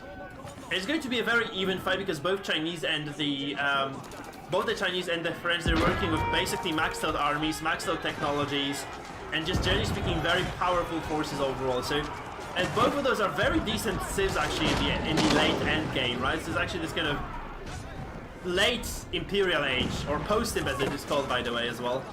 In this post-imp, I think both civilizations are going to be very good because the French have the elite royal knights who are the best knights in the game, and obviously the Chinese have really good technology. They have solid siege. They're working. Interesting that we aren't seeing many Choku news from the Chinese this side. Oh, you think these elite crossbows would be quite effective against heavily armored knights? No. So crossbows, yes, Zunge news now. You would like to see the crossbows and not Zunge news because they have like very low base damage, so they shoot multiple times, so they're not good against knights at all. But yeah, crossbows would be nice, I think. But you see, actually, like first of all, if you really want to kind of deal with those sprinters, look at how fast they went down. Holy shit!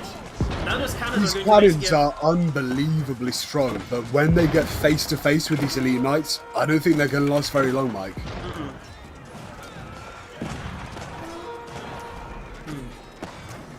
I think the Viper's taking this skirmish. He's going to take this skirmish. I'm not entirely sure he's got enough forces to push into the enemy base, but I think maybe a minute or two from now, a counter push based on this skirmish right now, this more than a skirmish, a battle actually. I think he can maybe push it. We're getting very deep into the game. Yep. I mean, Viper 166 pop, Leno 107. This as even as it gets. And what we have to really notice as well, that there is no actual like gold on the map anymore. Every single gold deposit that has ever been there is gone. There's nothing. And there are no markets on this map, so there's establishing like a prolonged trade network is not possible either. So you have to rely on sacred sites and relics to generate gold, and obviously Viper is sitting on 3 relics and 1 sacred site. Leno, on the other hand, is working with 2 sacred sites, and I'm not really sure how many relics too. That's not bad. Actually, he's working with quite a decent eco. Like I think he's generating slightly more gold than his opponent. Oh, he has also am I wrong? There's actually a neutral market here, so he has established a trade route. I was really wrong. There's a market in here as well for the Viper. But he's not. Theoretically, we could go on for quite a long time with this game. Yeah, I mean this can be a lengthy game. I do think that Leno has more gold mining right now. Like Viper is kind of spending it. Like he's down to 4 gold, and Leno is comfortably on 1500. He's just accumulating more and more. 43 minutes, 42 minutes rather into the game. You've got to imagine that the kind of micro stability, the brain power of both of these players is really being taxed. We've seen the Viper win the last tournament, but Leno is a seasoned professional here. Yeah, so I think both players are used to long games. Like SC2, maybe not so long of a game, but you can get out to 30-40 minutes easily. So it's going to be basically like, I think it's going to come down to the efficiency of trades. And obviously Lennox trade, like the actual trade network he established, right? So he has this trader's neutral market that Viper doesn't quite have yet, so he has more gold generation, and the French, I don't think the French have a way of generating gold for free. There are some civilizations like the Rus who generate gold for free, like the HRE who have like triple relic gold generation and so on, but it's not the case for the French or the Chinese, so they need to use other methods like relics and just trading, right? So that's what they're doing. That's kind of the question, like how long can Viper, survive on those fumes of resources? He has so little generated, actually. He has so little. He needs to play when you have this kind of resource deficit. You can't go infinite. You need to start being more aggressive, and that's not really what we're seeing right now. We're seeing him kind of react more than be the person that requires reaction. The other possibility that you see a lot in AoE 2, for instance, is that you just go for like mass trash units, right? So you just kind of amass those trash units that don't cost gold.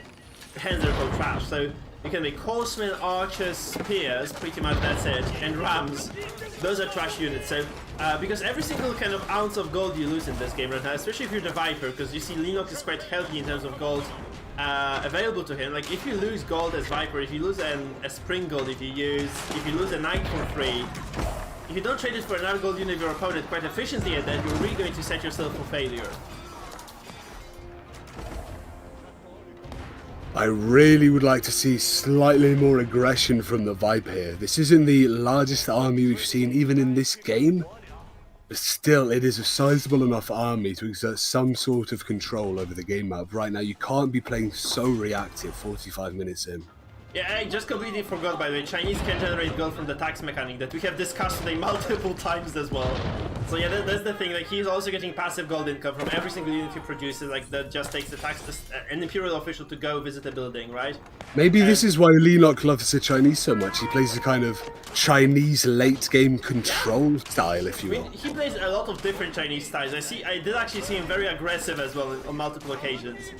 So I think he's just very good on the Chinese. I don't know why it has not been banned. I think maybe, Viper kind of judged that it was not worth. And yeah, that's gonna be the story of the game very soon. Like if he has no sort of source of income right now, he has no stable source of gold income. He has definitely lower bank, because you see 15,000 food to 11,000. He has more wood on the side of Leno. He has more gold. He has some stone banked up. It's really looking very nasty, honestly. I'm not really sure what Viper can do here. I really don't think there is an entirely... So the Viper right now, I think he needs to kind of play off an attack. He's already been so defensive for such an amount of time that if he just starts to attack right now, he might get caught in a position where the enemy has an army and he's building an army. He just gets kind of overwhelmed by reinforcements. At this point, I think he needs to leverage a great counterattack. Exactly how is he going to do that? Maybe off something like this. I mean, yeah, I don't think that's the way, because as I said, Leno can sacrifice any amount of units right now. As long as he doesn't completely lose the entire army and just kind of drops the grasp of the game.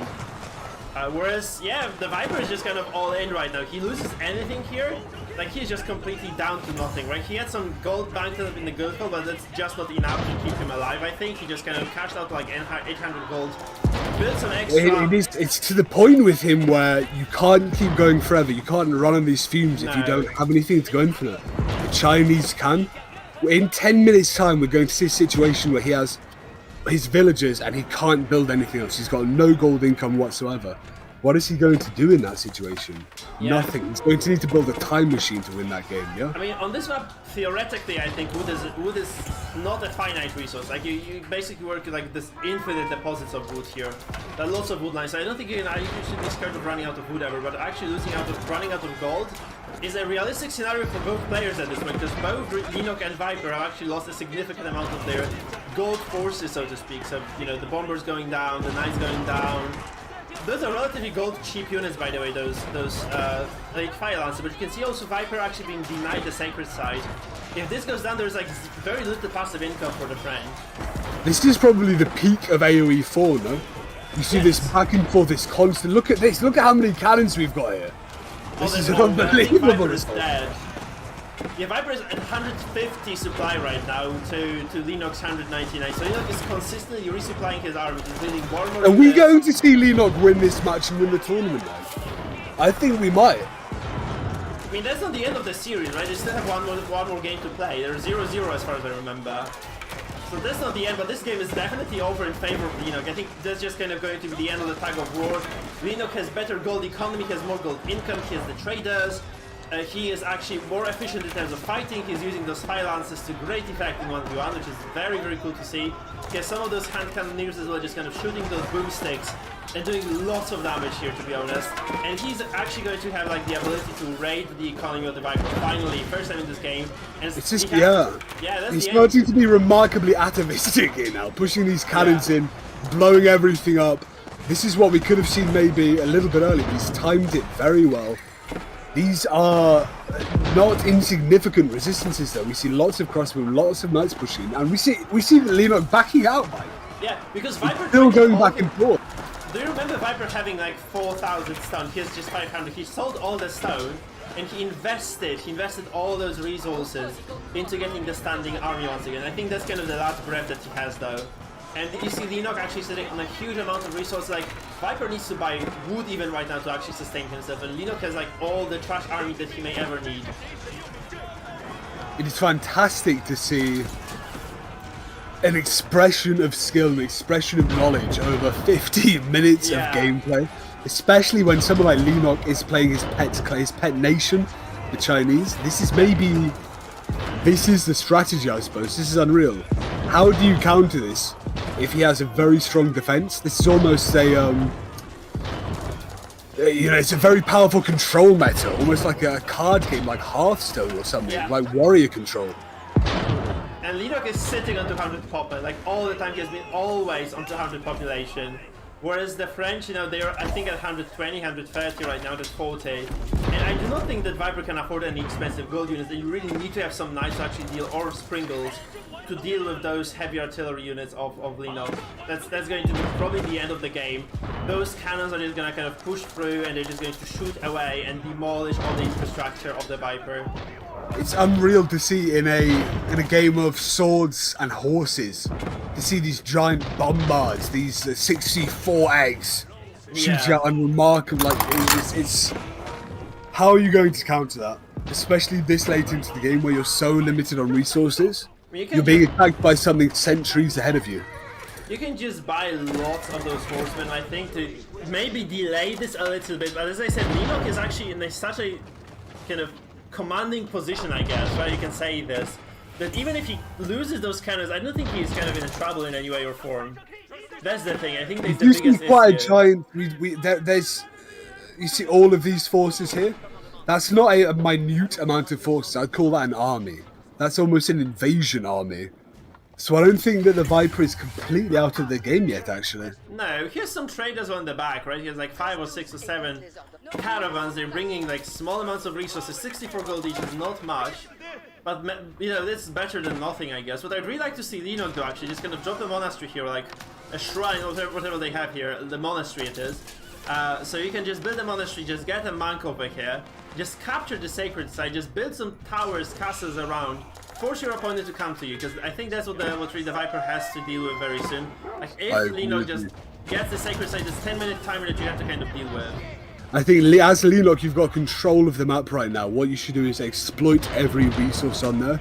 Build a giant chaff army. Just keep the Viper sat down, situated where he is. He's playing a very defensive game right now. Let him keep playing that until you have really drained all of his resource out. When you've got a giant advantage, just swarm over him and there's nothing you can do. And again, Leno is just building a bank right now because he's not actually losing any resources anymore. He's not fighting.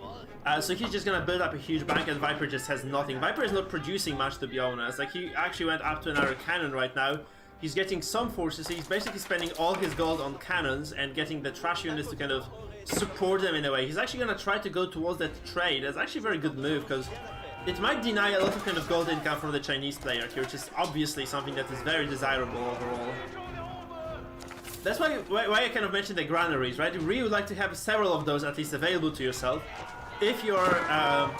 It's fun to see the Viper counter-pushing deep into the enemy's base, even though it's... you see this kind of failing attack here from the Spearmen, running back. These knights here now pushing to the housing, being quite honestly repelled by the fire archers and the Spearmen, flanked here a little bit by Leno. Look at how many cannoneers are here. Like, hand cannoneers are just gonna obliterate the Knight lineup. There are cannons from the east actually shooting at every single exposed... A quarterly crossfire between these proto-arquebusiers and these incredible great bombards. Yeah. I don't think there's a way out for Viper. I think Viper just taps out here almost. Or, I mean, that's such a long game that you might as well just keep going, I guess, but that's not really going to be that I don't great. think this is the kind of guy to tap out.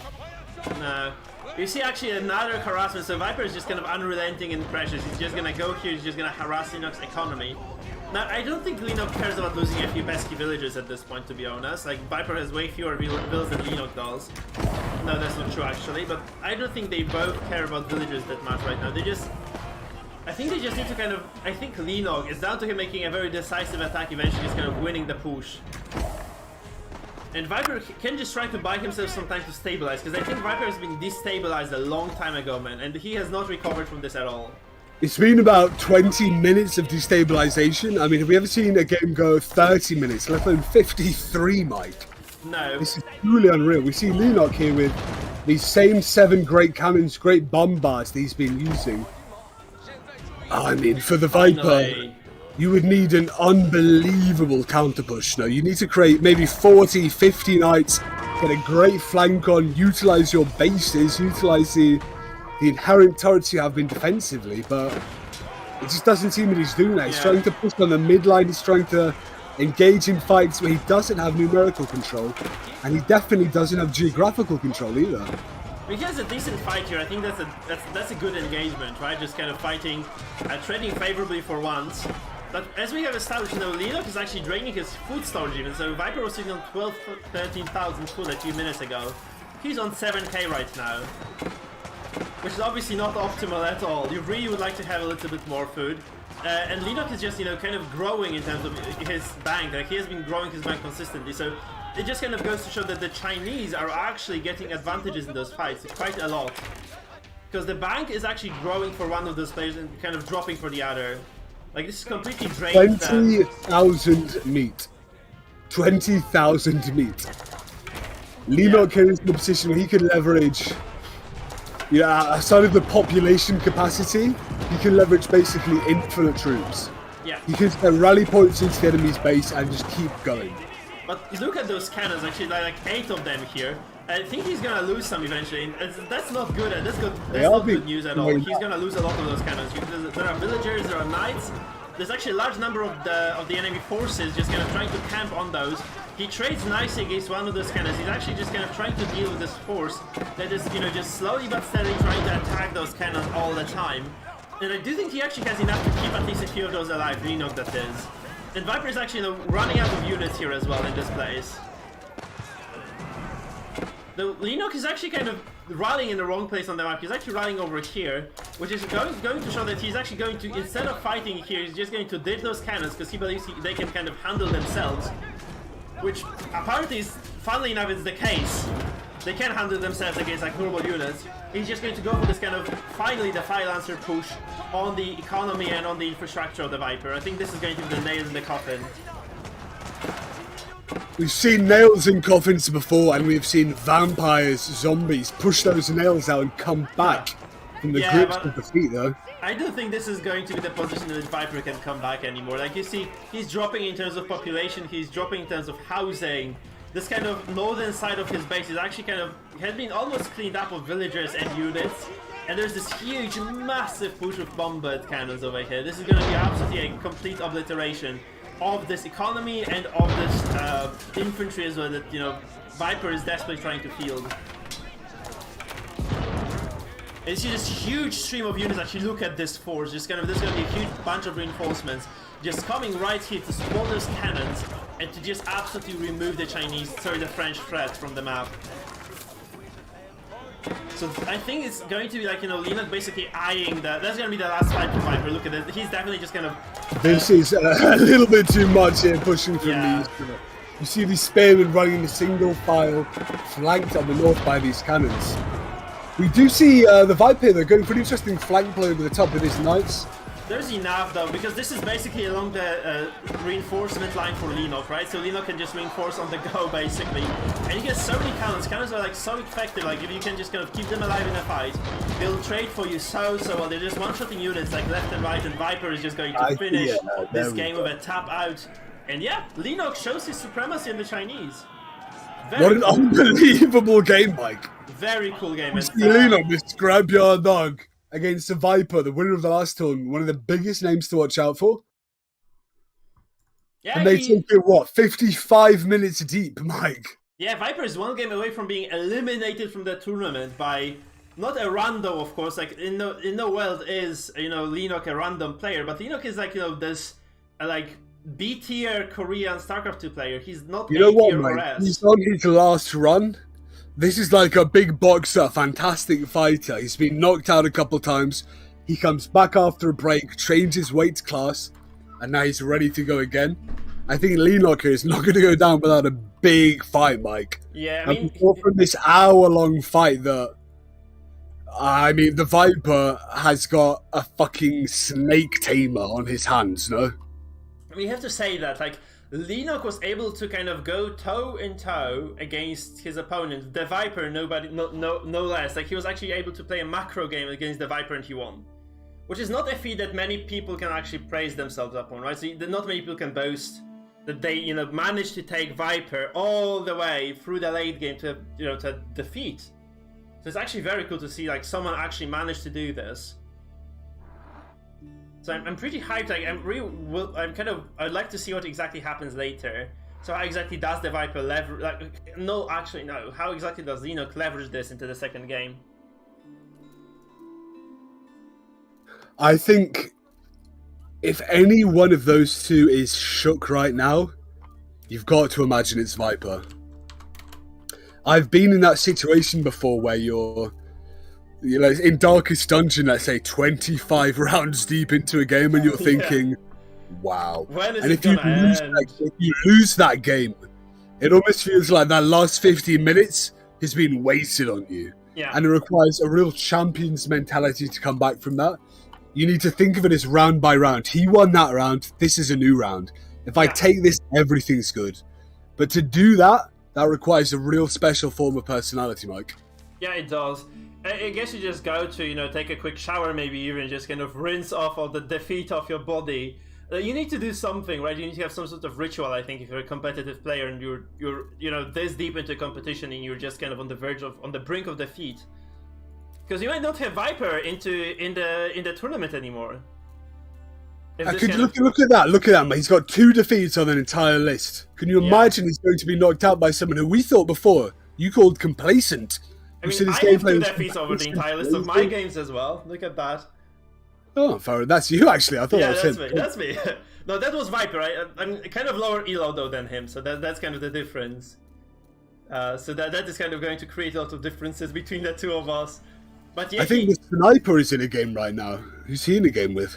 Let me check, cause wait, didn't Sniper lose? No, he won against. I thought he got kicked out against the person we just watched. No, I'm not sure anymore. Shit. Let me just very quickly confirm. Maybe he's just he's kind of spamming ranked all the time. So maybe that's why. It wasn't Leno. Didn't Leno take him out? I actually just need to double check it. I'm kind of tired. Yeah, Leno took him out, so he's not playing a tournament game anymore. Indeed.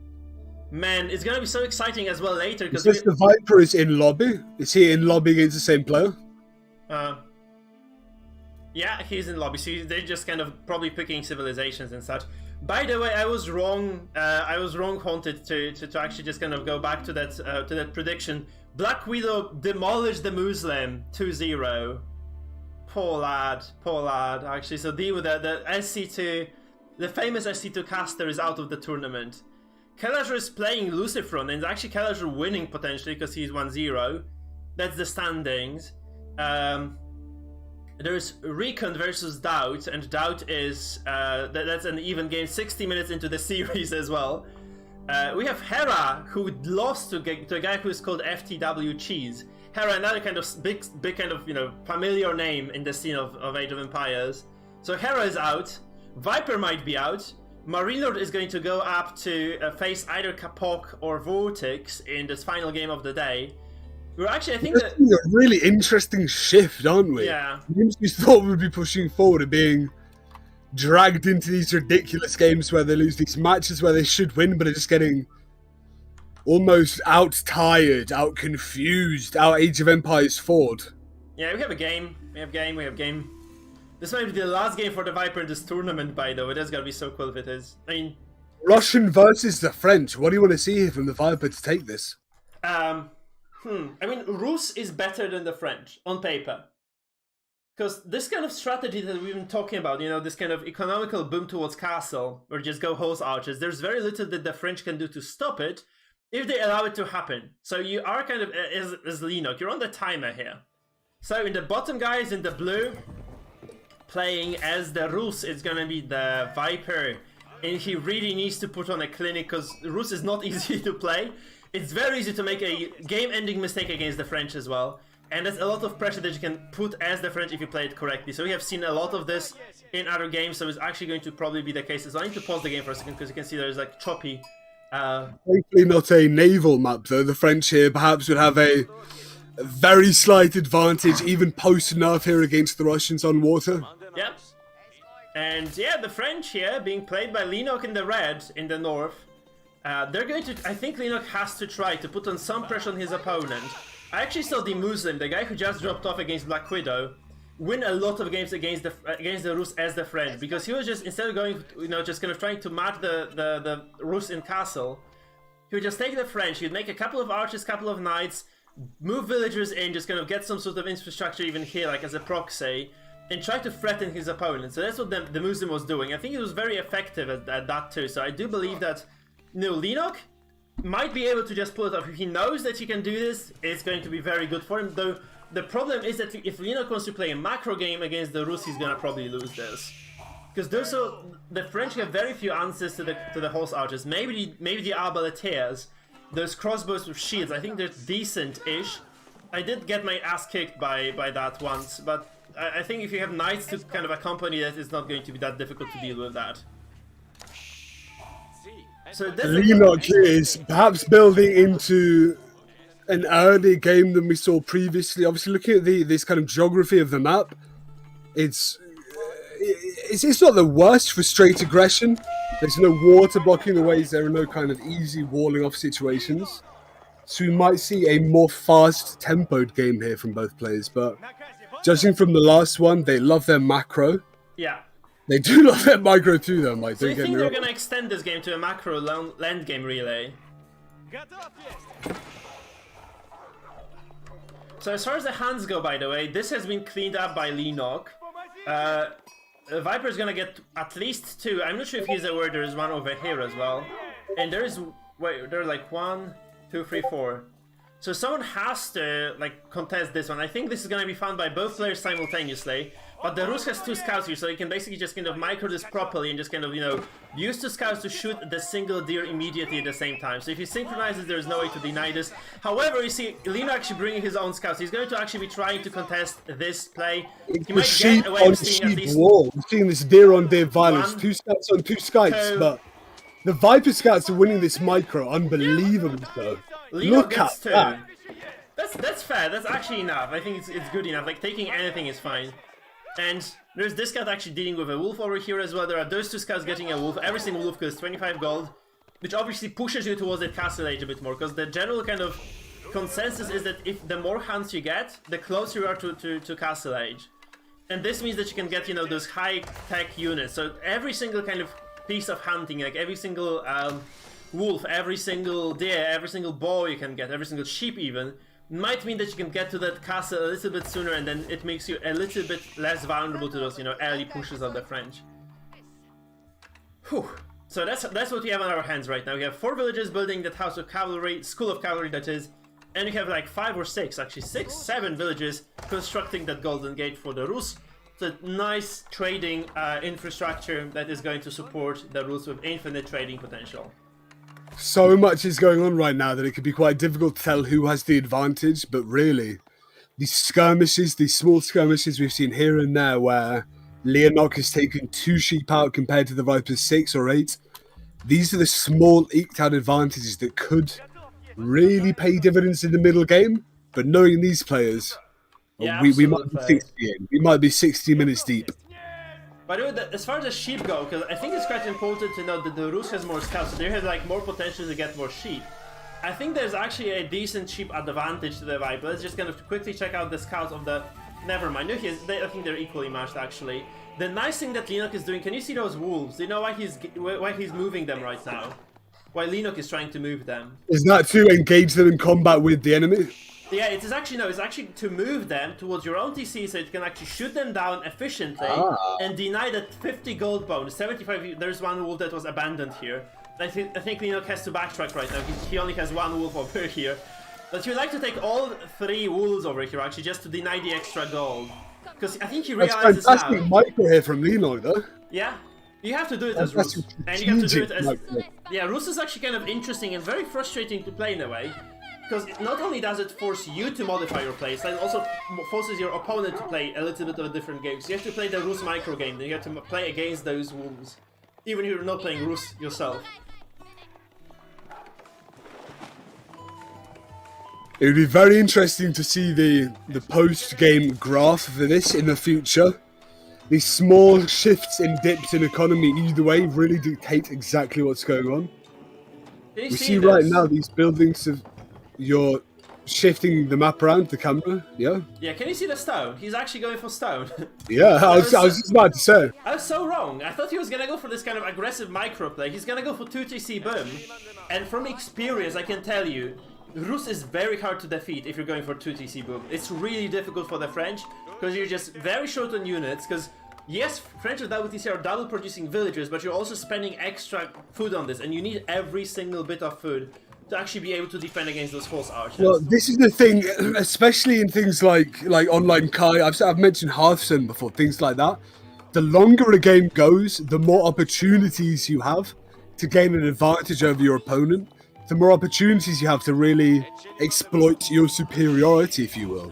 So this might be why these people are pushing it to a more control-oriented game. Yeah. When you make a rush kind of a rush strategy, that's very much dependent on kind of RNG factors almost, whether or not your opponent has planned on that, whether he's defended for that. But in these longer control games, that allows you a lot more to exert your own personal skill, I suppose, right? The problem for the Viper is, I mean, not for Leno actually, is that the Viper is almost castle age. Look at this, he needs like 50 gold. One more trade from this gate is going to do it. He's just going to have enough to just kind of go up to castle, take all the relics from the map, take the sacred sites, and what does Lenok have at 7 minutes into the game? He has 2 TCs, and that's it. He's not anywhere close to getting to castle. He has no control on the map, he has no units on the map. He has some scouts that he's using to steal those deer with, but that's Do you think he's been lulled into a false sense of security by the last game? In the last game, he was free to essentially do whatever he wanted for near enough 40 minutes. Yeah. Do you think maybe he thinks that's the tempo of this game, but he's just being... No, he has to know. He has to know this. He has to know about the interaction between the French and the Rus. So I guess he's gonna have some plan, right? He's gonna go for a single archery range. You know what the problem is? The Rus get 3 archery ranges now. They get 3 because they can sustain production of horse archers from 3 archery ranges. And if you let them boom long enough on this, like if they get enough of those relics and sacred sites as well, then it's not going to be just that they're gonna be able to also sustain like triple night production. And that's very scary, of course, right? This is very scary because I don't think French can match this. And you know, there is no big difference other than the small difference in charge damage between the French knight and the Rus knight. And you have to remember the economy of the Rus is so strong with those extra sacred sites and relics that you do not really need to have any extra TC. So you're actually like free, you know, you're freeing up 50 food expenditure per 15 seconds to produce a village, 20 seconds to produce a villager. So you can spend this on army as well. It's kind of scary. I think it's kind of a power build against the French, and I'm not really sure if Lenok recognizes the difficulty he's about to face. I agree with you there. I think Lenok perhaps lulled, as I said before, into the sense of a long game, a control game. Whereas the Viper has realized from that last loss that he needs to change what's going on. He needs to push more aggressively. He's in age 3, Lenok's in age 2. That's indicative of his general philosophy over this game. And I think we might see Viper here clean a 2-sweep. Yeah. I think it's very likely, because if you get this large number of units on the map, like that's exactly what is happening, where you see there is a rally point already set on the other side of the map. If you get, and also there's like lots of infrastructure here in the front of the base, which I'm not really a big fan of, right? If you can't deal with those horse archers early on, they'll just swarm you. They have like super mobile, they have very high damage. You can easily get to the critical mass that one-shots nice. So obviously this is not the way to do it. He's gonna lose at least one of these, I think. That's going to be quite scary. That's not the scariest skirmishing bush, is it? Too small, you need right? more. You obviously need more than this. You need like to have like 8, 10 horse archers. If you have like 16, I think you're gonna start one-shotting knights. But those are actually royal knights, so they're like still feudal units. Like you need to, if you're Leno, you really need to get to castle quickly. So what Leno is gonna do, he's just going to build some never mind, he cancels both outposts now. So if he goes, he probably needs wood elves, or he just probably needs another archery range or something, just kind of, slow the progress of that Rus army. It's interesting that he doesn't seem as you said, complacent as in prior games, but he's still perhaps not being the most aggressive as he could be. Maybe not exerting his will, considering plans in his own mind in which he can achieve victory. Yeah, I mean the French have a decent position here because they were able to just get a lot of food carcasses, right? They have lots of those deer over here stored at the TC. So I do believe that Leno has a chance still to win this, like especially that he's gonna be relatively close to going up to the next age. But you can see actually Leno moving out on the map of those knights, he's actually going to try to intercept that singular monk over here. He's trying to maybe just slow the progress of that crazy Rus economy, because like, you see there's a warrior monk over here taking that sacred site, there's a warrior monk over here taking the sacred site. He can at least deny one of those right now, which is going to happen. He's just gonna slaughter that monk, deny the relic. Poor micro from that monk, by the way, he just dies for nothing. And that is a senseless death in the gang war between the French and the Rus, yeah, exactly. Yeah. But there are lots of archers, that's what I was talking about. You have a lot of forces actually for the Rus right now. You can see that it's a lot of archers, man. It's a lot of archers, nothing else to say. And that's going to be very scary right now, because like as you go into those aggro's, you can see also Viper going for this extra attack for the archers, for all those cavalries are going to benefit from that, right? Viper is also sitting on triple archery range production. He's going to go up to the stable soon, I believe, because that's what you can support. And yeah, he's just going to have a field day here in this game, I think. Those villagers, look at them, like he's just gonna lose like 5-6 villagers here easily, because there is nothing defending that, there is no outpost to warn him of the attack. The vibe here is taking on a more aggressive role. As if in the last game, they both said no rush, control only. And now the Vipers went, you know what? I'm gonna be a snake, I'm gonna live up to my name, brother. Yeah. I'm gonna push Leno, I'm going to be a filthy monster. 12 minutes in. Which compared to the last game that's a disgusting rush, you know? Yeah, I mean, let's look at the forces that we have. Viper has 21 horse archers and some monks, and there are 4 knights only and 7 archers for Leno. Leno has nothing. He has scraps instead of armies.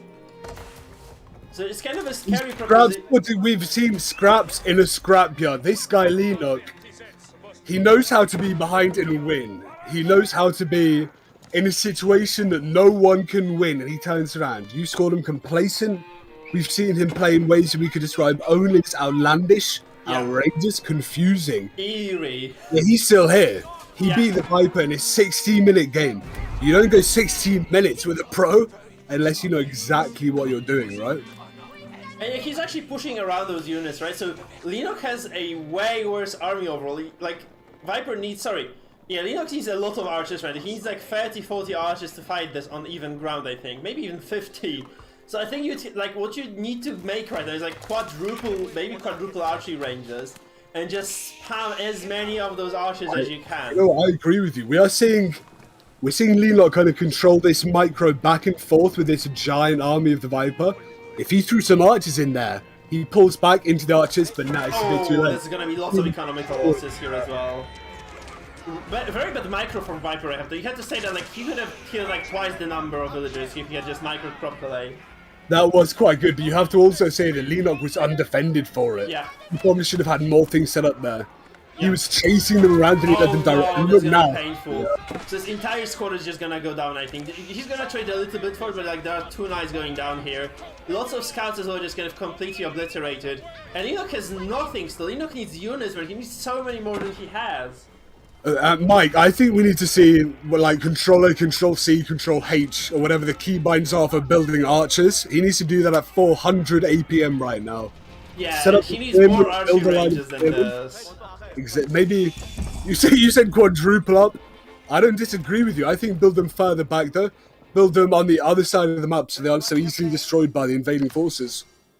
Yeah, what has been actually nicely done by Leno though is that he has been consistently denying those sacred sites.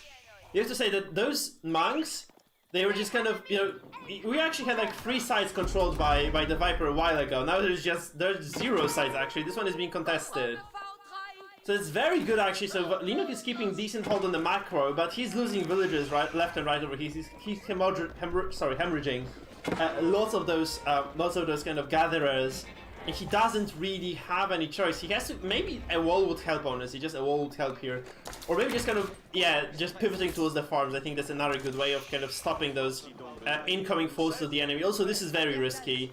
And it's gonna be detected immediately. Look at this, the Viper is just gonna see this. So those horse archers are gonna move into the wood line, simultaneously with those 4 archers here, just attacking those berries, which is very, very scary once again for Viper. I mean, for Leno, actually. The Viper forces here, pushing a little bit aggressively into the base, but we have seen Leno. One of his weaknesses has been the defense. Oh, having 1 more horse archers would have meant that those horse archers are gonna one-shot those villagers. It's not gonna happen though, and those villagers are gonna escape with their lives. The problem being, of course, that yeah, that's going to be like that's not gonna dissuade any further attacks, right? That's the thing. And also, Viper is going to regain the control over the sacred sites. So 2 sacred sites is going directly to Viper, probably 1 more. Really need to follow insert. The importance of these sacred sites pushing to the 60-minute games as well. I think that the level of micro we're seeing, the skirmishes here, really going to dictate the pace of the entire game. I think we're going to see a micro-heavy game pushing into maybe 40 minutes again, Mike. Yeah. By the way, I don't know how he did this, because the limit of those is supposed to be 3. I thought it was 3. I'm wrong, apparently. He has 4 relics garrisoned here. He's gonna get the 5th one right now, which is crazy. He also has the siege workshop over here, which is going to obviously provide him with some extra artillery. So he's going to be able to fight those archers head-on very soon. With mangonels, it's going to be very difficult to stop this. You can see the huge count of units, by the way, for the Rus over here. He's also consistently forcing the units of Leno to just move around a little bit. I think he's being very, very conservative with these units as well. I do think that Leno does actually want to have some scouts in this army, because scouts are garbage fighters. Oh, here are mangoes, so he just decided for mangoes instead of scouts. So scouts are garbage fighters, but they just tank for your horse archers. They just kind of act as this meat shield. Just pretty nice overall. The Viper with this counterforce here is, I'd say maybe this is enough to really create a dent in the empire of Leno. Villagers pull towards those mangonels, right? To actually just maybe force something. We have a small charge, that's so little, there's so few units here, 2 knights, 8 archers, that's the charge of the light brigade, one can imagine, like. Oh, it's a massacre, like he loses every villager he pulls. Look at that though, there's 2 onagers go down, there's 2 mangonels rather. Yeah, that's not too bad. That's GG, I told you, man, that's not the way to do it. Leno just didn't know. I think Leno was just wrong with the macro choice. He made a terrible choice in terms of like how he was approaching this game. He just lost it. I saw it coming. I did actually see it in previous tournaments as well. People just doing this against the Rus and failing terribly. What we talked about, right? Leno might not be the most endowed in the meta. He might not know exactly what to do and when to do it. But he has this. You see on this graph here, right at the end, this sheer drop. He's a very good player, but he's not the most knowledgeable player. And Viper, he's the guy that knows what to do, when to do it, exactly when. Yeah. This first game, when you manage to push him to 60 minutes, maybe the Viper crumbles. Maybe Leno's innate RTS ability pushes forward. But until then, if we're ending at maybe 25, 30 minutes, I think Viper does have the advantage. I agree with you, yeah. And the biggest issue, I do believe that the biggest problem was that Leno was just not going for this aggressive build with the French, because you actually have to force the Rus.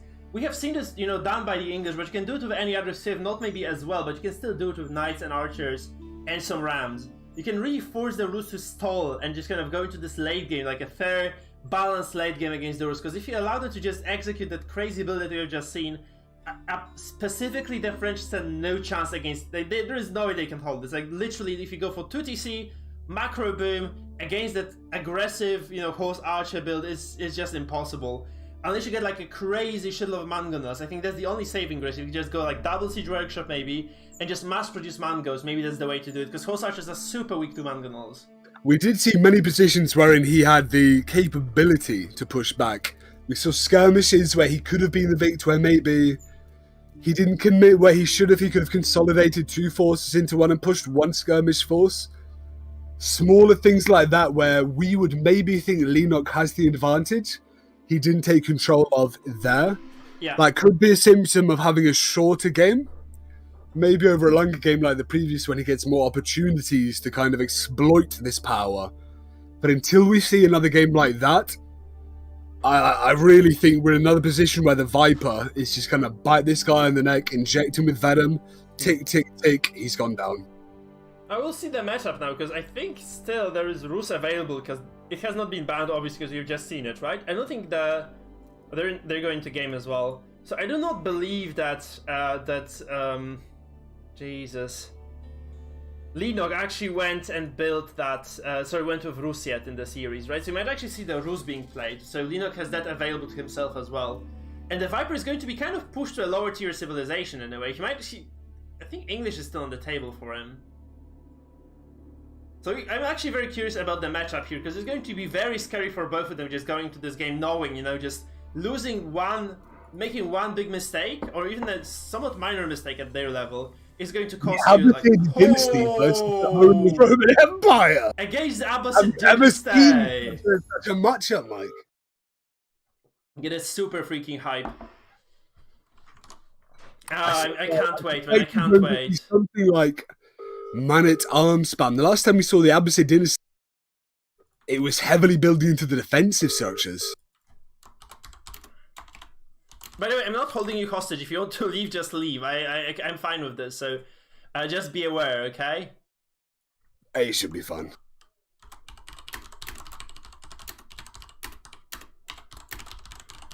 This is a fun one, brother. How could anyone leave on Abbasid versus Holy Roman Empire?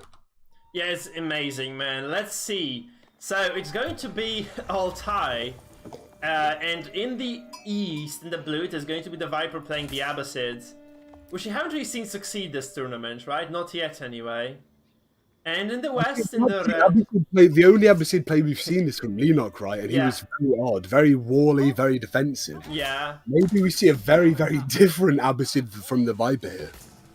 And here's going to be Leno already producing the Prelate, or as some native speakers of English tend to call him, prelate.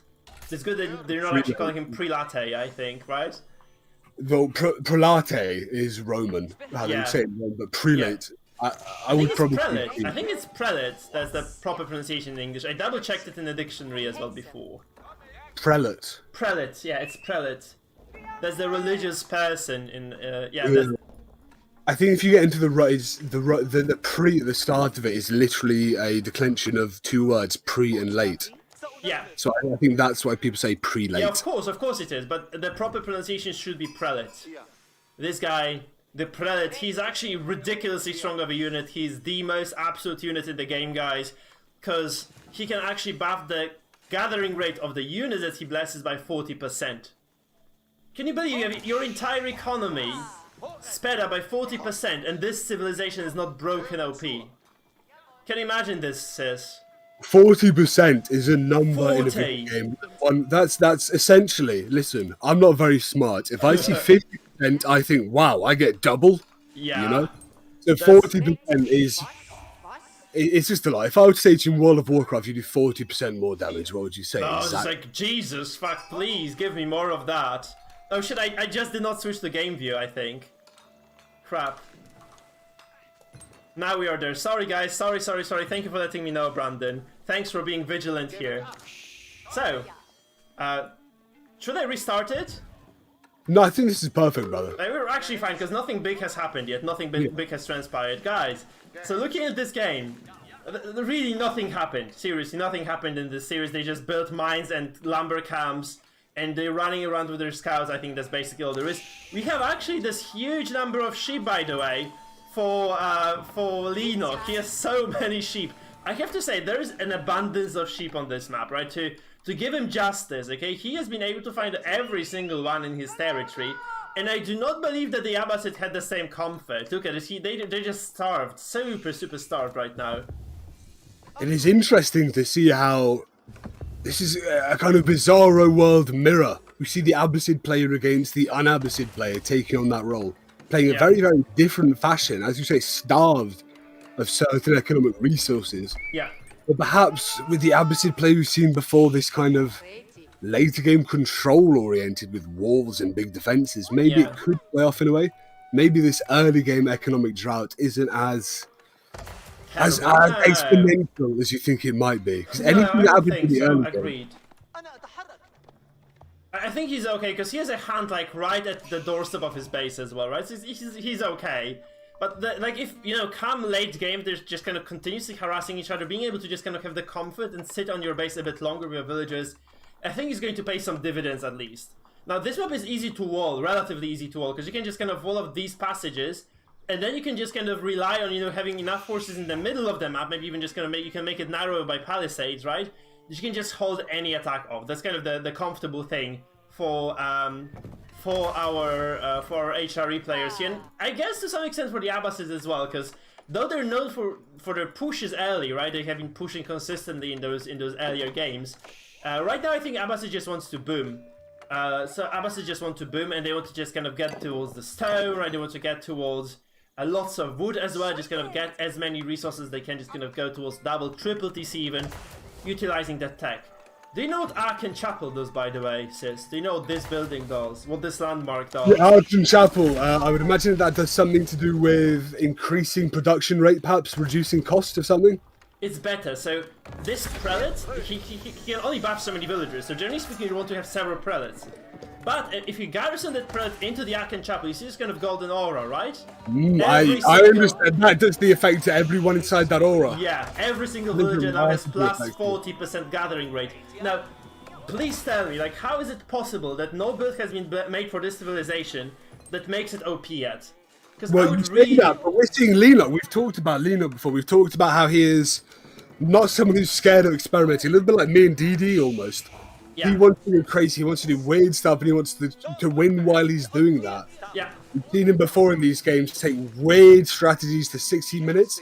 He's going to utilize this thing that you said is broken beyond belief. Yeah. He's going to take that and he's going to exploit that nearly. He's going to go for early stable. So the thing is, like, there is very little difference between the Knights of the Roman Empire and any other Knights. So obviously they don't have like some extra tech to support those Knights being like a little bit better than everybody else's. But if you go to castle, it doesn't really matter. So you can just have very solid Knights as the HRE. So I've seen like lots of players. I think Leno did this. I think Leno is the madman actually. I'm not kidding. Leno is the guy who did, I think it was Leno who did like quadruple fast castle stable rush. And he had like 4 knights being produced at a time against his opponent. He just completely overtook the game. Because if you, the next kind of cool thing about HRE, they're super boomy of a civ. So they have the second landmark, which is called the Regnitz Cathedral, which is obviously the Castle Age landmark.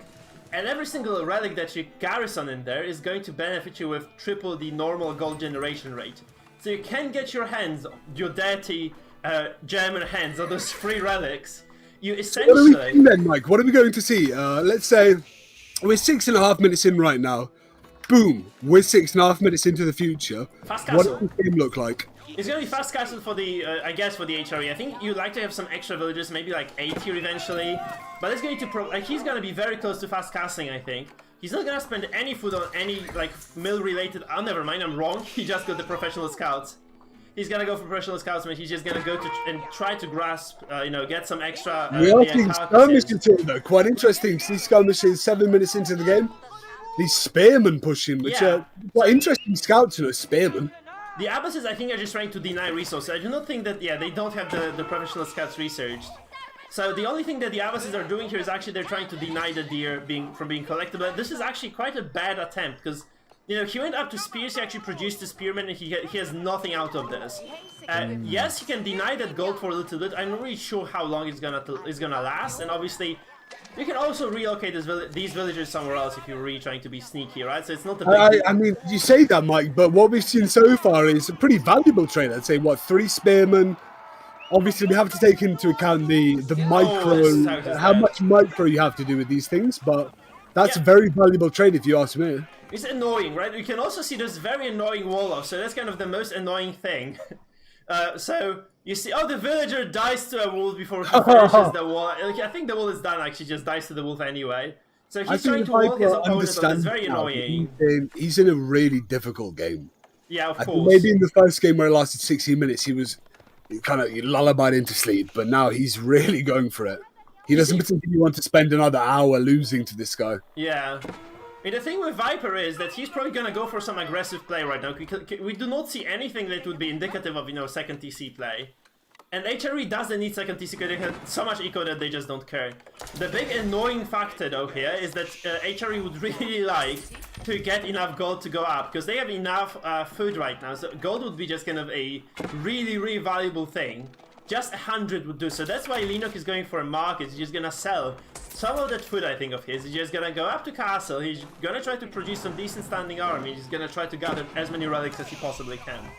These spearmen really just an exorbitant amount of value considering what they cost. They're very high. You're right. I agree because they forced the emergency repair, which is like a special tech that the HRE has. They forced the market to be built. They delayed the castle age by I don't know, but I guess about like 2 minutes, a minute maybe, because he was just completely deprived of gold. So that's actually quite good overall. It's a decent outcome for this kind of call situation. Viper's gonna go up to castle himself though. I think 9 minutes in right now, brother. I'd say we are pre-storm. Yeah, definitely. The here, they're kind of testing each other's strength. They're seeing who's going to push where. They're testing each other's micro capability as well. They'll push on one side, push on another, try and invade the base, try and attack some villages. This is really high-level play, which I think the Viper maybe wasn't expecting so early in this tournament. No, not at all. This is like queuing into you, almost, you know? Yeah. I mean, the problem is that spearmen are very weak against infantry, and you know what HRE's biggest strength is? They have the best infantry in the game, right? So the problem here is that this is going to be, even if the Abbasid try to, you know, if the Abbasid player tries to actually push this right now, he's going to be met with lots of very, very nasty retaliation, because those are really strong men-at-arms, not gonna lie. Those are the strongest MAAs in the game. No upgrades yet. I'm kind of surprised there is nothing like a blacksmith, you know, standing here. I think all the wood that was supposed to You've all heard about the Holy Roman Empire man-at-arms push. Yeah. So it's interesting to see how these two nations that maybe aren't the most played there, they're not considered S tier or even A tier by some people's standards, how they face up against each other. Yeah, there's a prelate, actually. You can see that he relinquishes the buff for a second. He just goes to the prelate. He picks up at least a single relic. The thing is, like, I think Viper has a good read on what is gonna happen. Like, that's obvious, like, even to, like, a 1200 elo player. Viper is, like, 1800, so he really knows his shit.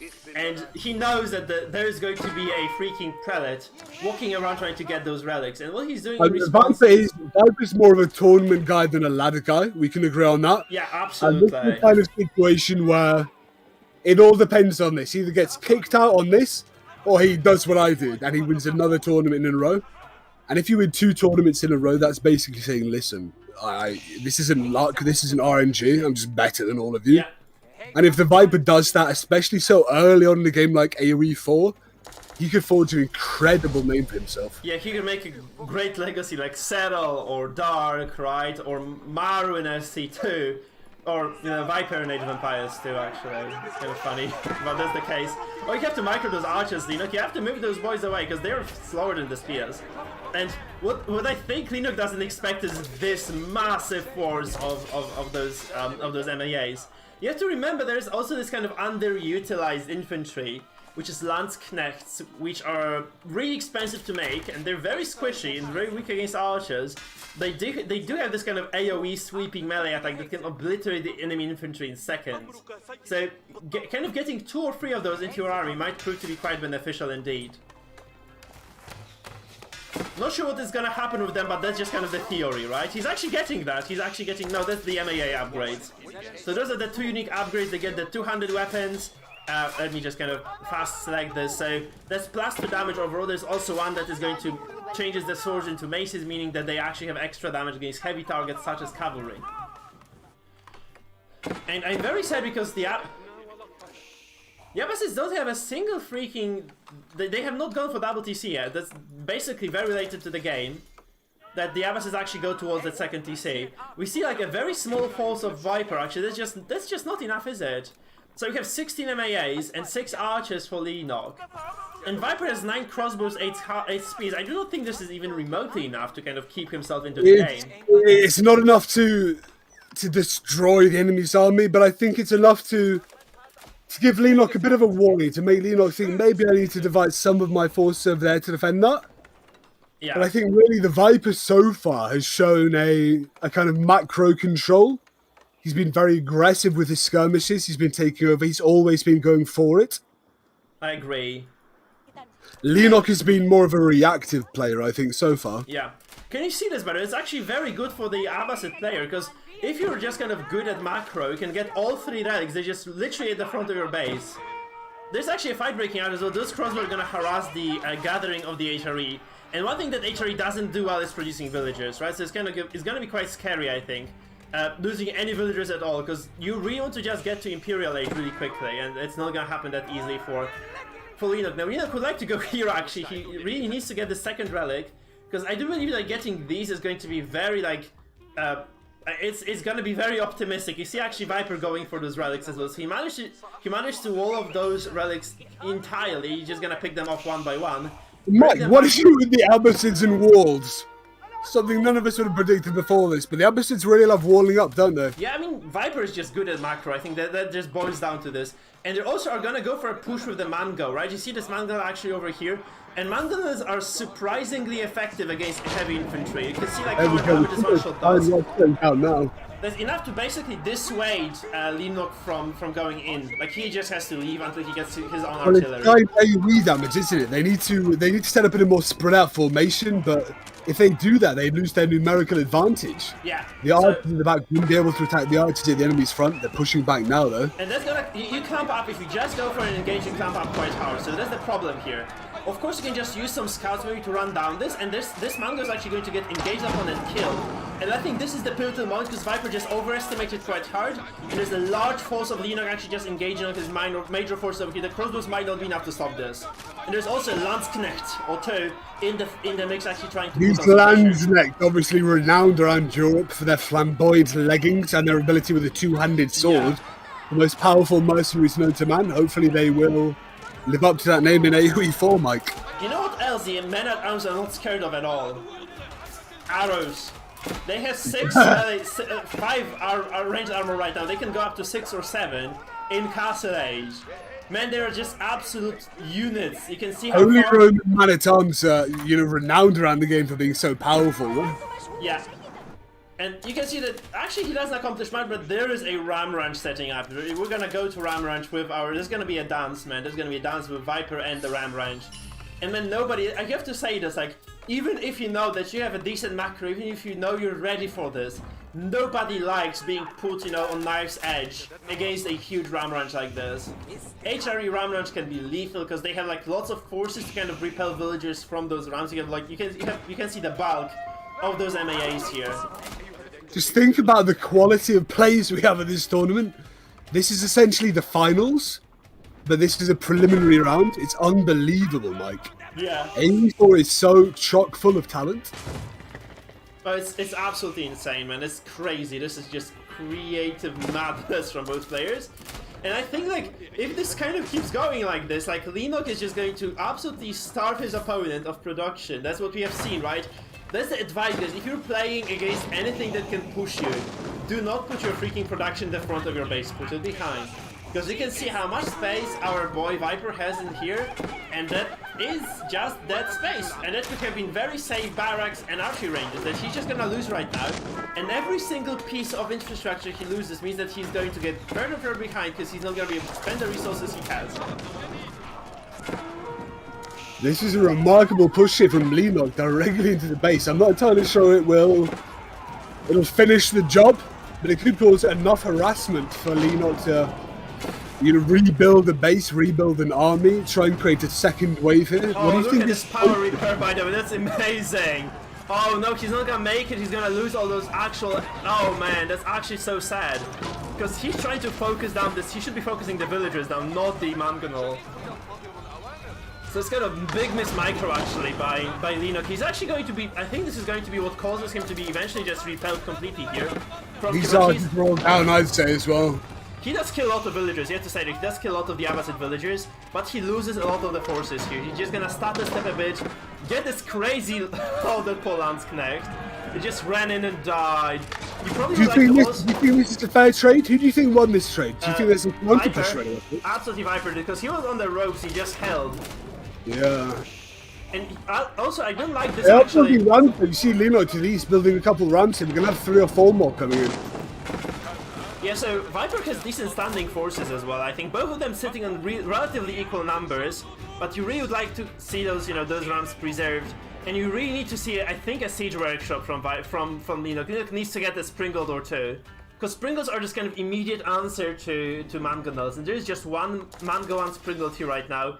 You need to have something that just repels the Mangonels, because this is just going to be too much to handle for pure infantry and archers. I do not believe this is sufficient, so I do think Leno is just gravely overestimating what he can do with this army. Is there 2 Mangos here? Because I saw like 2 hits. No, just 1, right?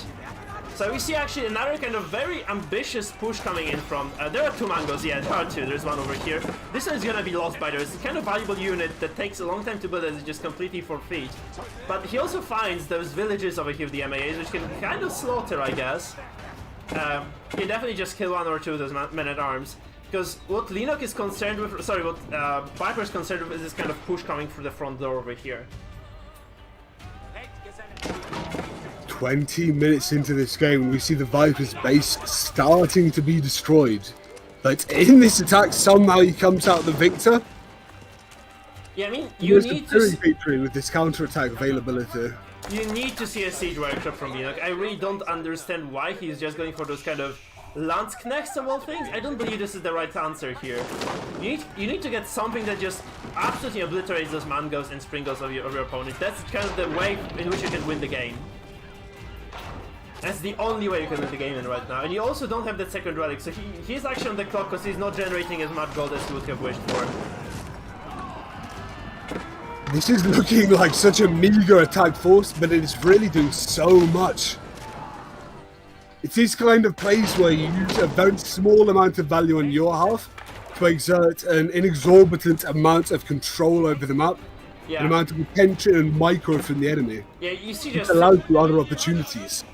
Those 2 Mangos and those 10 crossbows just won. I think he just won the game. I think the Vipers just won the game with this.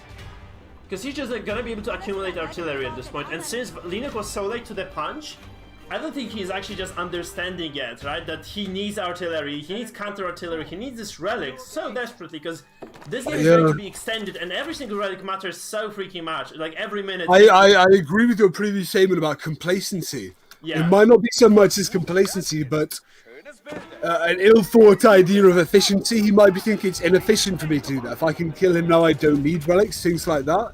But he can't kill him now. Want these redundancies, exactly, because you can't kill him now. Because what he could have done behind this attack, that would have actually worked very well for him. Get the sacred site, get the relic, right? Get the second sacred site, maybe the third one, because you're just kind of keeping him, within the confines of his own base.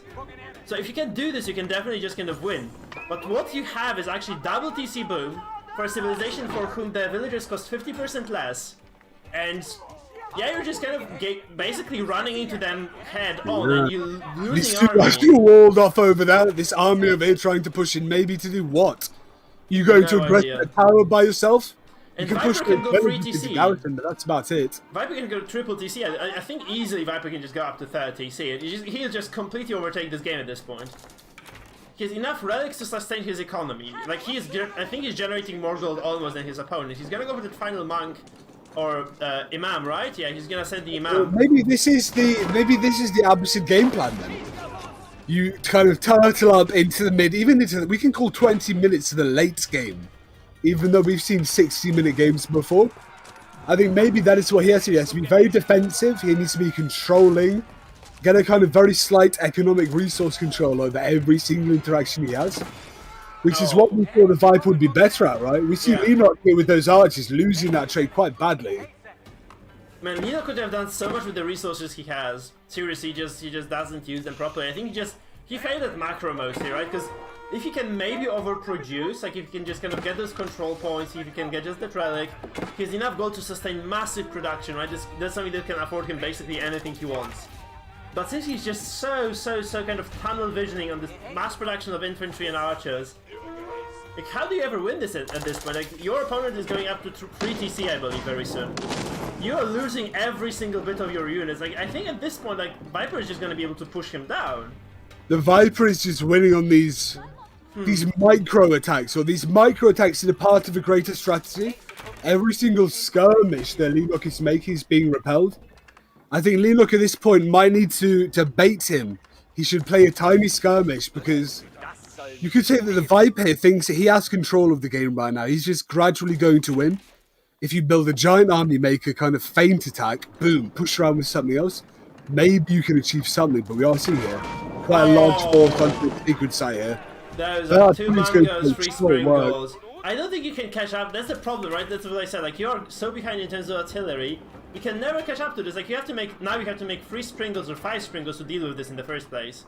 And there are also crossbows supporting this. So, and again, this siege workshop is so exposed. It is remarkably pushed forward. Perhaps he thought again he could be the rusher here. He could be the one who dictates the pace of the game. But unfortunately, when that turns around, this is such a. Is it worth it? Is the question. Should you have been more defensive at the start? If he's like 2 minutes behind. If he had done all this 2 minutes ago, he would have had like 3-4 sprinkles, he would have had this control set over here, he would have had this relic over here. Now he's gonna forfeit every single piece of that puzzle. And Viper is sitting on a massive number of relics. He has more sprinkles. There's no way ever you can contest this number of sprinkles as Leno. It's just GG. Like, he just threw his tournament live because he was too scared to build a freaking siege workshop. This is a very odd commitment, right? Yeah, I think that's the last ditch effort, honestly. Maybe if he can actually just take down those mangolas quickly. He has to focus those mangolas though really hard. It seems like he's not too far off. There's one left. Yeah, but there are so many crossbows that he's just not trading favorably anymore, right? If he had been able to do this immediately, yes, but there are villagers repairing. And that's just GG. I think he's just done. Guys, Viper has done it. Like, despite all that was against him in this game, I do think that Leno had a superior push had he actually just committed to the siege workshop, but he just never did. Are we about to see a surrender here? I think there might be something he can have to do. Yeah, You've not seen him be quite so defeatist before. I think maybe surely if he summons, that's not a giant attack force. You agree with me here? Yeah. We've seen considerably more oppressive. That's big though. That's not to be scoffed at. That keep is gonna be scary because this means like he loses control over this part of the map completely. So he has to kill that mango very quickly now. So he focused it with the Springle. Like, Viper doesn't realize on time he's going to get at least a single attack. We see lots of villagers actually coming around. So this keep is not gonna go up, I think. That's kind of the nice point. There's a pivotal point for Leno. He's going to go for this very desperate last-ditch effort. And he might just have enough to delay this. This is what we've always talked about with Leno. He's willing to do things that are unexpected. Things that we might consider weird or anti-meta. Yeah. He does them every now and again. He comes out victorious. Remember, he's against the Viper right now, the person who won the last big tournament. This is, you can consider this a final, almost a pre-final. Yeah. I mean, that's the scary thing, because now obviously Viper brings more villagers, he finishes the keep. But I think at least Leno bought himself enough time to be, on the aggressive side again. Like, he gotta attack this force now at some point. Or you can just kind of go from his direction, just go around, just kind of go towards the base of his opponent, just maybe move this infantry in. The problem for infantry though is, first of all, they're very slow to move around, and the second problem is that they're actually not that great at killing villagers, because villagers just move as fast as they do. So I'm not really sure what you can accomplish with this small force of Landsknechts and MAAs and archers. The Landsknechts may be on their own, not the most efficient attack force, but considering the amount of skirmishes going on across the map, I think any added front you apply to either Leno or the Viper, you would think that Leno would be better in these micro fronts. Yeah. But so far, that he's not been. No, Viper has been at least matching him in micro, and he was definitely better macro-wise. Barring the first game, which was very different, right? But micro, yeah. I'm not really that impressed by Leno at all. I do think Viper is very solid altogether. It's quite odd that we don't see Leno really dominating these micro matchups. Now, so Leno forces Viper's hand. Now he actually forces Viper to go back to his base. But the problem is, like, what remains of Leno's base while this is happening, right? That's kind of the issue. Because Viper's going to bind more stone. He's going to very likely just, build another keep even further forward, just kind of contesting this wood line perhaps. And that's just going to be the, curtains probably. Though you have to say, like, Viper's losing a lot of villagers here. Like, those archers and those MAAs, they're just going to do a decent amount of damage to the economy of Viper. The problem is, like, I'm not really sure if you can afford losing all those units as Leno right now. I'm pretty certain you can't. You just cannot afford losing all this. I think we can talk about whether or not you can afford to lose things, but I think this opportunity cost loss economic value equation has been thrown out of the window now. Yeah. We've seen that Leno plays in such an unorthodox fashion that it's the Viper is in clear control, but we don't want to just say it's over right now, do we? Leno has came back before from odd positions. I mean, villager-wise, Leno has 54 to 73, so economically he's still behind quite a bit. Army-wise, he's even in the worst spot. I think 56 to 40, and obviously Viper has units that cannot be dealt with for the MAS. This number of crossbows is the only thing that kills this many crossbows is probably mangonels, honestly, and archers. So the fact that he was able to at least pull those crossbows back to Viper's base is good, but I'm not sure if it's gonna kind of last him long enough. Also, Lancers are streaming in, right? So there's kind of the counter to the archers, and you can see this kind of massive force of Viper's army is just going to kind of take this fight over here, and large reinforcements are coming from the north. So it's kind of, I think it's a sad end to the story, but I do believe this is the end of the story nonetheless for Leno. This is kind of something that I think he just kind of tunnel visioned really hard on just getting that job done, on getting that kind of final killing blow against his opponent. He just underestimated the possibilities of the Mangos, and that was just kind of the end of the game for him. And you see, villagers can actually repel those rams. Crossbows are trading favorably here. It looked like an army, but it's basically mostly villagers who are gathering wood for a force away. When your army is 80% villagers, you know you are in a very, very bad position here. Yeah. Leno has consistently lost in the micro, lost in all of these small engagements, so it's not too unbelievable to see him right now facing off against an actual army, a kind of formed army with combined arms. You've got crossbows, you've got knights. There are rams coming over from Leno, but that's not going to do much when the rams are in your base.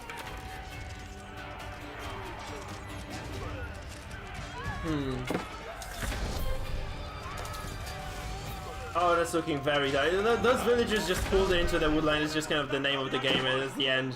Viper takes the series 2-1.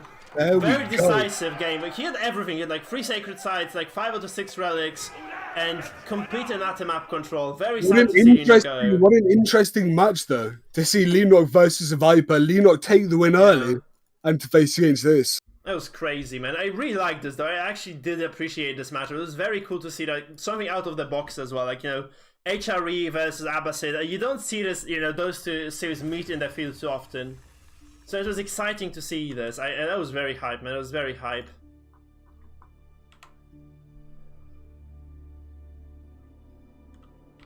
We might get like one more series on the stream today, I think, if you want to. If you want to go to sleep, you're like absolutely excused, right? There's no reason to be keeping you here.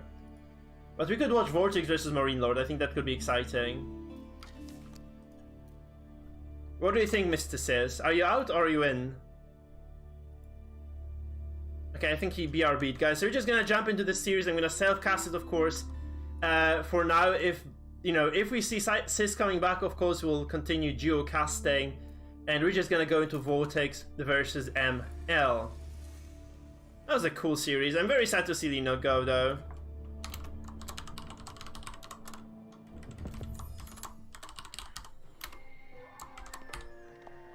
Guys, so without any further ado, it looks like Black Forest to me, and Black Forest it is, just based on this huge pond of water here, with Marine Lord in the blue playing the Chinese, and in the red, it is going to be Vortex also playing the Chinese. Of all things, it's gonna be this matchup of the giants. No, it's happening right now, I think. Look at this Haunted GTA. I think they're just playing this game right away. I'm pretty certain we're just having this game right now. I mean, they're playing this, looks like a tournament game to me. The lobby says it's a tournament game. I'm pretty certain it's a tournament game, isn't it, Haunted? I'm not really sure, because, like, if you're saying that, do you have any, like, can you just message me somewhere and let me know the source? Because it looks like they're just playing this game out. I'm pretty confident they are. Because they're just gonna advance, the winner of this advances to the second day, and the loser just drops out completely. So SIS has to go, unfortunately, so we're gonna kind of be down to me casting, unless I can convince my younger brother to come and join me. I think he's off, so not really. And what you're gonna see here is actually, yeah, it's gonna be a Chinese versus Chinese mirror of all things. It's gonna be quite exciting, isn't it? So I'm kind of anxious to see how exactly this pans out. I'm kind of, this is Black Forest, it's kind of an open map. With kind of clear corridor for attack in the middle. You can just kind of barrel your way through with a large army and win if you have enough and if you're confident. So there's going to be also, this kind of a highly contested area, I believe, because we have 3 relics here, right? Which is obviously quite a crazy number. Just getting control over this, like maybe walling this off. And just snagging those relics early might be beneficial to either of the players. That would be cool to see.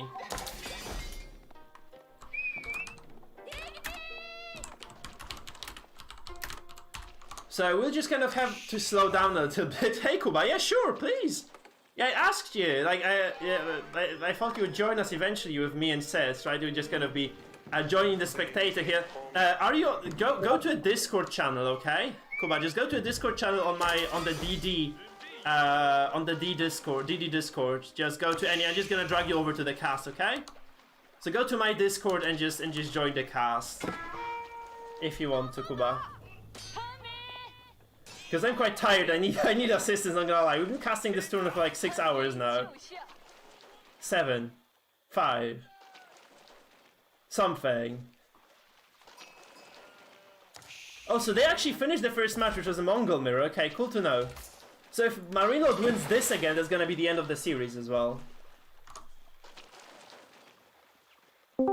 Hey Kuba, welcome, welcome, welcome. Hey. So you can get the feed, you can watch the stream. I'm streaming on Discord, as we can just actually go join the stream on Discord. We'll be live.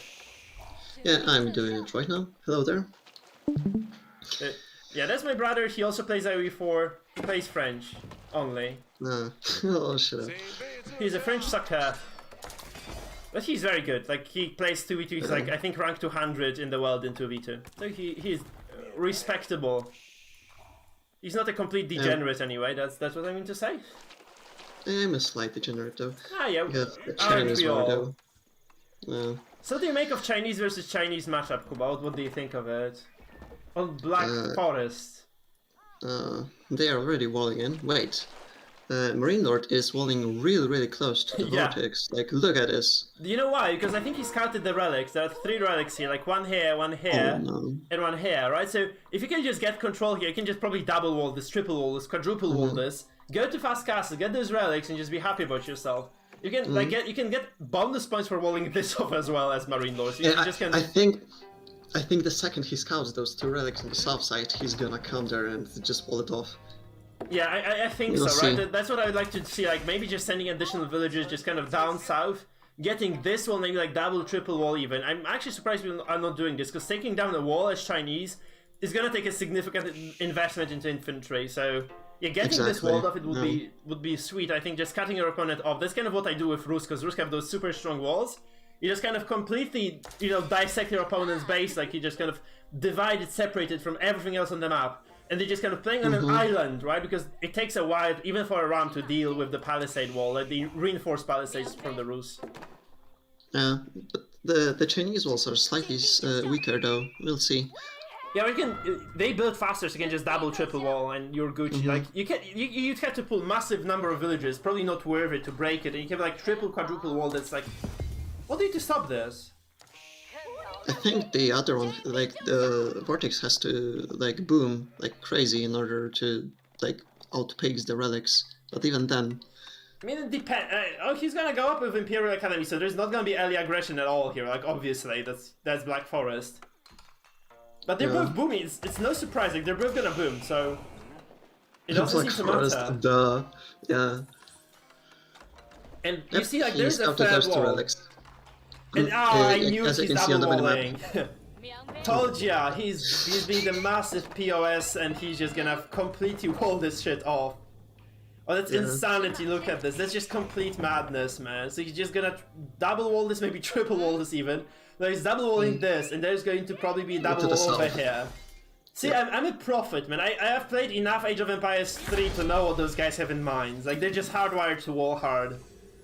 I've played enough Age of Empires to know that you got a wall. Yeah, forward. Got a wall rule, right? And they're just gonna. I think it's just gonna be a triple, quadruple wall.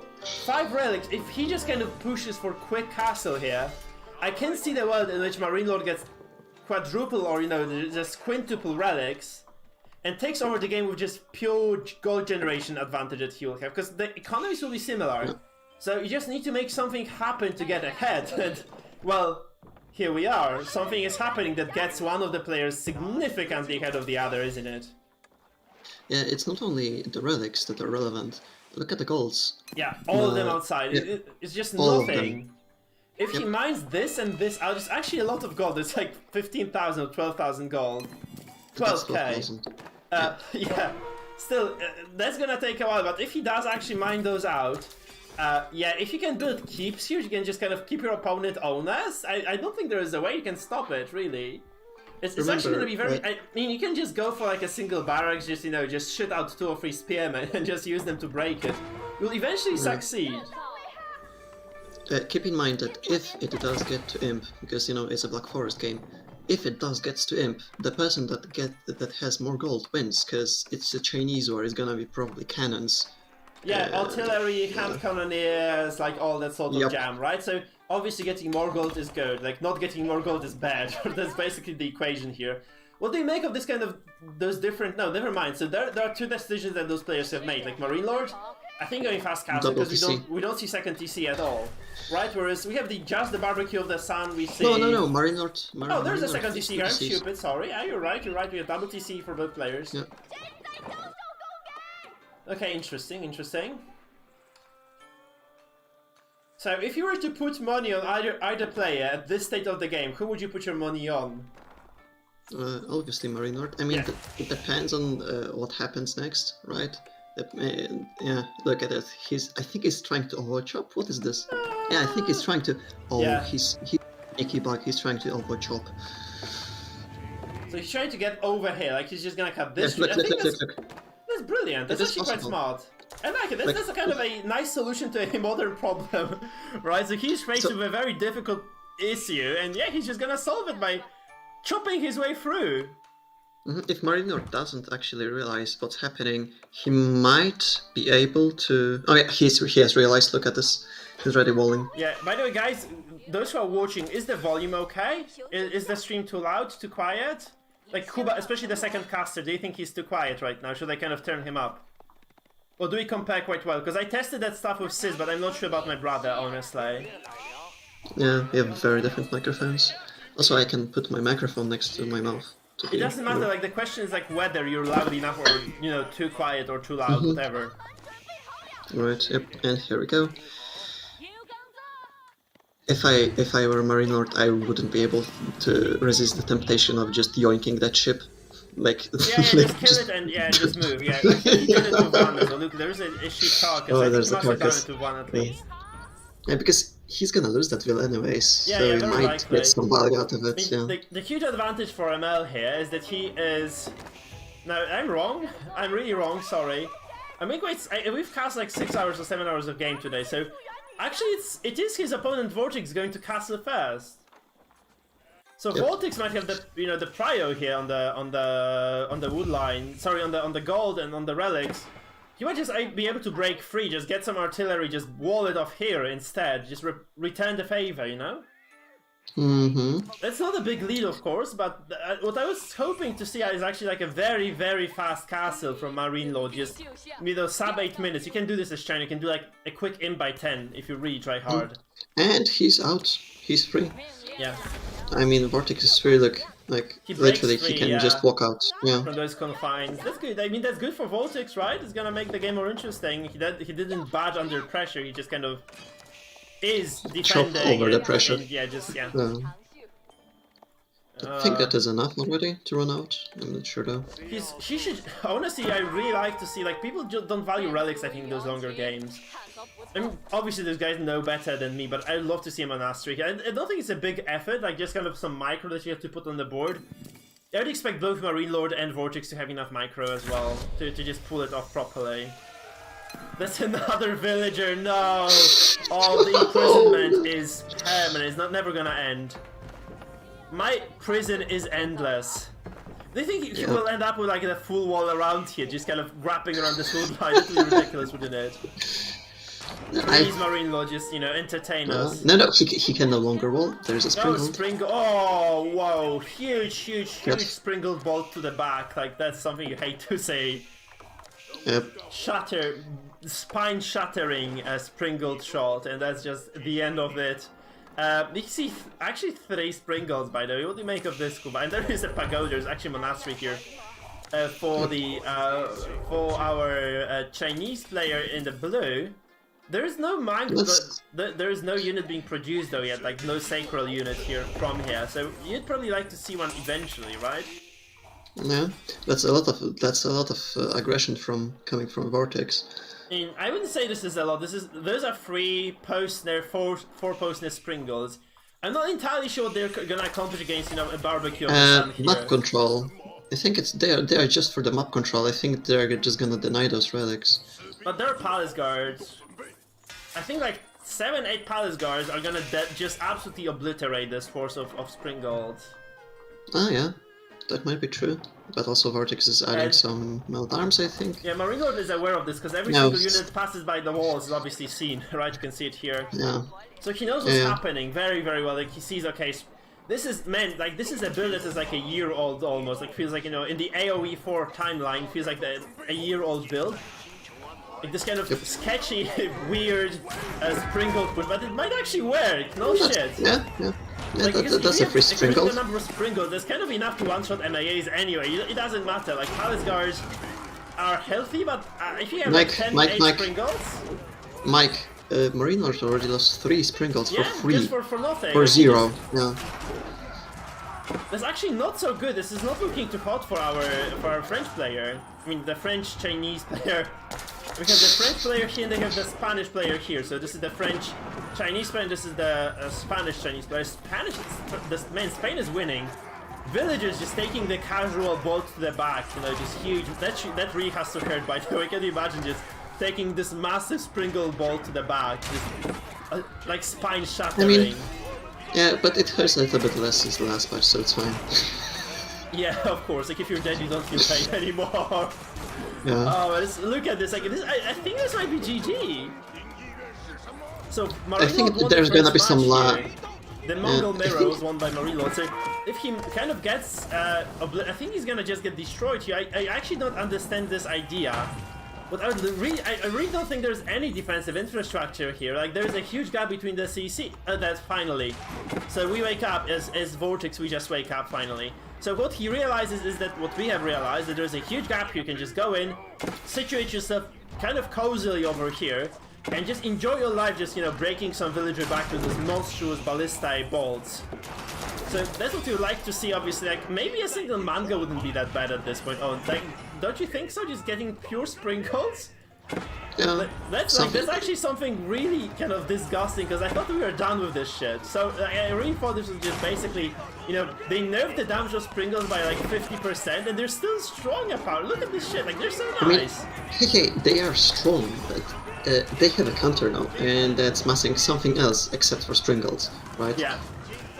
So look at those Palace guys just killing those Sprinkles. Like, I know that. This is previously, still not efficient trades. Like, he loses so many. Look at how many villagers. It's basically like a half of the villagers here. Yeah. And Springle meta is back. Thank you, Vortex. We missed the Springle so much. I wouldn't say it's back. It's just that Marine Lord lost the Springle wall, and now it's like I don't think he exactly knows what he's supposed to do. Yeah, and there's no chance he can recover, right? He lost so much eco, 71 villages per ML to not. Oh, he's dead. He's so fucking dead. But there's nothing you can do at this point. You can honestly just move those Springles forward. Just, you know, keep sniping those MAAs, keep sniping those villagers. Those back-breaking bolts, like nobody missed them, but you know, here we are again. Marilo's just gonna die. He thought he was smart, but Marine Lord lost too many Sprinkles early on. There was a time when there were 3 Sprinkles against 3 Sprinkles. Marine Lord didn't micro at all. I think he attacked the Palace Guards with Sprinkles, while the Vortex's Sprinkles actually just killed his Sprinkles. Yeah. And that was the end. And he was also after that, it was just a slaughter. Yeah, because that clock tower was so far forward. I don't think he was able to produce more, because every single one that was produced was killed, first of all, and second of all, he couldn't. Yeah, it was instantly sniped. He couldn't even put an Imperial official on one of those, right? That's the problem, because normally you would like to have an Imperial official on those buildings, but he just didn't have any. Yeah, so, if you look back at Vortex's base, there was an Imperial official sitting right next to the Clockwork Tower in his base, so... It's basically triple Springle production for Vortex against just a single Springle production, and every single Springle that popped off out of Marine Lord's building just instantly sniped. Like, there was nothing he could do. Yeah, that was very nice. If he reacted earlier to that, like, I think he underestimated the danger. Yeah, I agree. That is very scary prospect though. Like, underestimating the danger like this, it's no good stuff coming out. You're just screwed essentially. Like, maybe he had a chance to like mass scouts or something just to counter that. That's the only thing that comes to my mind. He might have done it, but I don't know if that would have worked. I don't know if he had enough food eco for it. I mean, the Sprinkles are too fast. To be chased down by the Palace Guards, I think. That's the problem with Sprinkles right now, still. Artillery is kind of difficult to kill, even for like large force of infantry or cavalry. That's the case. Yeah, but 5 Palace Guards did one-shot a Springle, or like, was it 6? I think it was 6. Yeah, literally one-shot. You have hands on keyboard, hands on mouse, you move them around, right? Then like you never really get to kill too many, and you just produce them at like triple rate. They're cheap, they produce fast, and they win games. That's how it is, honestly. This is how it is. So I'm actually curious to see how exactly game number 3 goes here. Like, there was no way for Marine Lord to mass some scouts, because for that he would need a lot of food eco, and food eco is really costly to get going, right? You need those farms. And while he did have, like, all his food eco were a little bit of berries, I think, and the fishing ships, that was all. Yeah. So he couldn't make those scouts, really. We'll see. Yeah. The next game, though. Yeah, I liked it very much. We're just gonna go into the next one, I believe, like once those guys are ready to go. I mean, there are so many cool games happening, I really wish we could see all of them, but just one is gonna be available to us. We'll just see which one really is going to be the one. Hey there, by the way, One Punch Hanze. Yeah, I used to stream Butcher Circus. We're streaming Age of Empires 4 competitive now because we enjoy that game more. And you know, the Butcher Circus has not been updated since release, like 2 years. Since forever, yeah. So there's no point to kind of keep kind of playing the dead-ish game, I believe. If you enjoy it, of course, you have a lot of stuff on my channel. You can go back to. You have lots of glorious tournaments there. So you can obviously just decide to have a look at those. You might actually host a small tournament later too. this year, like for Christmas. I mean, just do like some of the Oh let's my reminisce. God. Oh shit! This is going to be French mirror to close things off jousting. today. Yeah, it's gonna be a jousting duel, Yeah. I think. Yeah, jousting duel indeed. Oh no. So that's the scary part.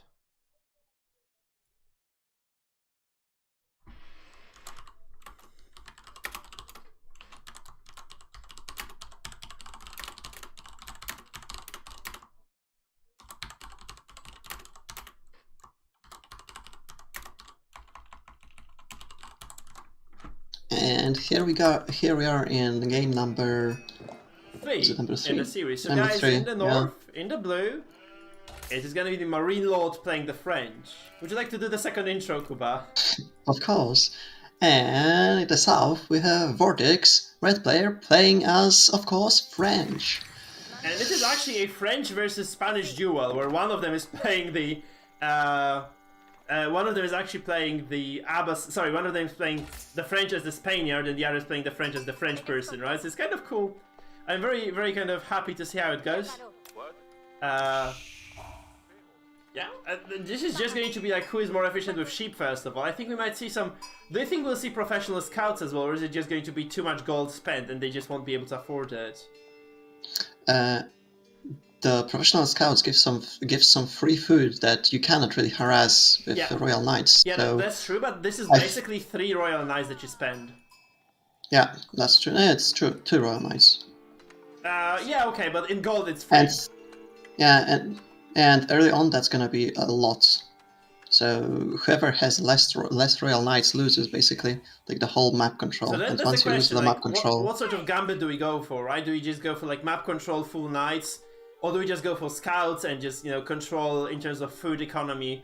You have to remember, this is the last game of the series, so if you're gonna do something crazy, probably not the best time in the world to do it, because you're out, like, you know, just at the, you know, at the precipice of getting to the finals. Exactly. So that's the scary point, of course, right? So, and you really want to win. Let's face it, like, you really don't want to lose any games here. While Vortex is scouting near his base, and I see his scout moving only around his base, Marinord has already sent his scout to the middle of the map, and he's scouting the contesting points. Oh no, they have both scouted. Like, yeah. They're close, they're close. I think they've both seen enough deer as well to kind of understand what position they're in. Both of them have like back golds as well. It's kind of nice in terms of, you know, base positioning. You have the back gold over here, and so I think it's even better for ML that it's kind of farther away from the TC. So you might need to actually tower this, right? I think I'd like to see a tower later on down the line over here. And that's going to be a very early age up for both players. That's kind of the standard, where you just go for the School of Cavalry. Though we see Vortex actually just kind of slacking a little bit. That's kind of, you have to admit it. He's kind of slacking here. Yep. Vortex has double scouts, by the way. Oh boy. So, oh yeah, that's why he had a little bit more scouting. Yeah, definitely. And he's just going, he probably picked up more. Yeah, definitely. Look at this. Yeah. Oh, that's and so doubles. Yeah, I think that the double scouts suggest that he's going for professional scouts. And it's also the question, like, if you see this as Marine Lord, you can say, okay, okay, he's doing this. So I'm just going to slaughter him right away. That might be the way to do things, right? Like, ram pushes, of course, the English are like the masters of the ram ranch, right? But you can ram ranch anybody anywhere. Like, there is no limits. Like, ram ranch knows no limits, man. He can just do this with the French. I do believe in that. There's gonna be the Marinor's age up is gonna be quite a bit faster than Vortex's, so he'll have the advantage in numbers early on. But Vortex, I think he's the second he hits field, he's gonna just place an extra stable and. Yeah, I think so. So that's the question, right? So do we see the extra stable? I think there's still some time before we can afford a second stable, right? That's the thing. So that is the big question, right? Can you? Black have 3 on wood. Black have 3 on wood, so I think it's gonna be double stable from both of them. Yeah. But Marinor will be able to afford it just a little bit later, so it's like 1 Royal Knight difference, I think. Yeah, maybe. Like, we shall see. Like, I'm actually curious about the professional scouts, because also, if you're doing this, you probably want to be there sooner, right? You want to be, like, able to go to age up very, very quickly. You see, Marino, I think Marino is super well practiced on the French. He's, like, 410 into feudal age.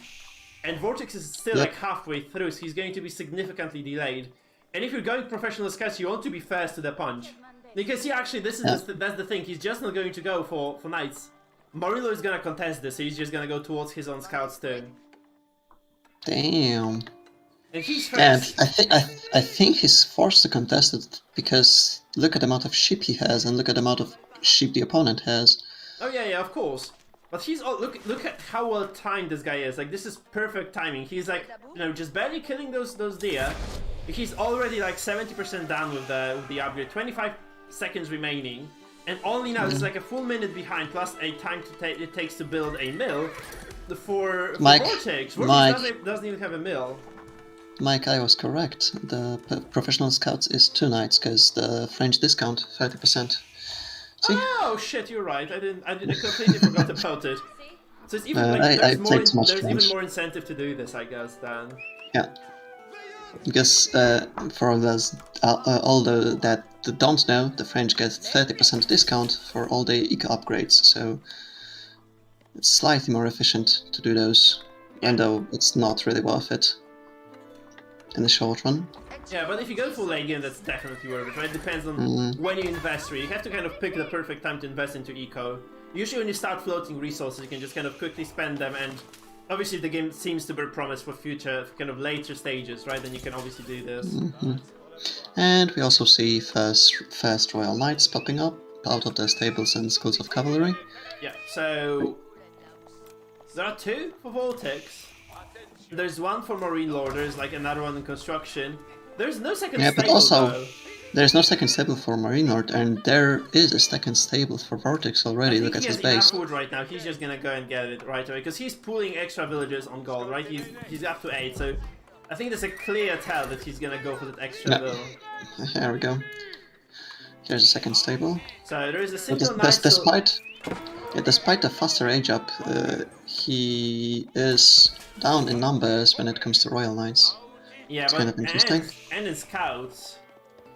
Yep. So Vortex is actually behind in scouts though, because Marine Lord is, because he invested all the time into scouts. He has 6 scouts on the map.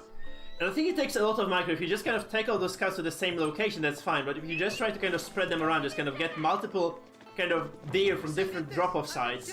Oh, that's a dead scout. That's really bad. You don't want to be losing this if you're going professional scouts.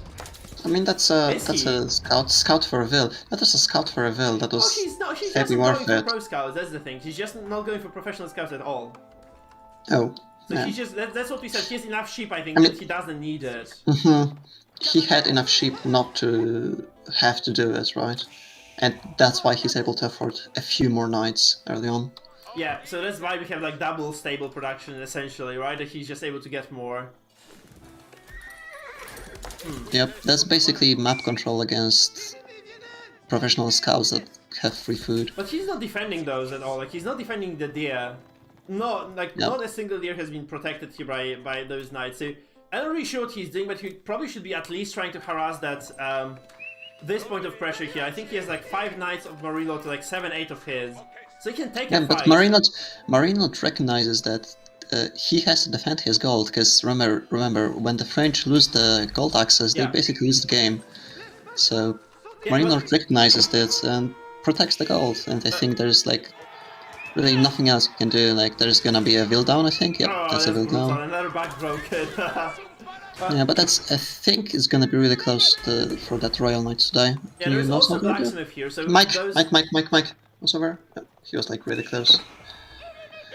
Yeah. There's Royal Knights. So there's a blacksmith as well for Vortex. So his knights are slightly stronger. If you can get like the extra armor upgrade as well, I think you can trade very favorably, especially with the higher numbers. Right, you can obliterate your opponent. You can like blacksmith upgrade. I'm really surprised that they have a lot of gold floating in their hands. They should just do it, man. I really would like to see, the arrow upgrade, the melee armor upgrade as well. Like that costs you almost nothing. And that's just this kind of small advantage that you can just kind of obtain. And you have to remember, by the way, Marine Lord cannot heal his knights. Not yet. Not yet. Right, because he has to do the upgrade, and he's going for more numbers. I mean, when he realizes that he needs to heal his knights... He's out of position. He's going to take at least some kills here, I think. Every single knight that dies is going to be better. He actually messed up that charge micro, I think, because if you just kind of click too close, you lose the charge, and that's what he did. He's not gonna... Oh, that's massive! massive smashing, massive bashing, but it's actually, I have to say, that's kind of poor micro from Vortex. He loses a knight for 0. Despite, Yeah, that was a really bad micro. I think he should have targeted at least one knight with that charge. Oh, that's one for one though. Oh my god. Vortex, you animal, Marine Lord. You have to say he took the trade that he really needed, but he doesn't kind of capitalize on it because he loses a knight of his own too. It would kind of even see Vortex 10 knights, Marine Lord on 11. Kind of even numbers, and Vortex obviously kind of dealing with the knights right now. He loses a villager of his own. So villagers are 35 to 36, very even actually. And there is actually no tech coming from... Oh, actually no, he did get the armor finally, so that's finally good. Yeah, the melee armor is up for Vortex. Yeah. Okay. Yeah, but is the Marine Lord actually researching the healing for knights or no? He probably should. You have to select him. Yeah. There it is. Yeah. Knights are wounded and they will heal over time. Keep in mind that Vortex's sheep have expired already. He has eaten all of them, and Marine Lord still has free food. Yeah. From those professional scouts. So I think he'll get an advantage in numbers really soon, as he'll have a lot more food. Yeah, especially if he can steal those deer as well. Like, he can just run. That's really annoying, super obnoxious. If someone just runs in and takes all the deer. Yoinks all of your deer, yeah. Yeah, it's just like literally only one royal knight guarding that. Do you think that Vortex believes that Marine Lord hasn't seen him yet? I think he's just guarding that gold because that's the reasonable thing to do as French. He might lose like one village wood though. And there's gonna be a charge coming in as well. One villager is gonna die for nothing. There is very little reaction actually from ML. He loses 2 villagers for 0. 3 villagers are gonna die for a single knight. I still think this is a very good trade for ML. That's huge. That's a massive trade. 37 villagers to 41. Now, so Vortex is holding a significant advantage here. Losing that knight hurt, but I think this was inevitable in a way, right? So he had to just lose it anyway. Yeah, that was a really deep dive under the town center. Remember that it's not worth it to research ranged upgrades. Oh, he lost an additional knight on the north, I think, or 2 knights even. It's 10 to 6. Oh, that's a massive advantage for ML now. He's actually harassing as well, so some villagers might be dying. But I do think he... No, there are no tanks. There's a lot of idols. Look at Vortex's base, there's a lot of idols. He still has not realized that... Yeah, there we go. He has now, so he's gonna all of those villagers now. He has to fix his eco. He has to sell some of that wood that he has extra, right? He's gonna have a third stable, isn't he? No. Yes. There are no thirds. Does he have thirds? Oh, he... Yeah. What are you gonna produce out of those stables? You have no food. Yeah, but you have no food. Knights. He recognizes that he's down in numbers, but he has no food to produce. Oh no. 3 villagers dead. 4. I think it's gonna be 4. Yeah, that's the end of it, but it's so... Oh no, there's more. Oh, did Vortex just throw the game?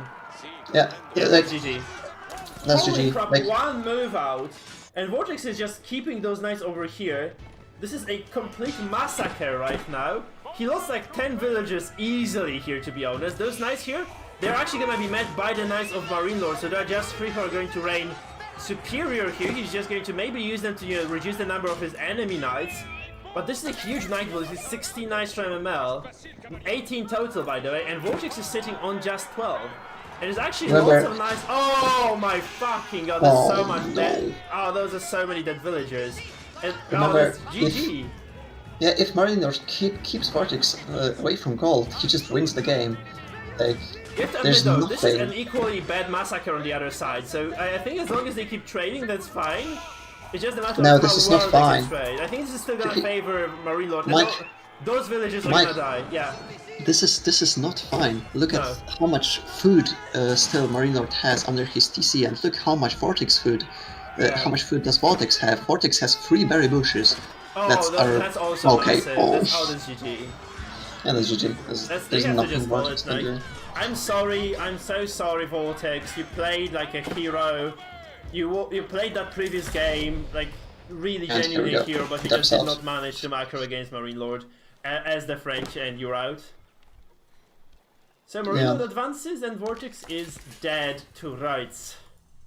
Yeah, you were right though, that professional scout's call was the correct move. Like, he had so much more free food under his TC that the Knight's number got out of hand, and really quickly he just dived under the town center.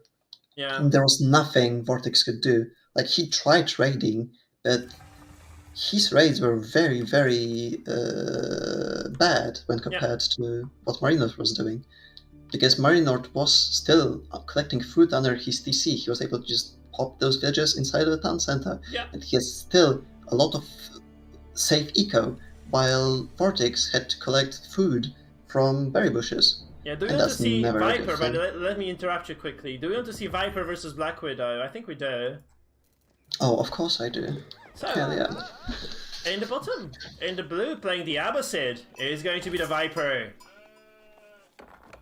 And in the north, and in the top, we have Black Widow playing as Mongols. Yeah, it's Mongols. Man. Of course, it's Mongols. It is Mongols. If you let Mongols through, you play Mongols. That's just how it is. How do you play Abbasids versus Mongols exactly? Because I don't see that happening to any extent, honestly, for Viper. I mean, you have to say that he played very well in terms of macro games against whom actually? Leno, right? He played against Leno. It was a Leno. very nice macro Abbasid game, right? So he did fine in that regard. That's Lipany again, by the way. This is the first map of the series for sure, because Lipany is always going to be the first one in the tournament. Oh, okay, there's going to be aggressive opener. It really depends on what he wants to do, right? You can just go with the scouts. There's a very distant gold, actually, so this gold can be really under siege. Mongols but he still has not scouted that gold, so he just, like, blind stable, like, popped the stable down and, like, hoped for something that you can harass. You're Mongols, you don't care. You have free units, you have free resources, you have essentially free economy. Better upgrade. Come on, like, how could they have made a civilization like this? Like, it's just outrageous. This being said, I'm very curious to see if Viper is able to stop this, because if he can stop this, maybe so can I. Obviously not at this level, but at my shitty level. Because when Mongols in my games, they seem freaking unstoppable. They're ridiculously strong. They're just, like, beyond anything I've ever seen in a game. I had to endure, like, lots of real garbage, you know, like, when I was learning StarCraft 2, there were, like, Protoss cannon rushes, Zergling pushes. You have to learn so much about micro to actually handle that. And then you have the freaking Mongols who do everything better than you. They have more units, they have better upgrades, they can move their fucking TC around the map. They have double production of units. Not only are those units free, but they're also double produced. Like, what the hell is wrong with that? Oh, they have a better scout than everybody else, who can also provide you with unique buffs such as +3 armor for everybody, or maybe +50 extra attack speed for all ranged units for 5 seconds. Can you believe this? And it can also shoot down your scout while it's trying to get... Or shoot down the sheep of the scout. That's even worse, because you have nothing to defend yourself against this. So can you imagine, this unit basically just increases your army count by like 30%, I think, in battle. And he has scouted that gold that is exposed, and he's starting to harass with can. Oh, he's gonna be a tower. Not only can they do this, they also don't spend wood on buildings. Because they don't. They don't spend wood on buildings. So they have free infrastructure. Essentially, that's it. So they can, instead of building 2 houses like our poor Abbasid Viper player here, we have a free tower. And 3 quadruple scouts. And, moreover, they can get the upgrade for not stone but wood on that tower. Hello? Relic, can we talk? Like, how is it normal in your eyes? Can you try to justify that this is a normal civilization in a game that can do this shit? And normally you'd be able to contest it if you were just kind of to scout that, if you were to see that there's this table, we're gonna get some spears, and we're just gonna fight it, right? We're gonna pull the villagers and fight those villagers building this shit.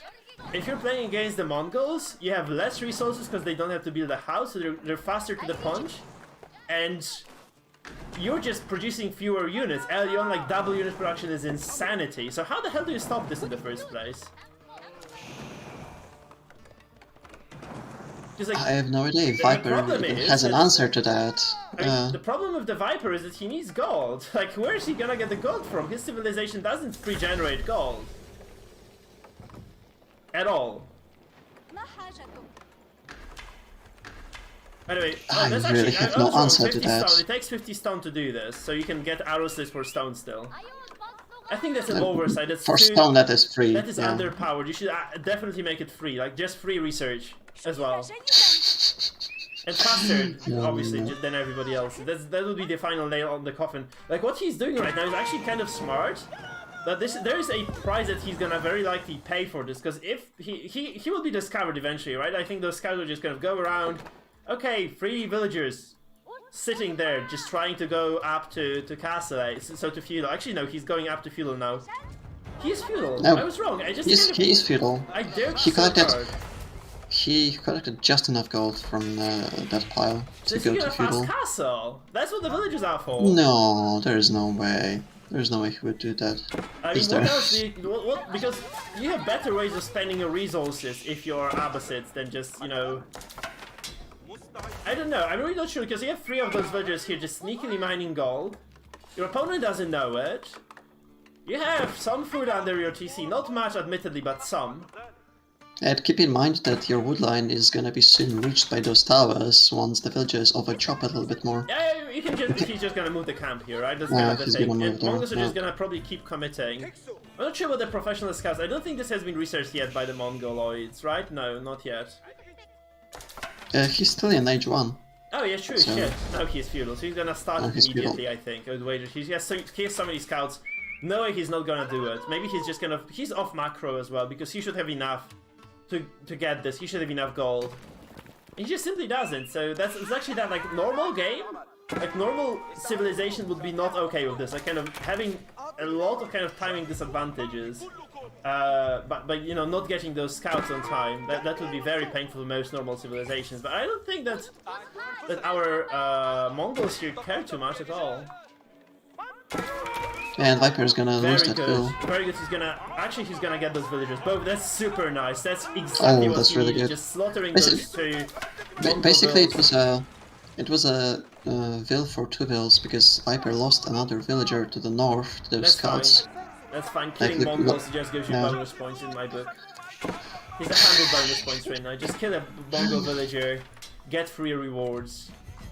Yeah. Widow is missing some resource. Look at how late. He's 7 minutes and no professional scouts. You're supposed to be getting that like at 6 minutes in Mongols.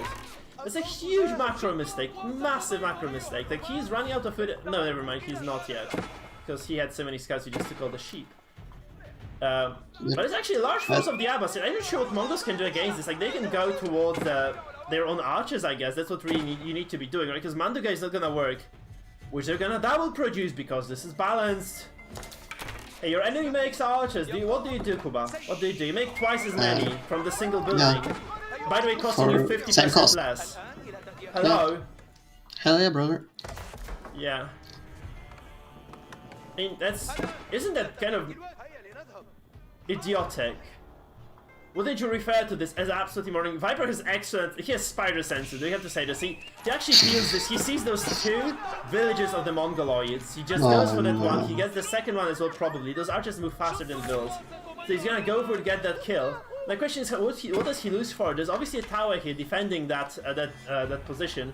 And he's gonna deny every single tower. I think this is the game that you don't play against the Viper, honestly. Viper is just too good. Even with double archer also- production, that's not enough, I think, to just kind of stop this. I think Viper gets like really lucky unless he has a scout on the map that just saw those villagers before. Oh, he might have seen those villagers move out. Look at the scout near the Oh yeah, he saw near the this, gold. yeah, perfect. He saw the He's a villagers monster. move Like, out. he's an absolute fucking monster. You have to say this Viper is just next level player. Even against the Mongols, yeah. he's holding his own. And Black Widow is gonna lose a villager on the gold from a Yeah. scout. And you Look see look at the yeah. look at the mines of Black Widow to the north. To the north, Yeah, he probably lost his them, gold. yeah, because that's a He lost Mongol one. player. They just don't macro. They don't macro. Seriously. Yep. They just looking at the runes. Okay, I have twice as many as you. Just die. Just die. Just die. Okay, you're dead. Next game, please. I'm sorry because I know Black Widow is an excellent SC2 and Age of Empires 4 player, but Mongol players get no respect from me. It just feels like cheating almost. Honestly. It feels like you had like Lambo. Do you remember this kind of the Cobra cars? And Viper has been found though. Yeah, and he's gonna lose. He's mined a lot from this gold, and he can just probably can just safely migrate to another gold at this point. He has enough units. He probably will lose just one villager. I think he has enough to secure this. Like he's sending some. No, he's gonna lose 2. He's gonna lose 2 okay, he's gonna lose, because he's not sending those units back. I think he's just gonna go for the offensive here. And you have to remember, Abbasis get free ram range, right? They get free ram range, so you can actually just, if you have superior forces, you can really force hard. He has lost 2 villages, and that one will be safe. There's the blacksmith though coming from Black Widow. That's another thing. Look at the macro of this guy. He has built the blacksmith. He gets nothing for it. Having blacksmith on the map, unless your French, is worthless as hell. What does he do? It's been like a minute, I think, since he built it. What does he do with the blacksmith? And the best part is he has resources for any upgrade from the blacksmith. He's not done anything. Okay, stop. Let's not concentrate on that, okay? Let's stop bashing the Mongol players. Yeah. I think just playing Mongols just takes away. No. You're bashing. Yeah, but you're bashing a player, not Mongols. No. I'm just playing. I'm bashing the players picking the civilization. Okay, let's move on, I guess. So, let's move on. And Black Widow is a very good player, but he's playing Mongols, so I think he has an inherent advantage, and the fact that Viper is still alive in this series is essentially due to the fact that he's a very, very good player overall. He was able to sense everything. He saw every single move like in a huge advance. Yeah. Woo! Mongol player is getting the upgrade. Maybe the first one in his life. Okay, that's too much. I'm gonna stop now. No, that's okay. That's I'm sorry, Mongol players, but you deserve 0 respect from me. Just play a civ that requires keyboard. I mean, it does require a keyboard, but I can beat you with playing Mongols with just a mouse. Oh, are you sure about that? Yeah. Okay. No, I think. Yeah, I'm good at ram range. Possible. I'm really good at ram range actually, so that's not a problem. You just kind of slobber into bitches, build rams, and you win. Yeah. Let's see what the yeah. players are doing. Viper is getting decent infrastructure behind. You have to say that, like, he got the blacksmith, he immediately starts the upgrades. Mike, could you please put like a gray screen over cinematic mode and showing the match's length, because it's gonna like. I did. It's not visible on stream. I removed it on stream. No, it is. Oh, okay. Perfect. Your stream is different than the stream I'm streaming on. Like, I know. So don't be silly. Don't be silly. I'm a pro streamer. But honestly, it is mostly thanks to GTA. There's a guy called GTA here in the chat who told me about this. I completely forgot to do this. Yeah, thank you, sir. Because that would be really messy. Okay, so he's gonna lose the Khan like a true Mongol player. No, not really. Oh, okay, he's gonna lose a lot of units. You look at this. So this is a forced engagement right now from the Viper. Viper has way more units somehow. How do they have more units than the Mongol player? Because the Mongol player units. That's how. Yeah, the Mongol player was floating 1.5k resources total. So there's your answer. Viper is just very kind of frugal with his spending. He's actually managing this game very well. We see a tower going. That's actually the first good macro decision from Black Widow in this game. So he's gonna actually lose villages for it though. That's kind of the scary part. He's not gonna. That's actually nice. He microed it very well. So you have to say this. Like he just defends this quite nicely. I'm quite surprised though that the Viper is kind of taking those unfavorable trades when he can just go ram range right now. The problem for Mongols though is hello, when the ram range is happening for the Mongols, you know what Mongols do? They pack their buildings because they can.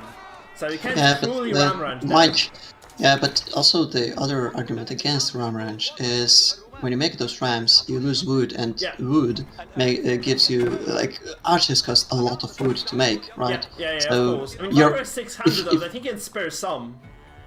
Yeah, but at the same time... do you go 2TC if you're Viper? Can you just go 2TC here? He potentially can, but at the same time, he's just gonna secure his gold, to be honest. Yeah. I mean, honestly, he has a decent advantage, I think, at this point. He has 40-42 to Black Widow's 38-33, so he has more... How is it possible? How is that possible? Like, he just legitimately has lost so many villagers. He lost them by moving them across the map trying to build those crappy towers, right? Oh no! Copy towers, no, that's... no, no, no, no, no, no, no, no, no, no, no, no, no, no, no, no, no, Viper, please, no, no, no, no, no, no. Press F. I can Mike, put F on the chat for every press villager F. that dies like this. Okay, he's gonna survive but barely by the skin on his teeth. There are 7 scouts actually here just trying to scour the map for extra deer. There's obviously this pack here, which our Mongol player has not scouted yet because he has 7 scouts, and this is perfectly reasonable to not have full macro coverage of the map of 7 scouts. Yeah, that's actually the last pack of deer that remains. Has he seen it? No, look at how narrow vision Black Widow has. Compared to Viper, who has fewer scouts. Yeah. He has 7, and he has 7. 7. Yeah. Where is your vision, Black Widow? You need to actually, like, there is one more deer pack on the map. Just move your units together as a kind of coherent... I mean, just not together, you're moving them together, just move them apart. Like, yeah, remember that he could have just shift-clicked every single scout around the map and... seen everything on the map already. Plus, in seconds. If you can't, there's actually a Castle Age going up for Viper, by the way. And Black Widow is also going up too, so it's going to be a longer game, I think. Now, let me tell you something, okay? If you have 7 scouts, you have exhausted every single deer, like let's say deer node on the map. You can just spread those scouts evenly. If you don't have to move, you literally have full map control. You see everything. Like, you cannot just be dodged, you cannot be skipped, you cannot be moved around. There's nothing, literally nothing that can be done when the opponent has 7 scouts and he sees every little bit of the map.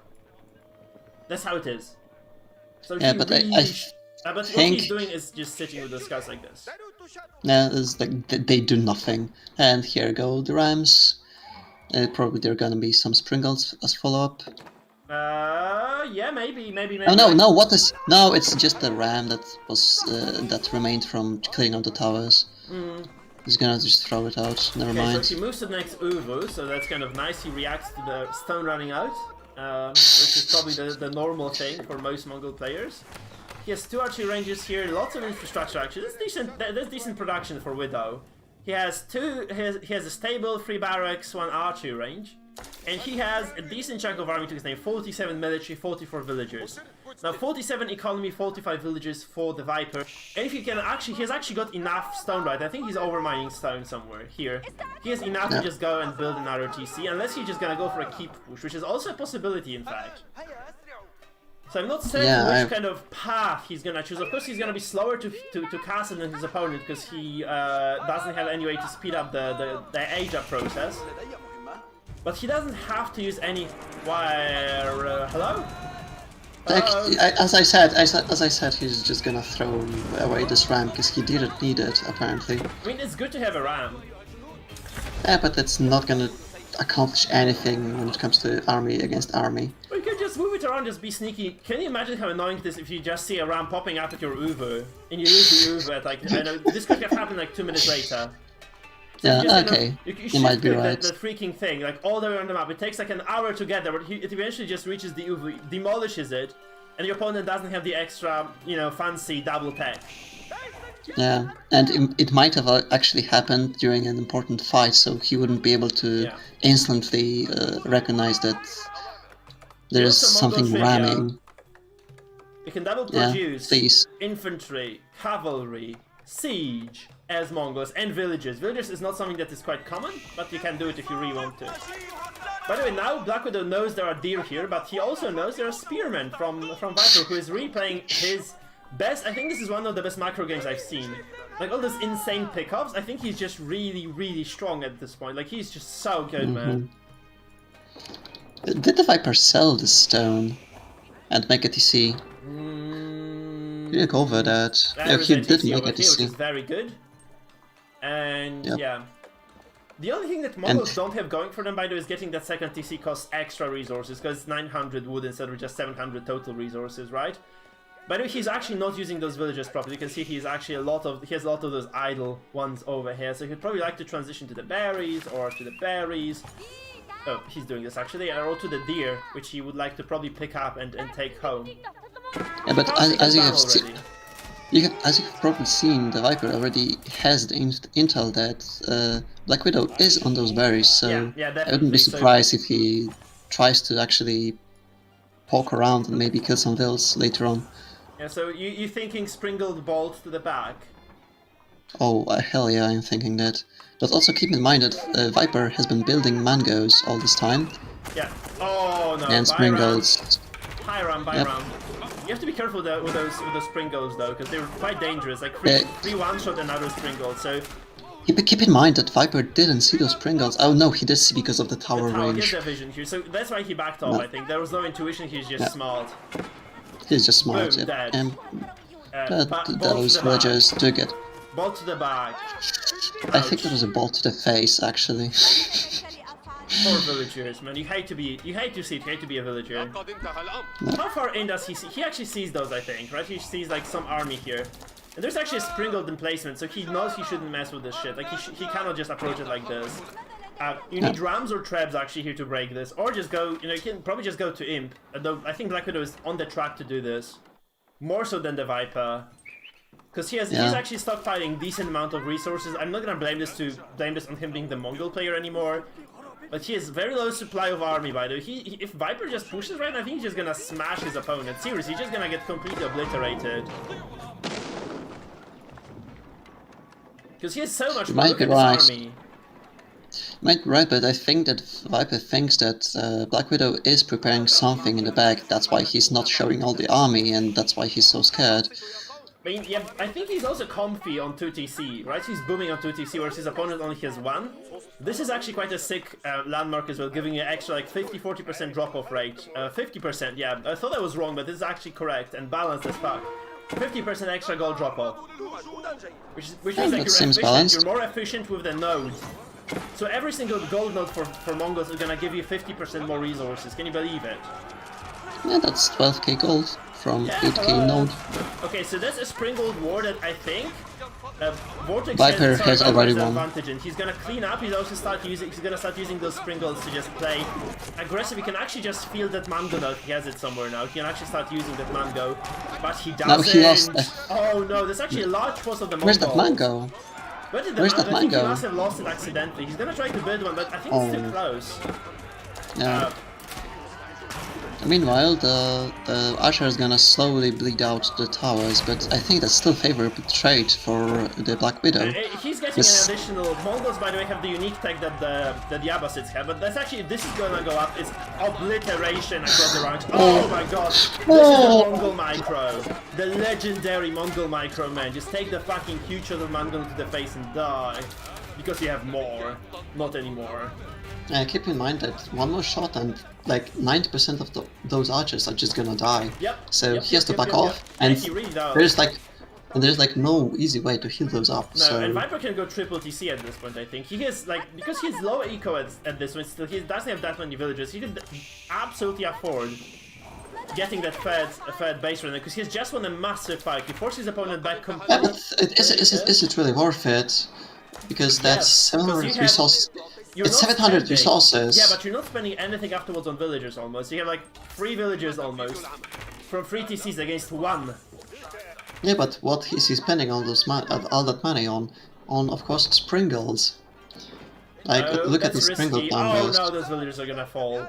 A Lancer here, a Lancer there. However, Black Widow is playing Mongol, so he's like kind of slightly delayed here. We see actually a keep. I'm not really sure if I like this keep too much. Do you like this keep, Kuba?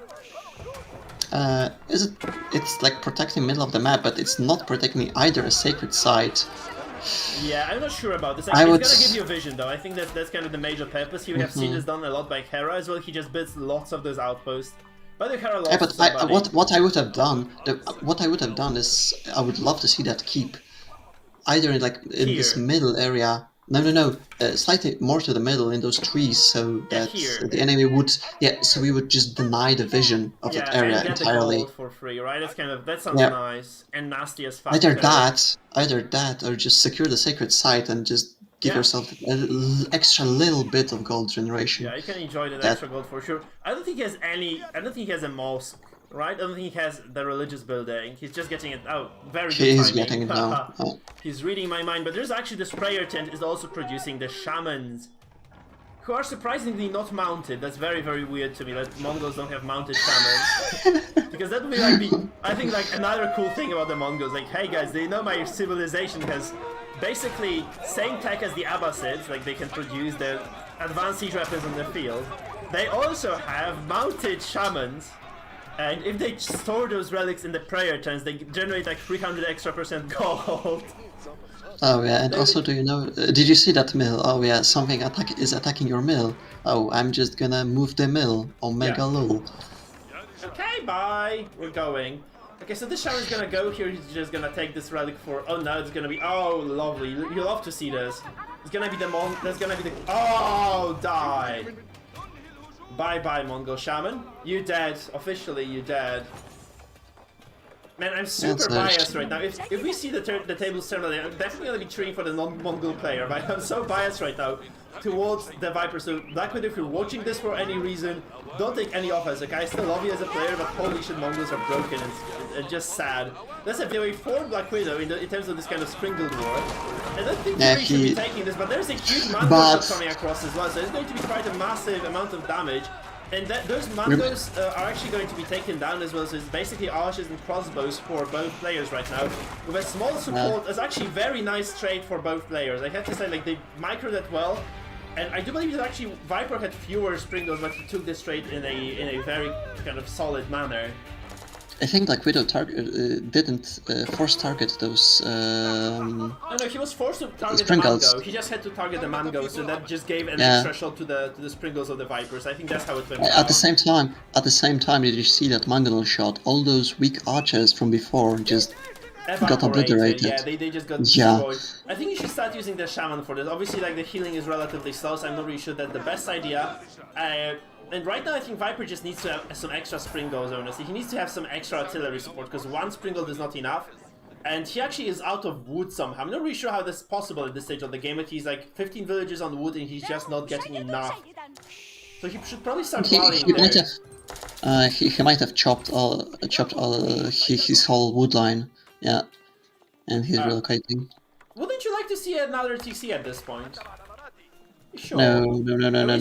Actually, it's kind of late now. That's 86 villages. Can you imagine the boom that he would have had with one more TC though? Because he already has the stone. Slightly earlier. That might have been a good call. Wood, and he can just get the third TC. That might have been a good call though, like earlier on, but now. It's too late. I would really hate it. Honestly, if you're gonna be losing villagers like this, like if you're gonna get raided a little bit here and there, I think getting 3 TCs is always going to be good. And he has all the time in the world to actually afford it right now, so I see no reason not to do this, to be frank, if you are a Viper. Just, you can basically remake villages for free from, you know, just, if you lose a major number of villas, you're gonna obviously be punished, and if you can just build a TC, you're gonna be golden. So he's gonna take those villagers here, 6, and he's just gonna go elsewhere, try to maybe he's gonna go for the gold castle drop. Here. So he's going to drop the castle in his own half of the map, just kind of trying to... I'm kind of, again, surprised it's not, like, very much forward. I guess he's just trying to focus on the gold. I guess that's the point. So he's not really focused on anything but the gold. And we have to say that there is basically no... How many relics does he have? 1, 0, 1. That's better than 0, I guess, but... And the Mongoloids only have 1, 2, so it's not that terrible. And we have traps coming out from Black Widow. He actually captures the second relic. I think you should like to get some extra religious units if you're Viper, and also if you are playing as Black Widow, because you can just heal a lot. That's kind of resource efficient, and then you just have to not F2A move everything. That's kind of the problem. Oh, they run. I think they run. Oh, please don't tell me that they have a tech that increases the speed of shamans. Oh no. Please. Really? Because he seems to be a lot faster than the usual monk. Yep. Oh no. He's a sprinter monk, man. He's like a Zergling monk. Those are crazy monks. They're like absolutely insane monks right now. And yeah, there's a questionable F2. I think he F2'd. He either F2'd or he'll be trying to get some conversions, but conversions at this level with Pringles. It can work against like. Oh no, it was a mistake. It was a mistake. It was a mistake. Of course, yes. But yeah, that's the thing. It was. In terms of army, by the way, Viper is sitting on 100 villages, 63 military, and Black Widow is sitting on 70 and 78. So actually, If they were to fight right Really now, close. I think... Oh, that's a massive siege unit. Yeah, that's three mangoes and 5 springles for, But I do not think that for Viper's Black Widow. F2ing, because he has so many units just spread out randomly across the map. I don't believe that he's F2ing at all. Because he's He might have using just he might have just caught that yeah, with the, monk with the by dragon mistake. bomb, Yep, exactly. yeah. That might have been the case. I also think that Viper is gonna go towards Imperial soon, because he's sitting on a decent portion of resources as it is. Why would you build a ram? Yep. Was it a misclick, or is he just gonna try to push something that... Maybe the tower, right? He might have thought about pushing the tower, but later on he Yeah, you just don't... By the way, you probably don't just see the forgot traps about too it. often, do you? Yeah. Oh no, you can't do this. You need... I And think you need a that's siege fine. workshop right now, and he's gonna go for... That's not this... He already went to Imp. He was already Yeah, up. okay, so that upping. makes sense. So that's actually scary, because Yeah. he just needs to defend for like 3 minutes, get all those imp upgrades, and yeah, Black Widow is nowhere near, is he? No, he is not. So there's gonna be probably either a push coming out of him right now, Or he's just or gonna buckle up and defend. And just make Yeah. sure he doesn't lose too much, because he does need to get to imp ASAP, because Viper has a lot of resources to spend, let's face it. So, yeah, Widow is not producing anything. Viper, look at this, he's getting elite horses, he's getting elite crossbows, he's getting elite archers, he's also predicting, I think, that he's High gonna go into Meg, he's burns. gonna get the titty burns. yeah. And that's obviously not that efficient of 2 relics, but he's gonna get the 3rd, I believe. There's... No, not at all. What happened to this? There's a 3rd relic Oh, here. on the He's gonna corner get map. the time, so Yeah. he's gonna get the titty burns and he's gonna be fine. I'm not sure I agree with throwing away units as the Viper, because I think he's on the back foot until he gets those, you know, massive upgrades and he gets like a fully capped army. So, he just doesn't I don't really- weakness.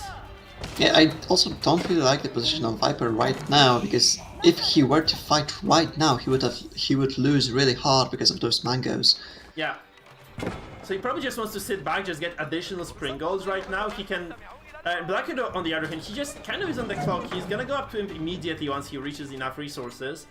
Yep. So at least Mongols don't have like cheaper age ups, right? That's kind of great.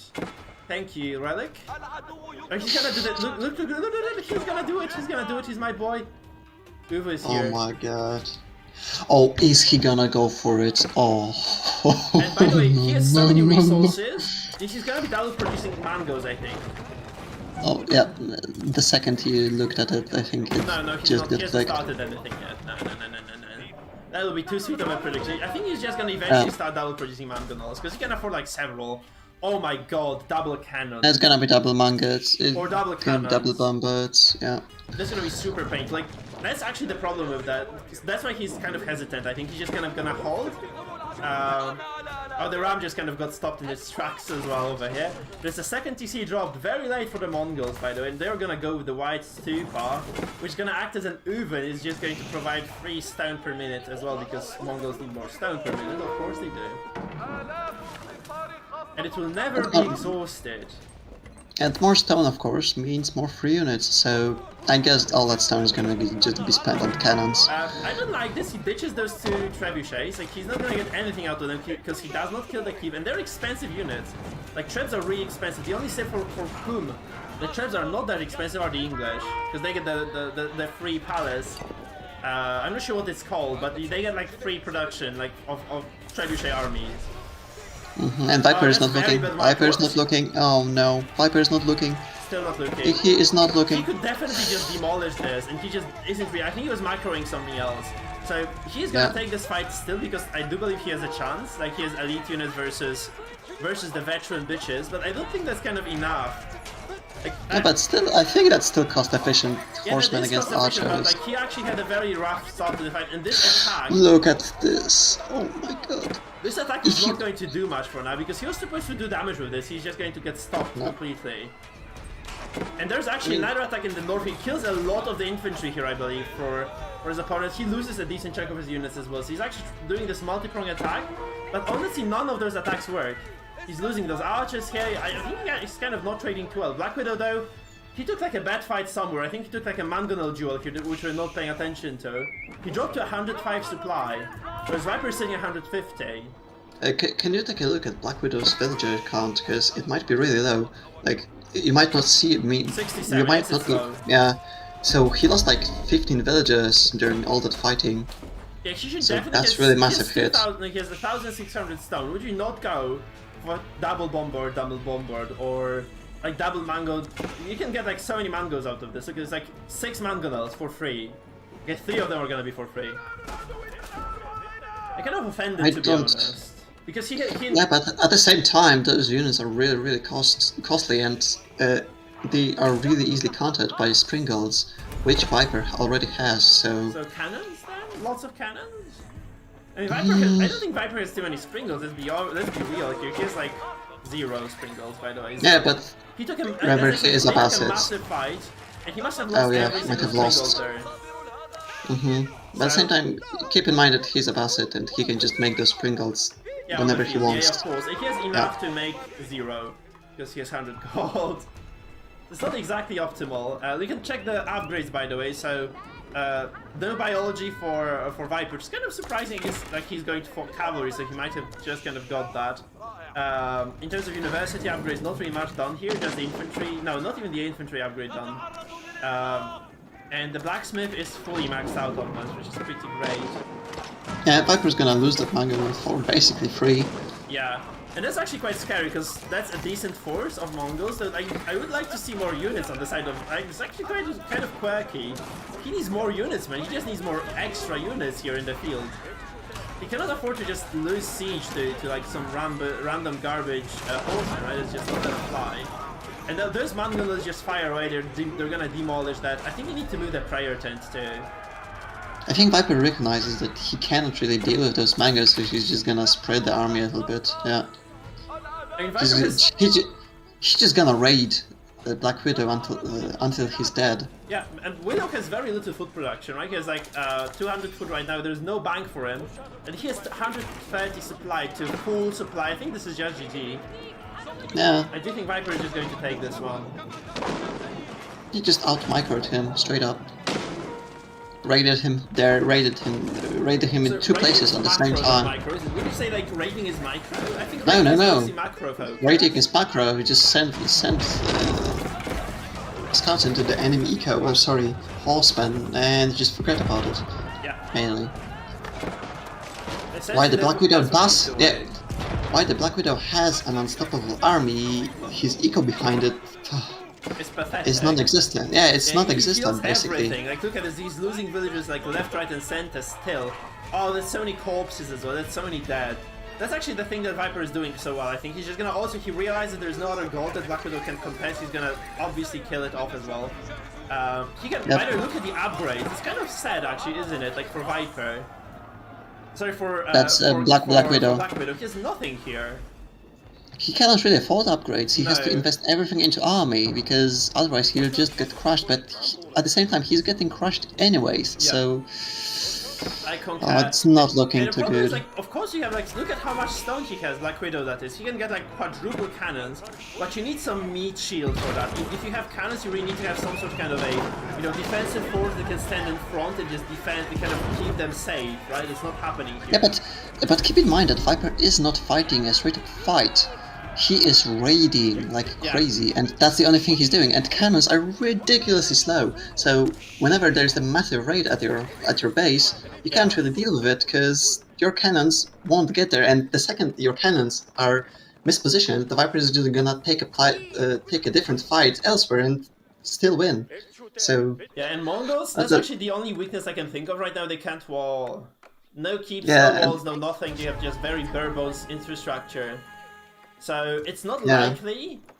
I think it's not likely all in all that you can just defend yourself efficiently. You need to be on the offense because if you're on the defense, by the way, he sees this. He's gonna see it. Oh no, I think that's gonna be GG. Yeah, if he loses those, like that's just gonna be absolutely brutal, man. Can you believe he's climbing up here?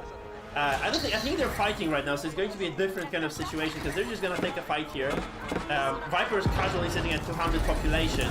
But honestly, it's a very strong fighting army for Black Widow, even though he has low at the same time, supply. Brother, I don't think that Viper wants to take this fight because I have a strange feeling that Viper knows that he's gonna lose. Look, he's backing off. He's just trying not to take too many losses when it comes to buildings. He's just trying to delay Black Widow until he can just basically kill his eco off. Yeah, that's classic PvZ, to be honest, that's classic PvZ. Like, you play Zerg, Protoss has a very strong army. I think this is actually Mongols are Protoss at this point. I hate to say that, but Mongols are Protoss. So they build up this kind of high-tech, expensive army. This one-shot army, if you lose this one, you're gone. So yeah, but this, at the same time, he cannot fight. Yeah, he cannot fight this army, but at the same time, he can win the game by just simply harassing the opponent until there's nothing he can do. Yeah, that's like this basically. Essentially, that's the rule here. But so many horsemen actually that I don't think there's any economy left here for our Black Widow, right? For our Mongol player. No. This actually turns out to be pretty good. I have to say, like, I love how Viper is playing, but I'm not sure I can replicate Viper's macro. Oh no, he wasn't looking. Terrible. Black Widow This fight is wasn't looking. atrocious for Viper, isn't it? Like, okay, he just kind of No, no, that's not bad. He walks over it's those not units bad. on purpose. He's just gonna obliterate this army of just sheer numbers, and those cannons are dead to rights. I thought this was looking like a huge miss micro, but he actually just did this on purpose. He wasn't attacking because the second he attacked, he Yeah, knew it that would be Black Widow warning. just moused Yeah. over. Yeah. Oh, And that's he so just over, instantly, the second he attacked the freaking Mangonels, so his army was basically safe. There was nothing Black Widow could do, and those Mangonels were the main threat of that army. It's gone. I agree, that's sick. That's actually pretty great. I like it a lot. So Viper takes a crushing engagement here. He has enough forces to keep going, I believe, as well. That's kind of the scariest part of it, right? He has enough to just kind of keep attacking, yeah. And yeah, those sprinkles, though they're not as strong as they used to, they're still kind of going to provide you with a lot of value anyway. So I think that's just kind of the rule here. You can snipe those. That's basically a keep dead. If you lose a single cannon, it's like more than a keep in resource. Oh my goodness, that's GG. Those cannons dead to rights. There's no army left. There's no eco left. Viper is at full population versus 84. 176 versus 84. He raided. He slaughtered. Yes, those horsemen, by the way, just consistently raiding here. Black Widow has nothing to his name left. 56 economy. And off the back of this failed tower rush, I believe, Viper is going to reign supreme once again. And indeed, Black Widow surrenders. Black Widow's out. Yep. That was a really good game, though. I gotta admit, Viper's macro. Whew. That was very enjoyable to watch. Something else. Yeah. I concur. That was very nice. In terms of economy, of course, like Viper just had less. What the f? No, Viper had more. I'm always just puzzled by those scores. Look, but he has more score in economy. If you go to economy, like Viper has twice the resources almost everywhere. No, everywhere, literally everywhere, even as 10. Well, the goal is like not twice because the Mongols have plus 50% drop-off rate because that's balanced. Yeah, that's so weird though. Right, Burr, I gotta go to sleep. Is there any more games? I think, yeah. One more by Viper, I think. Maybe two. Because this was a... That was the first game of the series, right? Yeah. Wasn't it? Or was he just 2-0 Black Widow? No, he has to do it like... He has to go... That was first game. Yeah, he has to go again. So that's gonna be the deal. They're gonna go again now. Yeah. Sorry, I really gotta go because someone else is sleeping right next in the next room. Yeah, I understand. Yeah. So. Sure. So have a nice night. Thank you for casting with me. It was lovely to kind of have you as a guest. Thank you as well. Yes, see you around. Yeah, I'm gonna try see to you pass around. this fight. Hopefully, hopefully, I don't know. Question mark. Final game of the day. We shall see. All right. Good luck to the stream and yeah. Bye bye, Kuba. We're just gonna wait, guys. We have to wait for them to start maybe the ultimate game, maybe the penultimate game in the series. So that's just how it's gonna go.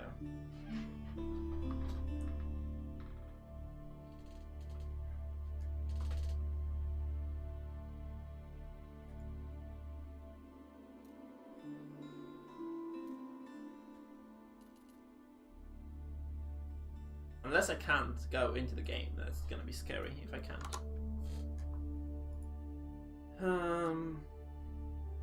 What do you guys think? Like, did Viper play super well here? Because I think he had like a very commanding lead most of this game.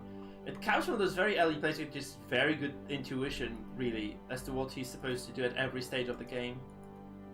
It's crazy nice. Are they hiding this guy? What's going on? Because I'm pretty certain they're not done, right? It's just the first game versus Black Widow. It's not like 2-0 yet, nope. Maybe he's just watching the stats still. I think maybe he's just checking the stats out. Viper took like one bad fight here. This was even worse for Black Widow, honestly. He just look at the villager count, man. Like that's just basically the sign of a good macro player versus a great macro player. Okay, so Black Widow just was consistently losing his eco, and there were just very few very minor dents to the economy of Viper. Just some small drops here and there, but nothing too minor, to be honest. So yeah, Viper just kind of kept up the production and he won. That was good. Like that was actually a very good game, man. That was a very good game. I'd like to see what he's doing right now, because I'm kind of suspicious that they did not turn on the spectator mode. This would mean we have to finish the stream early. That would suck. Just gonna refresh the bracket, maybe it's just gonna explain something.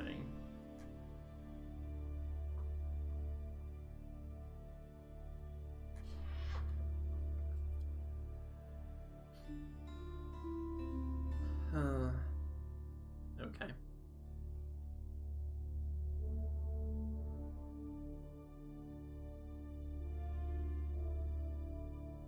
So we have to wait. We have to say,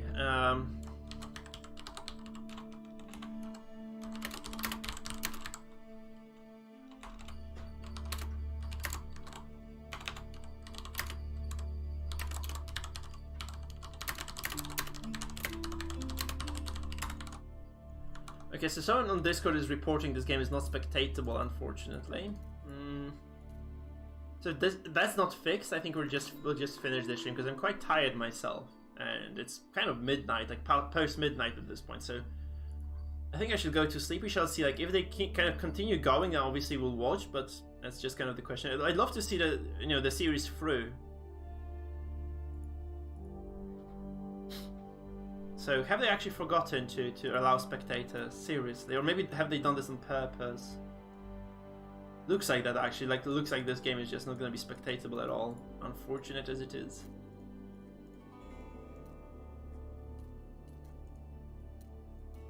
Let's see what we can actually still watch potentially. But I think if this doesn't kind of work for us, we're just going to go to sleep here. I'm so tired now. And I'm kind of under the weather, honestly. Like, yeah, I hope it doesn't kind of get worse, because for my girlfriend it got worse over time, so I hope I'm just gonna recover quite nicely. We shall see. We shall see.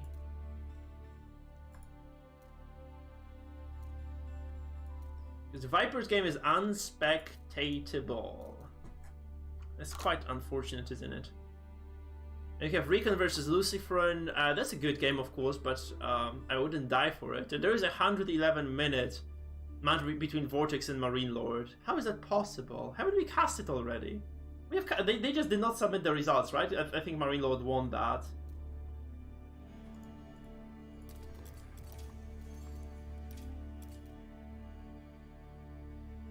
Yeah, he won versus Vortex on Dry Arabia and the French versus French, so that matchup is over. So that one is done and dusted.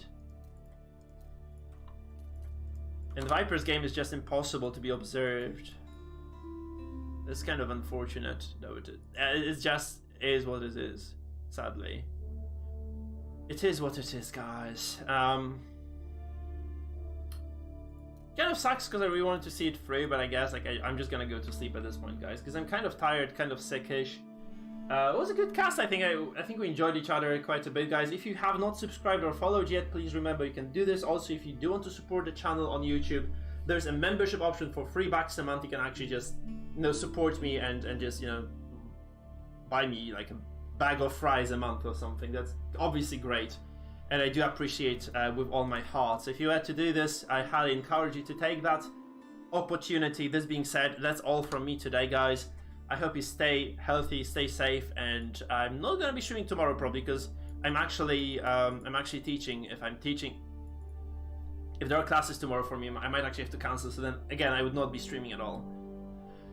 Whew. was a hard day. Thank you guys once again, and see you around. I hope you guys do stay healthy. I don't think we can get into the Viper versus Black Widow game 2. So sad as it is, we have to call it a day. So see you for